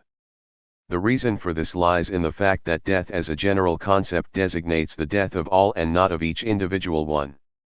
Death as event, factual death indeed, is not to be the authentic death. Thus ontological death is not all that terrible. In the publicness with which we are with one another in our everyday manner, death is known as a mishap which is constantly occurring, a case of death. Someone or other dies, be he neighbor or stranger, nach Saint oder Fernerstehend. People who are no acquaintances of ours are dying daily and hourly. Death is encountered as a well-known event occurring within the world. As such it remains in the inconspicuousness characteristic of what is encountered in an everyday fashion. The they has already stowed away an interpretation for this event. It talks of it expressly or else in a way which is mostly inhibited, as if to say, one of these days one will die too, in the end, but right now it has nothing to do with us. 137. In his eagerness to distinguish between death as an event and death as something authentic, Heidegger does not turn his back on sophisms. The analysis of the phrase one dies reveals unambiguously the kind of being which belongs to everyday being towards death. In such a way of taking, death is understood as an indefinite something which, above all, must duly arrive from somewhere or other, but which is proximally not yet present at hand for oneself, and is therefore no threat. The expression one dies spreads abroad the opinion that what gets reached, as it were, by death, is the they. In Dasein's public way of interpreting, it is said that one dies, because everyone else and oneself can talk himself into saying that in no case is it I myself, for this one is the nobody. 138. To say that death affects the they already presupposes, as it were, Heidegger's hypostasis of the existentials, the dark side of which is always the they. Such an interpretation neglects and falsifies the truth in that talk, threadbare as it may be. This truth is the fact that death is a general determination which comprehends the alter ego as well as one's own. If someone says, one dies, he includes himself euphemistically at best. However, the adjournment of death, criticized by Heidegger, takes place, the one who speaks is actually still allowed to live, otherwise he wouldn't speak. Besides, such argumentation, set in motion by Heidegger, necessarily takes place in the sphere of nonsense, and in turn gives the lie to authenticity, which is to crystallize itself in this sphere as if it were the philosopher's stone. If anything fits the they, then it is such a pro and contra. The occurrence which belongs to nobody in particular 139 and which is not highly valued by Heidegger, definitely belongs to someone, according to the usage of language. It belongs to him who dies. Only a solipsistic philosophy could acknowledge an ontological priority to my death over and against any other. Even emotionally, someone else's death is easier to experience than one's own. The Schopenhauer of the fourth book of The World as Will and Idea did not miss this fact. In him, too, as in the unthinking animal, there prevails a sense of security as a permanent state, a security which springs from the innermost conscious, that man is nature, that he himself is the world. Because of this security no man is noticeably bothered by the thought of a certain and never distant death, but everyone continues to live as if he were to live eternally. This goes so far, that one could say that no one actually has a living conviction about the certainty of his death. Otherwise there could not be such a great difference between his mood and that of the convicted criminal. Each man, however, recognizes this certainty theoretically and in abstracto, but like any other truth, which is not usable in practice, puts it aside without taking it into his living consciousness. 140. For Heidegger the they becomes a cloudy mixture of elements which are merely ideological products of the exchange relationship. The mixture contains the idola forid of condolence speeches and obituaries, as well as that humanity which does not identify the other, but identifies itself with the other, breaks through the circle of abstract selfness and recognizes the latter in its mediation. The general condemnation of that sphere, which philosophy dubiously enough called intersubjectivity, hopes to overcome reified consciousness by means of a primary subject that is supposedly untouched by reification. Yet in truth such a subject is as little something immediate and primary as is anything else. Heidegger's key sentences run in the following manner. Death is Dasein's ownmost possibility. Being towards this possibility discloses to Dasein its ownmost potentiality for being, in which its very being is the issue. Here it can become manifest to Dasein that, in this distinctive possibility of its own self it has been wrenched away from the they. This means that in anticipation any Dasein can have wrenched itself away from the they already. 141. Death becomes the essence of the realm of mortality. This occurs in opposition to the immediate, which is characterized by the fact that it is there. Death thus becomes something that is artificially beyond the existent. Saved from the they it becomes the authentic. Authenticity is death. The loneliness of the individual in death, the fact that his non-relatedness singles out Dasein unto itself, 142 becomes the substratum of selfness. This attitude of total self-sufficiency becomes the extreme confirmation of the self, it becomes a newer image of defiance in self-abnegation. As a matter of fact, abstract selfness in extremis is that grinding of the teeth which says nothing but I. Thus it is characterized by the same nothingness that the self becomes in death. But Heidegger's language blows up this negative element into that which is substantial. This, then, is the content form which was taken the stenciled model for the formal procedure of the jargon. Involuntarily, Heidegger's doctrine becomes an exegesis of the feudal joke, only death is free and that costs your life. He is smitten with death as that which is supposed to be absolutely removed from the universal exchange relationship. Yet he does not realize that he remains caught up in the same fatal cycle as the exchange relationship which he sublimates into the they. Insofar as death is absolutely alien to the subject, it is the model of all reification. Only ideology praises it as a cure for exchange. This ideology debases exchange into the more despairing form of eternity, instead of getting rid of proper exchange by letting it fulfill itself properly. For Heidegger, Dasein is not sufficiently able to justify itself, because of its shameful historical form.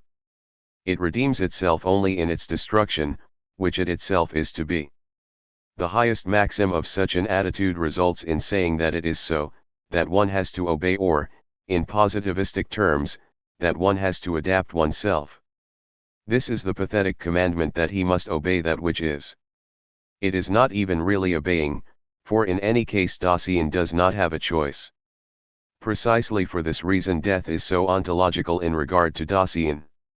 If one were to call non-ideological a kind of thinking which reduces ideology to the zero limit, then one would have to say that Heidegger's thinking is non-ideological. But his operation once again becomes ideology because of his claim that he recovers the meaning of Dasein. This happens after the fashion of today's talk about the loss of ideology talk, which tramples down ideology but would like to trample down the truth. By saying that they does not permit us the courage in the face of death, 143 Heidegger actually lays bare certain elements of ideology, such as the attempt to integrate death into just that societal immanence which has no power over death. A similar development can be seen in Evelyn Waugh's parody The Loved One. Some of Heidegger's formulas come very close to the mechanism of sublimating death. But temptation, tranquilization, and alienation are distinguishing marks of the kind of being called falling.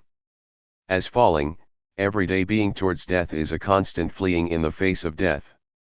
144 Alienation, however, designates a social relationship, even if it is the relationship to death. Man and the institutions of piety reproduce commercially the unconscious will to forget what one has to fear.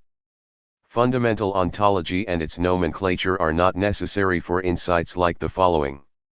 In this manner they provides a constant tranquilization about death.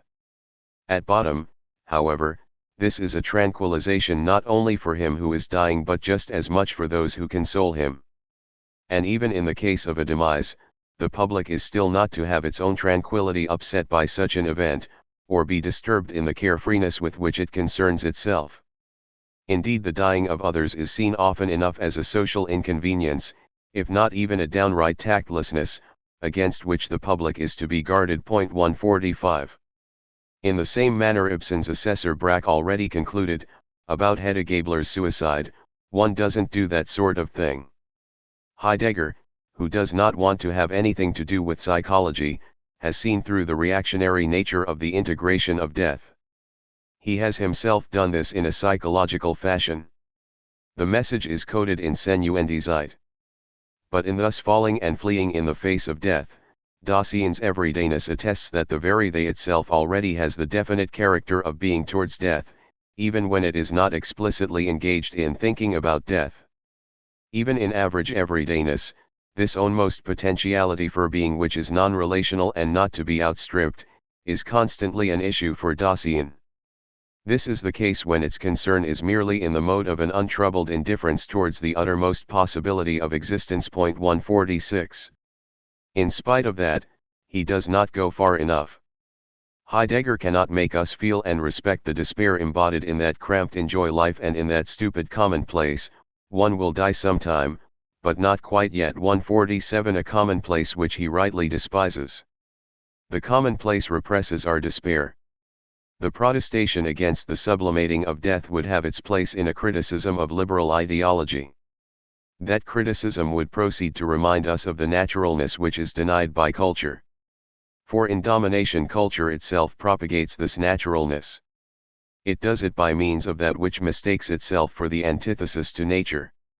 Instead of this, Heidegger does the same thing as fascism, he defends the more brutal form of being, negative as it may be. It is possible to think of a social state in which men would no longer have to sublimate death and might be able to experience it in another form than fear. To experience death in fear is a mark of the crude natural state that Heidegger's doctrine has eternalized in supernaturalistic terms. Death is sublimated because of a blinded drive for self-preservation, its terror is part of the sublimation. In a life that is no longer disfigured, that no longer prohibits, in a life that would no longer cheat men out of their dues, in such a life men would probably no longer have to hope, in vain, that this life would after all give them what it had so far refused. For the same reason they would not have to fear so greatly that they would lose this life, no matter how deeply this fear had been ingrained in them. From the fact that men sublimate death, one cannot conclude that death is itself the authentic. Heidegger is least of all in a position to do this, as he is careful not to attribute authenticity to people who do not sublimate death. By means of a kind of philosophical Freudian slip, Heidegger himself defines the ontologizing of death insofar as death, in its certainty, is qualitatively superior to other phenomena. We have already characterized the everyday state of mind, which consists in an air of superiority with regard to the certain fact of death, a superiority which is anxiously concerned while seemingly free from anxiety. In this state of mind, everydayness acknowledges a higher certainty than one which is only empirical. 148 The higher, in spite of the quotation marks, has the proving force of a confession. Theory sanctions death. The partisan of authenticity commits the same sin of which he accuses the minors gentes, the lesser people, of the they. By means of the authenticity of death as he flees from it. Whatever announces itself as higher than mere empirical certainty, in this attitude, falsely cleanses death from its misery and stench, from being an animalistic kicking of the bucket. This cleansing occurs in the same manner as a Wagnerian love or salvation death. All this is similar to the integration of death into hygiene, of which Heidegger accuses the inauthentic. By means of that which is kept silent in the high stylization of death, Heidegger becomes an accomplice of what is horrible in death. Even in the cynical materialism of the dissection room, this horribleness is recognized more honestly and denounced more strongly than in the tirades of ontology. The latter's kernel is nothing but the supra-empirical certainty that death is something that has been existentially preordained to Dasein. Purity untouched by experience plays over into that which it once was unmetaphorically, purity untouched by dirt. But by no understanding can death be said to be pure. Neither is it anything apodictic. Otherwise, all the salvation promises of religion would simply be forgetful of being. However, they are by no means needed. Some lower organisms do not die in the same sense as the higher, individuated ones. Thus, in light of our potential, and growing, control over organic processes, we cannot do away a fortiori with the thought that death might be eliminated. Such an elimination of death may be highly improbable, yet it can be thought of, and according to existential ontology that should be impossible. The affirmation of the ontological dignity of death, however, is already reduced to nothing by the possibility that something can change it ontically according to Heidegger's language. Insofar as Heidegger cuts off these hopes at what inquisitors probably call the root, the authentic one speaks for all those who join, as soon as they hear of this possibility, in the refrain that nothing would be worse than the disappearance of death. It seems legitimate to assume that those are the adepts of the jargon. The eagerness toward the eternity of death prolongs the continuing use of death as a threat. On a political level, death advertises the necessity of wars. Kant, who subsumed immortality under the ideas, did not let himself fall to those depths in which nothing else flourishes but the affirmation of what is all too familiar. If Heidegger had made the transition from the inorganic to the organic, the existential horizon of death would have been thoroughly changed. His philosophy, and everything that floats with it, down to the last sewers of German faith unto being, could nowhere be more vulnerable than in this transition. That understanding with the existent which motivates the elevation of the existent to being thrives on the complicity with death. In the metaphysics of death there comes to a head all that evil to which bourgeois society has physically condemned itself, by means of its own process of development. The doctrine of anticipation, which is the authentic being unto death, the possibility of taking the whole of Dasein, in advance. In an existential manner, that is to say, it includes the possibility of existing as a whole potentiality for being. 149 underhandedly becomes a mode of behavior. Thus it becomes what being unto death did not want to be and yet has to be, if anything more than a tautology is thereby to be uttered.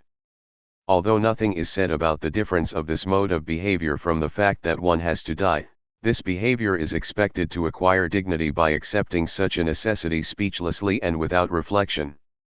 Anticipation, however, unlike inauthentic being towards death, does not evade the fact that death is not to be outstripped. Instead, anticipation frees itself for accepting this.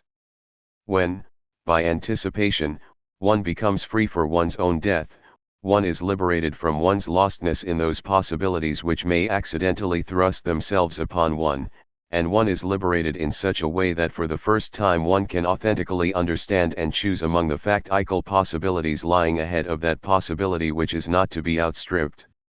Anticipation discloses to existence that its uttermost possibility lies in giving itself up, and thus it shatters all one's tenaciousness to whatever existence one has reached. 150.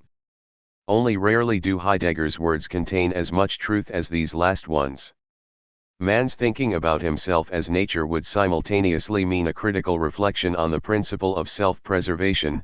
The true life would be one that does not insist on tenaciousness to whatever existence one has reached. In his doctrine of death, however, Heidegger extrapolates such a mode of behavior from Dasein, as the positive meaning of Dasein. He affirms self-abnegation as an instance of the self, and he spoils the insight he has gained.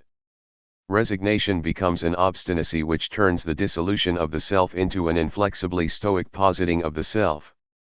By means of relentless identification, of the dissolution of the self with the self, self becomes the absolute positing of the negative principle. All the categories that Heidegger then uses to explain being unto death are linked with obstinacy. The possibility of death is supposed to be put up with. 151 That which should be different from domination and inflexibility raises domination to its extreme. The subject is never so authentic for Heidegger as in that holding out in which it endures an extreme of pain, following the example of the ego. Even the elements with which he contrasts the stiffening of the self carry linguistic traces of the domination of the self. He calls it a breaking. 152 In the same way that Dasein subject is actually identified with death, being unto death becomes subject, pure will. Ontological decisiveness must not ask what it dies for. The last word is spoken by a selfness that remains unmoved.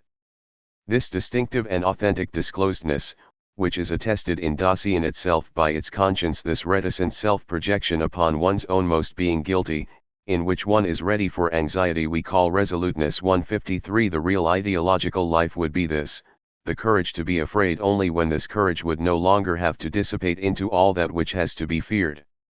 The jargon of authenticity is ideology as language, without any consideration of specific content. It asserts meaning with the gesture of that dignity by which Heidegger would like to dress up death. Dignity, too, is of an idealistic nature. There was a time when the subject thought itself a small divinity, as well as a law-giving authority, sovereign in the consciousness of its own freedom. Such motifs have been extirpated from the dignity of the Heideggerian tone.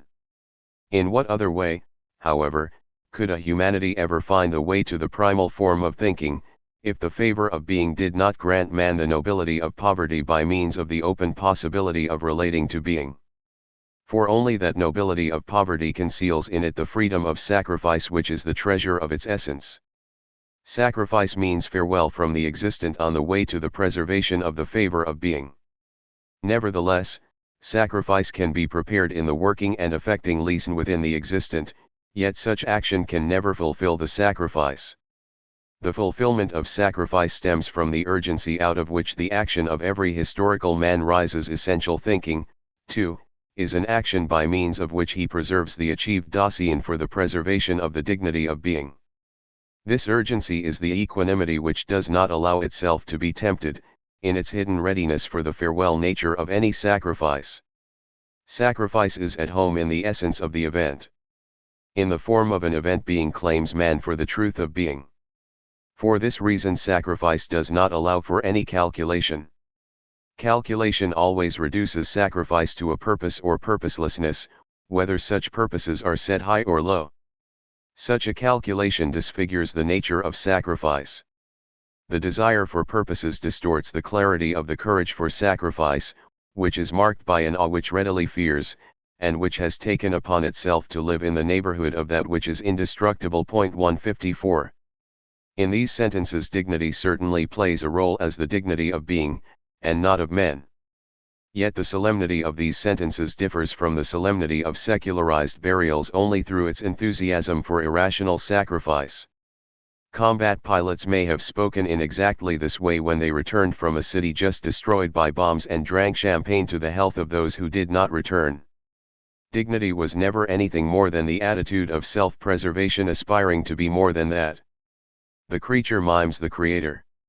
In dignity, a feudal category is mediated which bourgeois society presents posthumously for the legitimation of its hierarchy.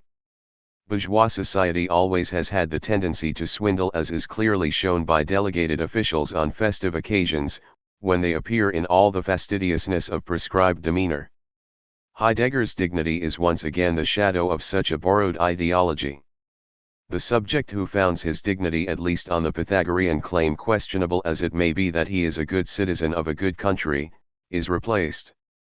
His dignity gives way to that respect which the subject can claim by the mere fact that, like all others, he has to die.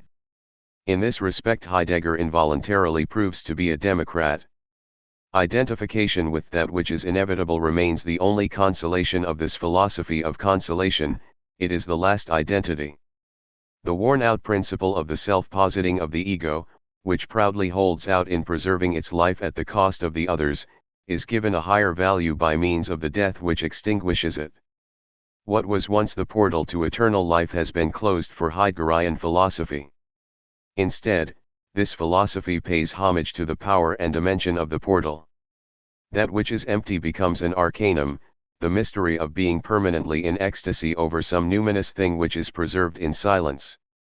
In the case of taciturn people, it is too often impossible to tell whether, as they would like one to believe, the depth of their inwardness shudders at the sight of anything profane, or whether their coldness has as little to say to anything as anything has to say to it.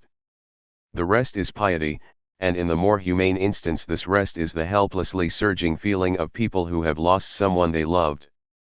In the worst instance it is the convention that sanctions death by means of the thought of divine will and divine grace even after theology has pined away. That is what is being exploited by language, and what becomes the schema of the jargon of authenticity. Its dignified mannerism is a reactionary response toward the secularization of death. Language wants to grasp what is escaping, without believing it or naming it. Naked death becomes the meaning of such talk, a meaning that otherwise it would have only in something transcendent. The falseness of giving meaning, nothingness as something, is what creates the linguistic mendacity. Thus the Jugend still wanted to give meaning, out of itself, to a meaninglessly experienced life, by means of abstract negation. Its chimerical manifesto was engraved into Nietzsche's new tablets. Nothing of the kind can any longer be voluntarily elicited from late bourgeois Dasein. That is why meaning is thrown into death. The dramas of the later Ibsen closed with the freely committed self-destruction of life that is caught up in the labyrinth of conventions. This self-destruction was a necessarily violent consequence of the action, as if it were its fulfillment. Yet it was already close to the purifying death of agnostic cremation. But the dramatic form could not resolve the vain nature of such action. The subjectively consoling meaning of self-destruction remained objectively without consolation. The last word is spoken by tragic irony. The weaker the individual becomes, from a societal perspective, the less can he become calmly aware of his own impotence. He has to puff himself up into selfness, in the way the futility of this selfness sets itself up as what is authentic, as being. There is an involuntary parody of Heidegger, by an author who brought forth, one after another, books with titles like Encounter with Nothingness and Encounter with Being. But this author cannot be blamed for his parody. It has to be blamed on its model, which thinks itself superior to such depravities. Heidegger, too, only encounters nothingness with the higher propedeutic of being. The Heideggerian tone of voice is indeed prophesied in Schiller's discussion of dignity. Schiller sees it as something secluding oneself within oneself, or as a kind of securing. If we have many occasions to observe the affected grace in the theatre and in the ballroom, there is also often occasion for studying the affected dignity in the cabinet of ministers and in the study rooms of men of science, notably at universities. True dignity is content to prevent the domination of the affections, to keep the instinct within just limits, but there only where it pretends to be master in the involuntary movements. False dignity regulates with an iron scepter even the voluntary movements, it oppresses the moral movements, which were sacred to true dignity, as well as the sensual movements, and destroys all the mimic play of the features by which the soul gleams forth upon the face. It arms itself not only against rebel nature, but against submissive nature, and ridiculously seeks its greatness in subjecting nature to its yoke, or, if this does not succeed, in hiding it. As if it had vowed hatred to all that is called nature, it swathes the body in long, heavy-plaited garments, which hide the human structure, it paralyzes the limbs in surcharging them with vain ornaments, and goes even the length of cutting the hair to replace this gift of nature by an artificial production. True dignity does not blush for nature, but only for brute nature, it always has an open and frank air, feeling gleams in its look, calm and serenity of mind is legible upon the brow in eloquent traits. False gravity, on the contrary, places its dignity in the lines of its visage, it is close, mysterious, and guards its features with the care of an actor, all the muscles of the face are tormented, all natural and true expression disappears, and the entire man is like a sealed letter. But false dignity is not always wrong to keep the mimic play of its features under sharp discipline, because it might betray more than would be desired, a precaution true dignity has not to consider. True dignity wishes only to rule, not to conceal nature. In false dignity, on the contrary, nature rules the more powerfully within because it is controlled outwardly. 155. The Kantian, who believed in his master's disjunction between price and dignity, could still see this as something to be desired. Because of that, however, the great writer fell short of the full insight to which he came close. This is the insight that dignity contains the form of its decadence within itself. The fact can be observed when intellectuals become accomplices of that power which they don't have and which they should resist. The Kantian dignity finally disintegrates into the jargon of authenticity. With it goes that humanity which has its basic nature not in self-reflection but in its difference from a suppressed animality.